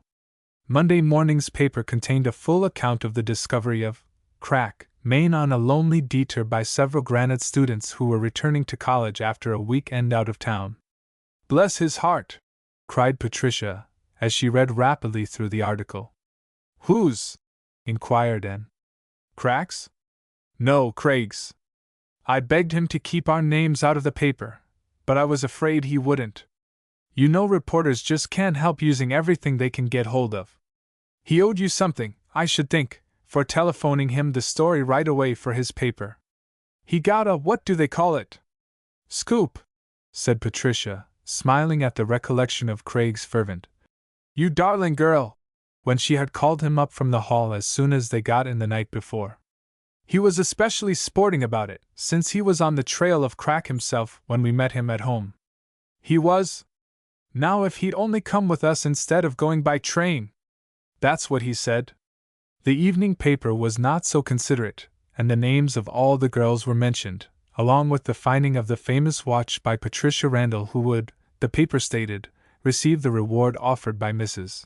Brock. All 4 girls would share in the $500 reward offered for the capture of the burglar. Capture is good, jeered Catherine, as the gang was poring over the paper in Jane's room. Anybody could capture a dead man. Well, said Frances belligerently, if Pat hadn't run over him you'd never. The rest of her remark was drowned by a burst of laughter, for Frances' hostility was as funny as that of a small kitten who arches her back at imaginary foes. A couple of days later, when the gang came in from lunch, Rhoda handed Patricia an envelope. This was left for you this morning, she explained. Thank you, Rhoda, said Patricia, smiling in her usual friendly fashion, but there was no answering smile on the maid's grave face. What's the matter with Rhoda? Asked Anne, as they went on down the hall to Patricia's room. I don't know, she isn't a bit like herself, and sometimes she looks as if she'd been crying. I wish I knew what's troubling her. Yes, perhaps we could do something. But what was disturbing Rhoda would never be revealed to the inmates of Arnold Hall. Little did they suspect that Crack Maine was their maid's brother, that he had been the one to rob Mrs. Brock of her money and jewelry, and that, maddened by his sister's refusal to give him access to the hall, he had, in a spirit of revenge, set fire to it. That was information which Rhoda would keep strictly to herself. Sorrow for her brother's violent death was tempered by relief that no longer need she shiver with fear each night as she wondered where he was and what he was doing. Open it quick, begged Anne, when they were safely inside Patricia's room. Tearing open the envelope, she drew out a sheet of note paper upon which was written in an old-fashioned cramped hand.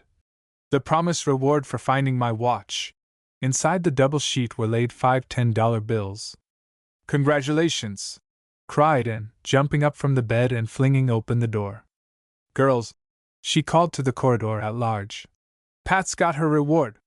From all the rooms on that floor flocked various members of the gang to gather joyfully around Patricia, exclaiming over the crisp new bills as happily as if they were the property of each individual there. "You'll have to go over and thank Mrs. Brock, Pat," declared Catherine mischievously. "I shall express my gratitude in a very formal, but sincere, note," replied Patricia, tucking the bills into her handbag. "How are you going to spend it?" inquired Clarice, who was wandering restlessly around the room, examining articles on dressers and desks. "I'm not sure. Probably lay it aside for a while. You might donate it to the scholarship fund, and then this house wouldn't have to take part in the annual entertainment to raise money for it," suggested Lucille. "Don't you do it!" was Frances' prompt veto. "Spend it on yourself. Speaking of our stunt for the 25th, we've got to have a meeting and decide what we are going to do," declared Jane firmly. "Let Pat and Jack do that dance they put on the other night," suggested Anne. "The very thing! It could be part of a ballet," agreed Catherine. "Will you?" asked Jane, as Patricia looked doubtful. "If Jack will, but maybe he won't want to." "Why not?" demanded Betty. "I don't know, but you can never tell what ideas a fellow has about that sort of thing." "Well, I hope he agrees to it, for you're both a peach of a dancer," commented Catherine. "Kay! You're English," objected Frances. "I don't care. You know what I mean. Ask Jack today, will you, Pat?" asked Jane. "Then we can build up the rest of our stunt around you two. We'll need some of the other boys, too, so Jack need not fear being conspicuous." "I'll see him after Shakespeare class," promised Patricia. She was as good as her word, and reported to the committee that evening that Jack had accepted, after much urging. Rehearsals began immediately amid great secrecy, for each group tried to keep its contribution to the entertainment a secret until the night it was presented. Besides Patricia, only Anne, Catherine, Hazel, and Frances of the Alley gang were to take part, with Jane as director of the Arnold Hall production. "There are loads of better actors than we are among the girls upstairs," was Jane's reply to Frances' protest at not having all the gang in the affair. "And it's only right to use as many as we can. They think we're too prominent in the house as it is, and it wouldn't look well to keep the whole show to ourselves. They have exactly as much right to be in it as we have." Frances pouted, flounced out of the room, and disappeared for the rest of the evening. "What's the matter with her?" inquired Betty, who had collided with Frances in the doorway. "Peeved because the whole gang isn't to be used in our act. I must confess I thought you had your nerve with you to leave Clarice out," commented Betty, helping herself to a piece of candy from a box on Jane's dresser. "I suppose I have brought down Mrs. Vincent's disapproval on myself, but while I have nothing against Clarice personally, it seems to me hardly fitting for a girl who is always behind in her studies, and who has been quite so talked about, to represent Arnold Hall in the big entertainment of the year." "Jane always stands by her guns," remarked Anne admiringly, as she shook out the costume she was working on. "How well I know that," laughed Ruth. "I have yet to see her back down from any stand she has taken." "Well, I hate people who are always changing their minds," admitted Jane, gazing critically at a poster she was making for the entertainment. "Make a decision and then stick to it. That's my motto." Nemesis, the goddess of vengeance, who the ancient Greeks believed listened to the boasts of mortals and promptly punished them, must have made a heavy mark against Jane's name just then. Chapter 21: Pat's Sacrifice. "But Dean Walters, she does not seem really bad. There have been many complaints of her, Mrs. Vincent, and her actions are causing most unfavorable comment outside as well as inside college circles. It is not desirable for the institution to retain such a girl. It seems to me that the crowd she was in with for a while is largely responsible. I feel quite sure that Clarice was not entirely to blame in that last affair. Might it not have been better to have verified your suspicions at the time, and brought them to my attention, instead of waiting until now to mention them?" Well, she naturally would not wish to betray her friends, and Be that as it may, one more escapade will automatically sever Miss Tyson's connections with Granite College. I leave it to you to make my decision known to the young lady. Patricia drew a long breath of relief as the two women left the library alcove next to the one in which she had been an unwilling eavesdropper. Not long ago, a noisy party on the top floor, one night when the chaperone was at a concert, had brought a shower of complaints from private houses surrounding Arnold Hall. Exactly who else beside Clarice had attended the spread, no one knew, for she was the only one who owned up when the matter had been made the object of a very solemn house meeting a couple of days later. The affair had crystallized Clarice's standing in the hall, for the law-abiding students felt that the honor and reputation of their house had been tarnished. Secretly they wished that the ringleader might be sent to room elsewhere, but gossip whispered that the chaperone was especially interested in Clarice by reason of a long-standing friendship with one of the girl's relatives. Patricia was sure, however, that underneath the veneer of lawlessness, the girl was fine and true. She was the only one who had owned up, and she wouldn't divulge the names of the other culprits. Too bad she got in with that crowd of girls who roomed outside of the dormitories. They were less hampered by rules and regulations, and gladly welcomed Clarice with her generous allowance and her readiness for all kinds of fun. She was always easily led by anyone who was friendly toward her, and on several occasions she had been taken advantage of by the crowd. It was a pity that a girl who was capable of doing good work, and possessed of qualities which, if developed, would make her amount to something, should be playing around with those idlers who had come to college principally for a good time. Somebody really ought to rescue her. I suppose I might undertake the job, thought Patricia reluctantly. Clarice responds to flattery and petting like a pussy cat. Yet even if I wanted to, which I really don't, I haven't the time. It would mean constant attention, and would probably ruin my standings. Patricia shook herself, as if to be rid of the whole troublesome business, and resolutely opened her book. Next day's assignment was difficult, and required perfect concentration. One more escapade, sever connections. Bother! Why need those relentless words ring in her ears? It was the duty of Mrs. Vincent, as chaperone, to advise and guard the girls under her care. Inefficient little Dolly. The only methods she knew how to use were reprimands and warnings, either of which would do in this case. The redemption of Clarice must be effected by one who would win and hold her affection, who could, and would, detach her from the outside crowd, and unite her to the girls from Arnold Hall. Patricia gave up further attempts to study, and sat arguing with herself until a bell rang and the janitor came in to close the building. With a start she packed up her books, hurried out, and walked briskly across the campus in the direction of the hall. The girls, unless special permission had been granted, were expected to be in the house at 10 o'clock, and it was within a quarter of that hour. A passing automobile forced her to pause at the corner where a street light clearly revealed the faces of the occupants of the car, Clarice and Bert King. Quick anger filled Patricia's heart. How could anyone, with any sense at all, go right out on top of a warning? She could not have obtained permission, because all her privileges had been used up. Callender Street led directly out to Driftwood Inn, where there was a dance every Thursday night. Evidently that was their destination. No use bothering one's head about a girl who was quite so reckless. A sheer waste of time and energy. Thursday night? This was the evening that the chaperones played bridge at the faculty club. Possibly Mrs. Vincent had gone directly there from the library. In that case, very likely she had not yet seen Clarice. That put a different face on the matter. Poor Clarice! Rushing so gaily away to the inn for a good time, she would return to find herself expelled. Hardly fair, yet the dean had said distinctly that one more escapade, and she always kept her word. In view of her recent reprimand, Mrs. Vincent would not be likely to spare Clarice this time. Mechanically Patricia entered the hall and walked down the empty corridor to her own room.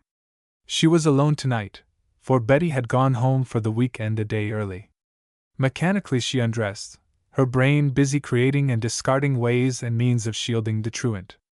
There was little doubt about Clarice's ability to enter the house and get to her room unseen and unheard. That she had accomplished before by secret methods of her own. The greatest danger lay in room inspection, recently inaugurated. Every night now Mrs. Vincent made a tour of rooms about 11 o'clock to see if any of her charges were missing. In all probability, after the dean's recent hint that she had not been sufficiently on the alert, tonight would be the time for greater thoroughness than usual.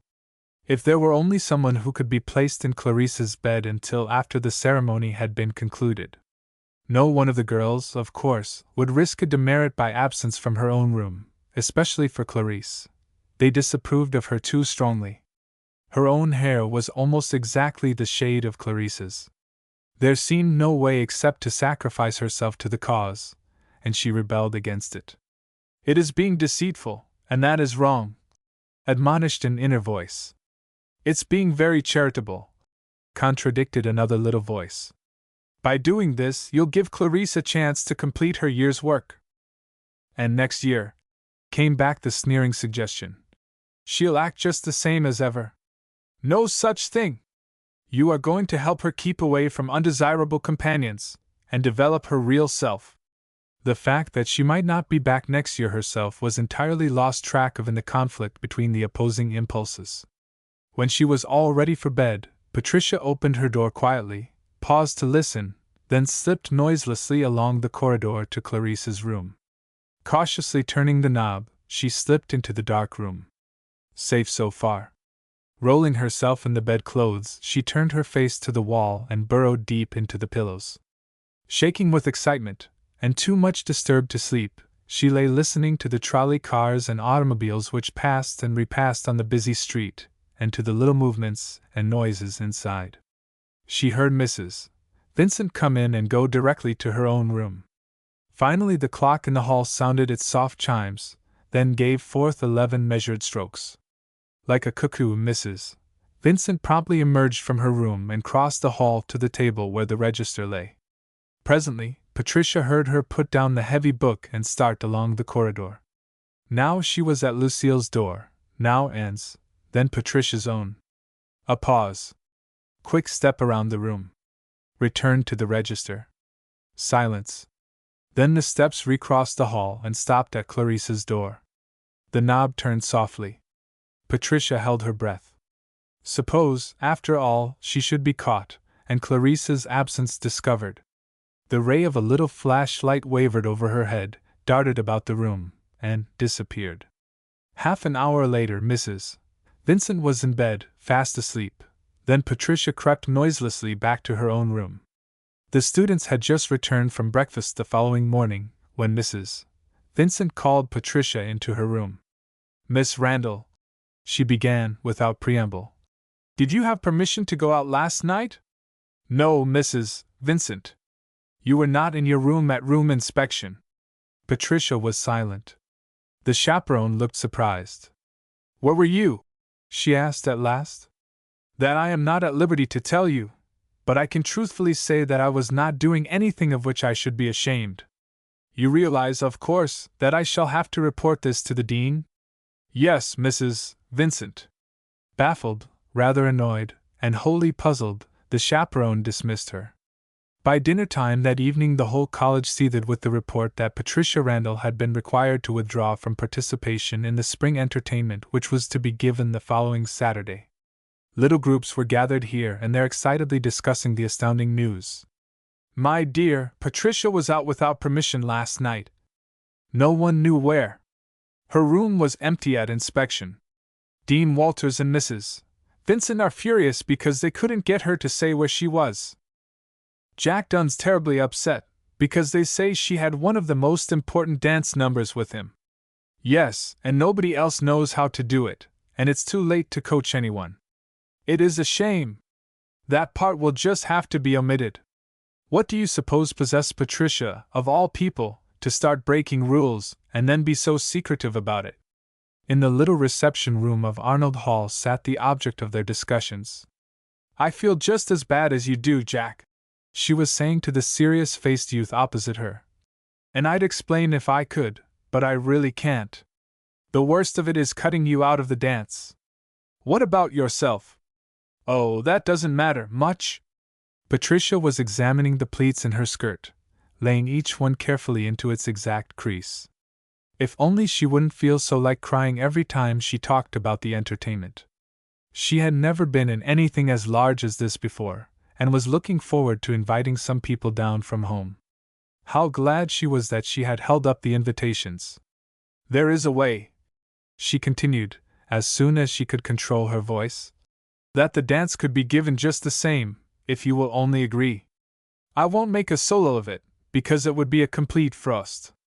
Anyhow, I don't want to go on without you. I need you for inspiration, he added, with a mischievous grin. It's nice of you to put it that way, but your desire to make the affair a success should furnish enough inspiration. The omission of that dance leaves an awful gap in the performance. Don't I know it? Gloomily. Well, then, ask Clarice Tyson to take my place. As if shot, the boy sprang from his chair. If Patricia had hurled a bomb at his head, he couldn't have been much more shocked. Nothing doing! He exclaimed violently. Hush!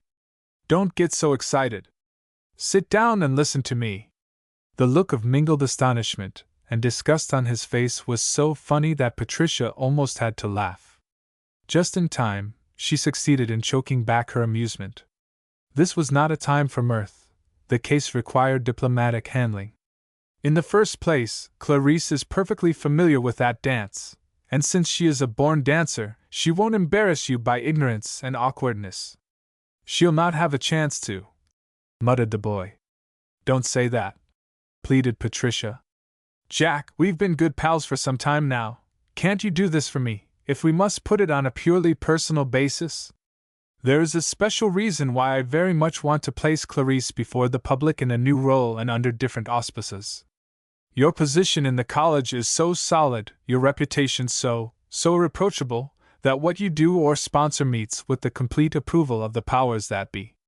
Baloney, but I'm beginning, I think, to see through your scheme. And you will do it? Eagerly the girl leaned forward and waited for his reply. I can't take her by the hand and just drag her onto the stage with me Saturday night, objected Jack irritably. Of course not. Tell Jane you know a girl who is well able to take my place, and ask if you may substitute her. Jane is so busy and worried over the affair that she'll be delighted, and probably will ask no questions. Jack considered the question gravely, while Patricia watched his face hopefully. Will you, Jack? She begged. Please say you will. All right, he agreed gruffly. I'm not at all keen, I must confess, at appearing so publicly with the celebrated Clarice, but if you say so, it must be done. Probably will cause a tempest in a teapot, but I'll take care of that, cried Patricia joyfully. And thanks a lot. I'll do something big for you some day. Jack drew from his pocket a small notebook and scribbled a few lines on one of its pages. What are you doing? Asked Patricia curiously. Just making a note of that promise. At that moment the clock struck 10:30. I must get out of here before I'm put out, said Jack, getting up and starting for the hall. At the outside door he paused.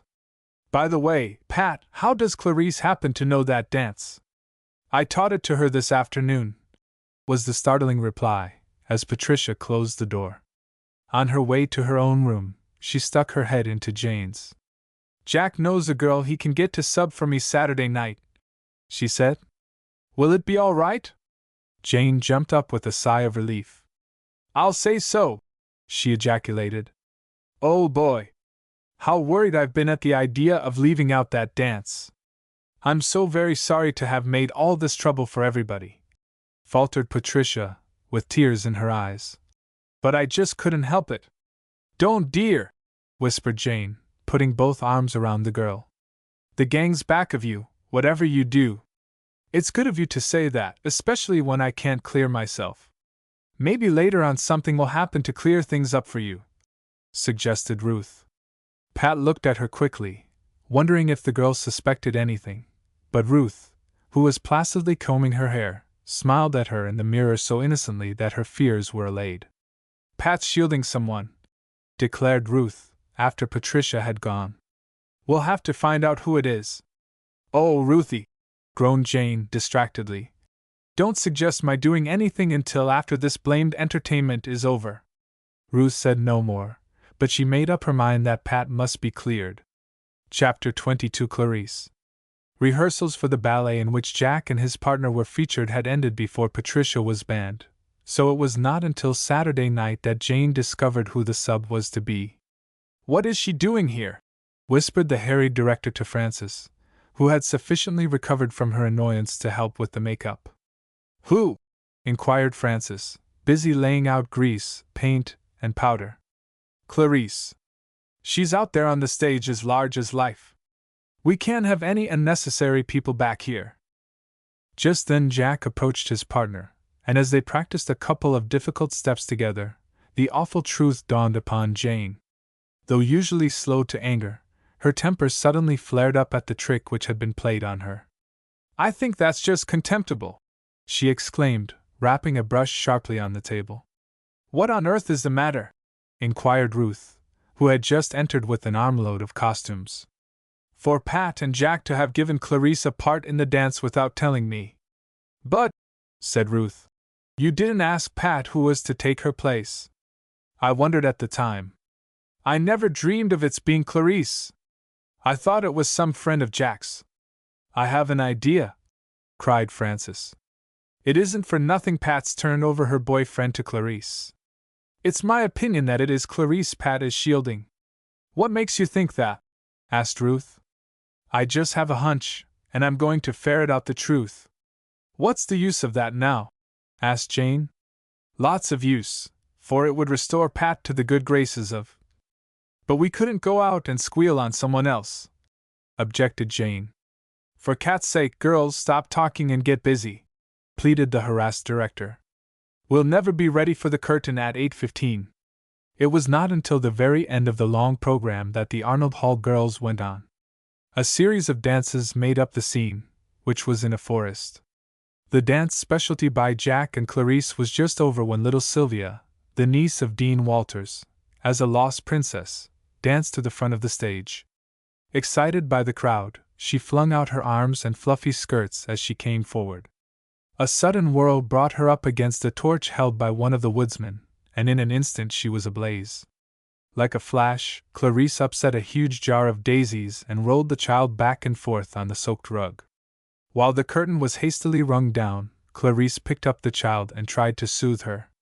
The fluffy dress was a wet, charred rag, but Sylvia was unharmed. "Darling!" choked Dean Walters, snatching the child. "It was the quickest," she began. Then turning to Clarice, she said, "Come in to see me tomorrow." "Isn't it lucky I had to give up the part?" said Pat to Jack. "I should never have known what to do.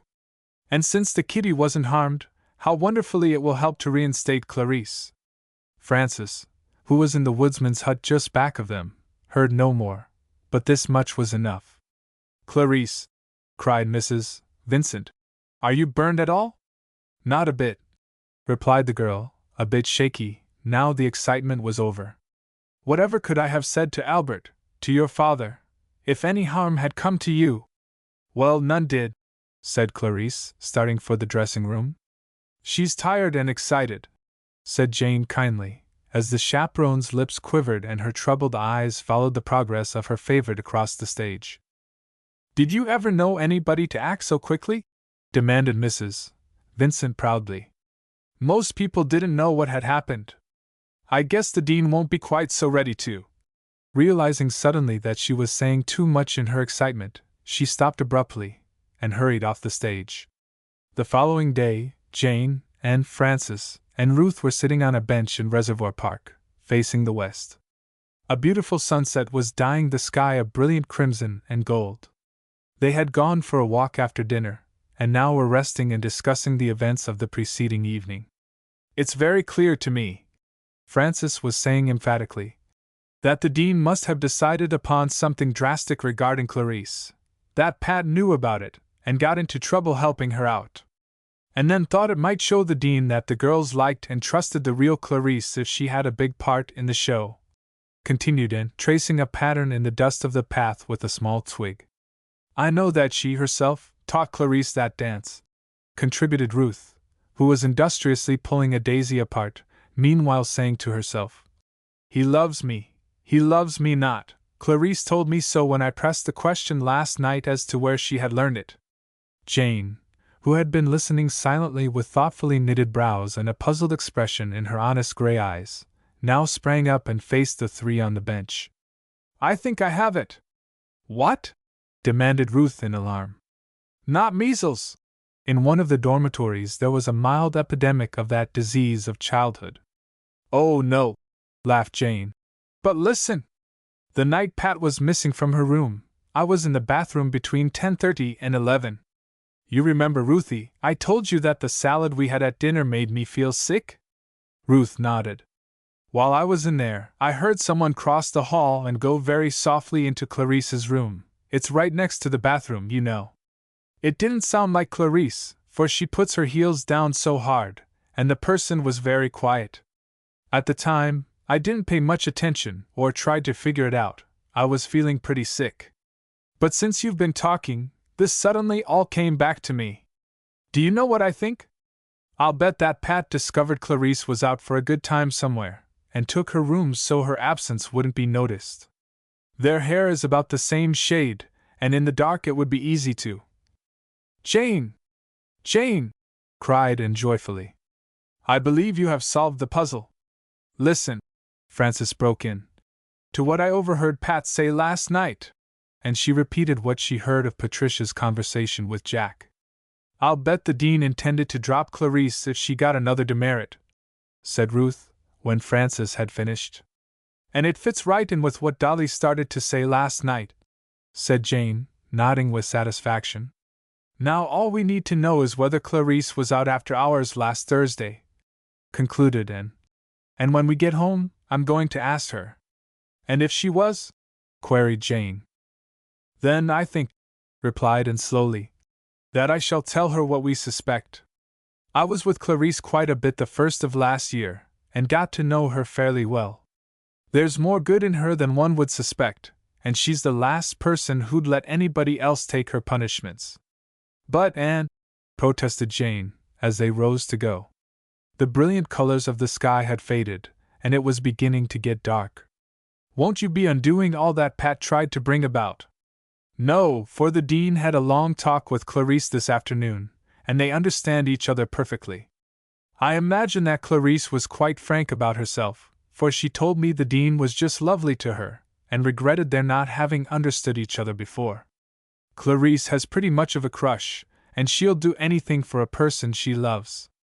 You see, Clarice's mother died a number of years ago, and Mr. Tyson has lived in boarding houses and hotels ever since. He adored Clarice, and simply spoiled her, until she became very headstrong. Then he decided to send her to college in the hope that its discipline and associations would sort of make her over. But Anne, interrupted Jane, if you knew all this, why didn't you tell us before? We might have helped, instead of sitting in judgment on her so often. I didn't know all of it until this morning, and you'd never guess who told me. Dolly! Dolly! Exclaimed the other girls simultaneously. You remember the break she made last night about Albert? Well, I think she wanted to explain that a bit, so she waited for me after church, and on the way home told me what I have just repeated to you. She met Mr. Tyson and Clarice at the seashore, somewhere in Massachusetts, a couple of years ago, and I guess again last summer. Then that's why she's so fond of Clarice, remarked Frances. And I'll bet my last dollar she's fond of Albert too. Where does he live? Boston. Aha! She gets a letter from Boston every week, cried Frances triumphantly. How do you know? Demanded Jane. Have you forgotten that I bring down the mail at noon every day? Jane did not reply, for they were by that time at the door of Arnold Hall. As soon as they entered, and went in search of Clarice, and nobody saw either of them again that night. Chapter 23 Solutions. The girls of Granite College had finished Monday night's dessert of chocolate blanc mange, and were restlessly waiting for the signal to leave the dining room, when Clarice, who was sitting at the end of the Arnold Hall table, rose quietly and stood facing her companions. I've got something to say, girls, she began abruptly, Her big black eyes turned on one after another of the members of the alley gang, and coming to rest on Patricia. "Last Thursday night I stayed out after hours without permission. Accidentally Pat found it out, also, what I didn't know at the time, that if I got another demerit I'd be dropped from college. Like the good sport she is, she occupied my bed until after inspection that night. You all know what a jam she got into, but I was so dumb that I didn't put two and two together until last night." Clarice's fixed gaze here shifted from Patricia's flushed face to Anne's. The friendly smile which flashed to her from Anne's red lips made her falter for a moment. Quickly, however, she recovered her poise, and continued. "I've seen the dean, and explained the whole affair to her, as well as to Mrs. Vincent. And Pat's slate is clean." Clarice turned from the table, and before the astonished girls could move, had darted out of a side door which was directly behind her. Then pandemonium broke loose. "3 cheers for Clarice and Pat!" cried Catherine, waving her arms excitedly. An immediate and hearty response centered the attention of the entire dining room upon the Arnold Hall table, and as the girls left the building they were besieged by the other students to know the cause of the demonstration. Although examinations loomed in the near future, no one could study in Arnold Hall that evening. Everyone was too excited, and too happy, to settle down. The members of the alley gang roamed restlessly in and out of one another's rooms, talking incessantly, while sampling the eats, which had arrived in several boxes from home that day. Patricia had managed to get Clarice for a few moments alone in order to say some things which couldn't be said in public. "Please don't, Pat," protested the other girl. "I'm so far in debt to you that—" "But Clarice," interrupted Patricia, putting her hand forcibly over her friend's mouth to check further talk about indebtedness. "I want to know how things stand with you. You won't be dropped?" "No, everything's all right. The dean was lovely, and from now on I'm going to make good." "I'm so glad," began Patricia. "And I know that you can." Just then Anne appeared, and announced that Rhoda had a telephone message for Patricia. Sliding off the porch railing, on which they had been perched, the two girls followed Anne into the house. "Mrs. Brock would like you to come right over, Miss Randall," said Rhoda, when the trio presented themselves before the black book table where the maid was sitting. "How exciting!" cried Anne. "What do you think she wants?" "I'll have to go and find out, I suppose," sighed Patricia wearily. The strain of the week was beginning to tell on even her sturdy constitution, and she longed to go to bed. "Come back as soon as you can," begged Anne, going as far as the door with her.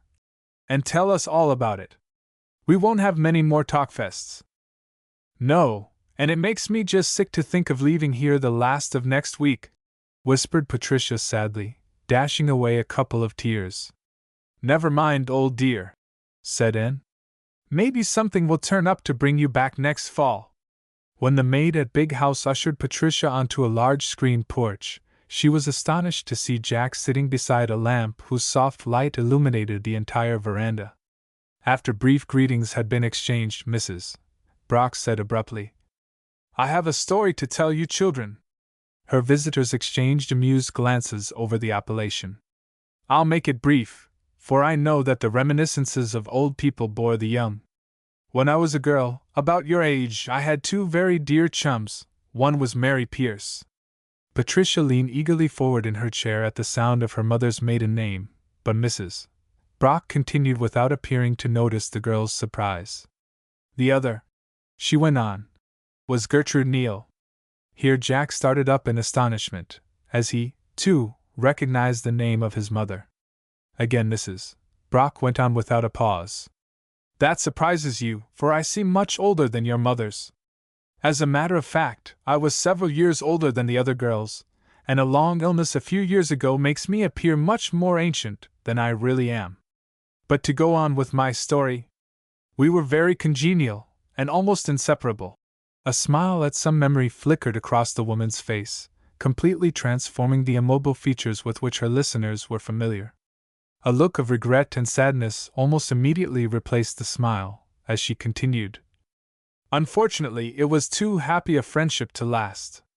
We had a serious misunderstanding, in which I was mostly to blame.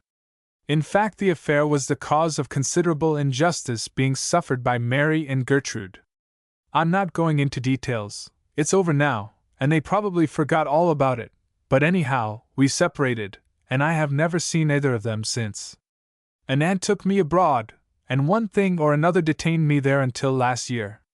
My return revived old memories and affections, yet my pride kept me from going directly to my friends. I felt, however, that I wanted to do something to make up, at least in part, for the trouble I had caused, so I decided to make you children a little gift and at the same time find out what you were like. I bought Big House because it was located so close to the college my father attended, then sent you the money for the year's expenses. Rhoda, my secretary and companion, I managed to place in Arnold Hall as a maid, so she could give me all kinds of information about Patricia, and I hired a private detective, Norman Young, to do my secretarial work and at the same time spy on Jack. The game is played out now, and I hope the year has been as satisfactory to you as it has to me. Wait a minute. As Patricia again tried to speak. I have an offer to make. I'm going to get a car, for I find I cannot walk as much as I used to, and if Jack cares to take the position as chauffeur in return for his next year's college expenses, I fancy we can come to a satisfactory agreement.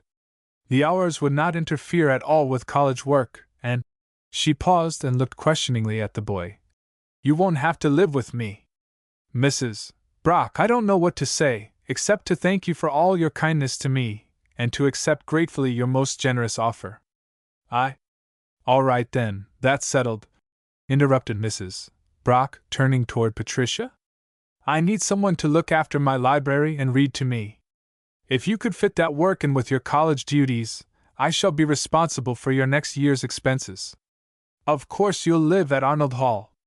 Mrs. Brock, began Patricia, then much to everyone's distress she burst into tears. If you only knew, she sobbed, how much I wanted to come back here, and how afraid I have been that I couldn't. Then I'll expect you both to report here on September 20th, interrupted Mrs. Brock, 4 days before college opens. Don't try to tell me how grateful you are. I guess I know. Good night. Patricia kissed the white face of the little woman, and Jack followed her example. Neither spoke until they were out on the street. Some fairy godmother! Exclaimed Jack. Oh, Jack, isn't she wonderful? And the best of all, said Jack, is that we'll be here together again. You've become a sort of habit with me, I guess. Patricia smiled happily in the darkness. And now, she exulted as they reached Arnold Hall, I must go in and tell the girls the joyful news. The end. The end. Transcriber's notes. Preserve the copyright notice from the printed edition, although this book is in the public domain in the country of publication. Silently corrected a few typos, but left non-standard spelling and dialect as is. Rearranged front matter to a more logical streaming order and added a table of contents. In the text versions, delimited text in italics by _______.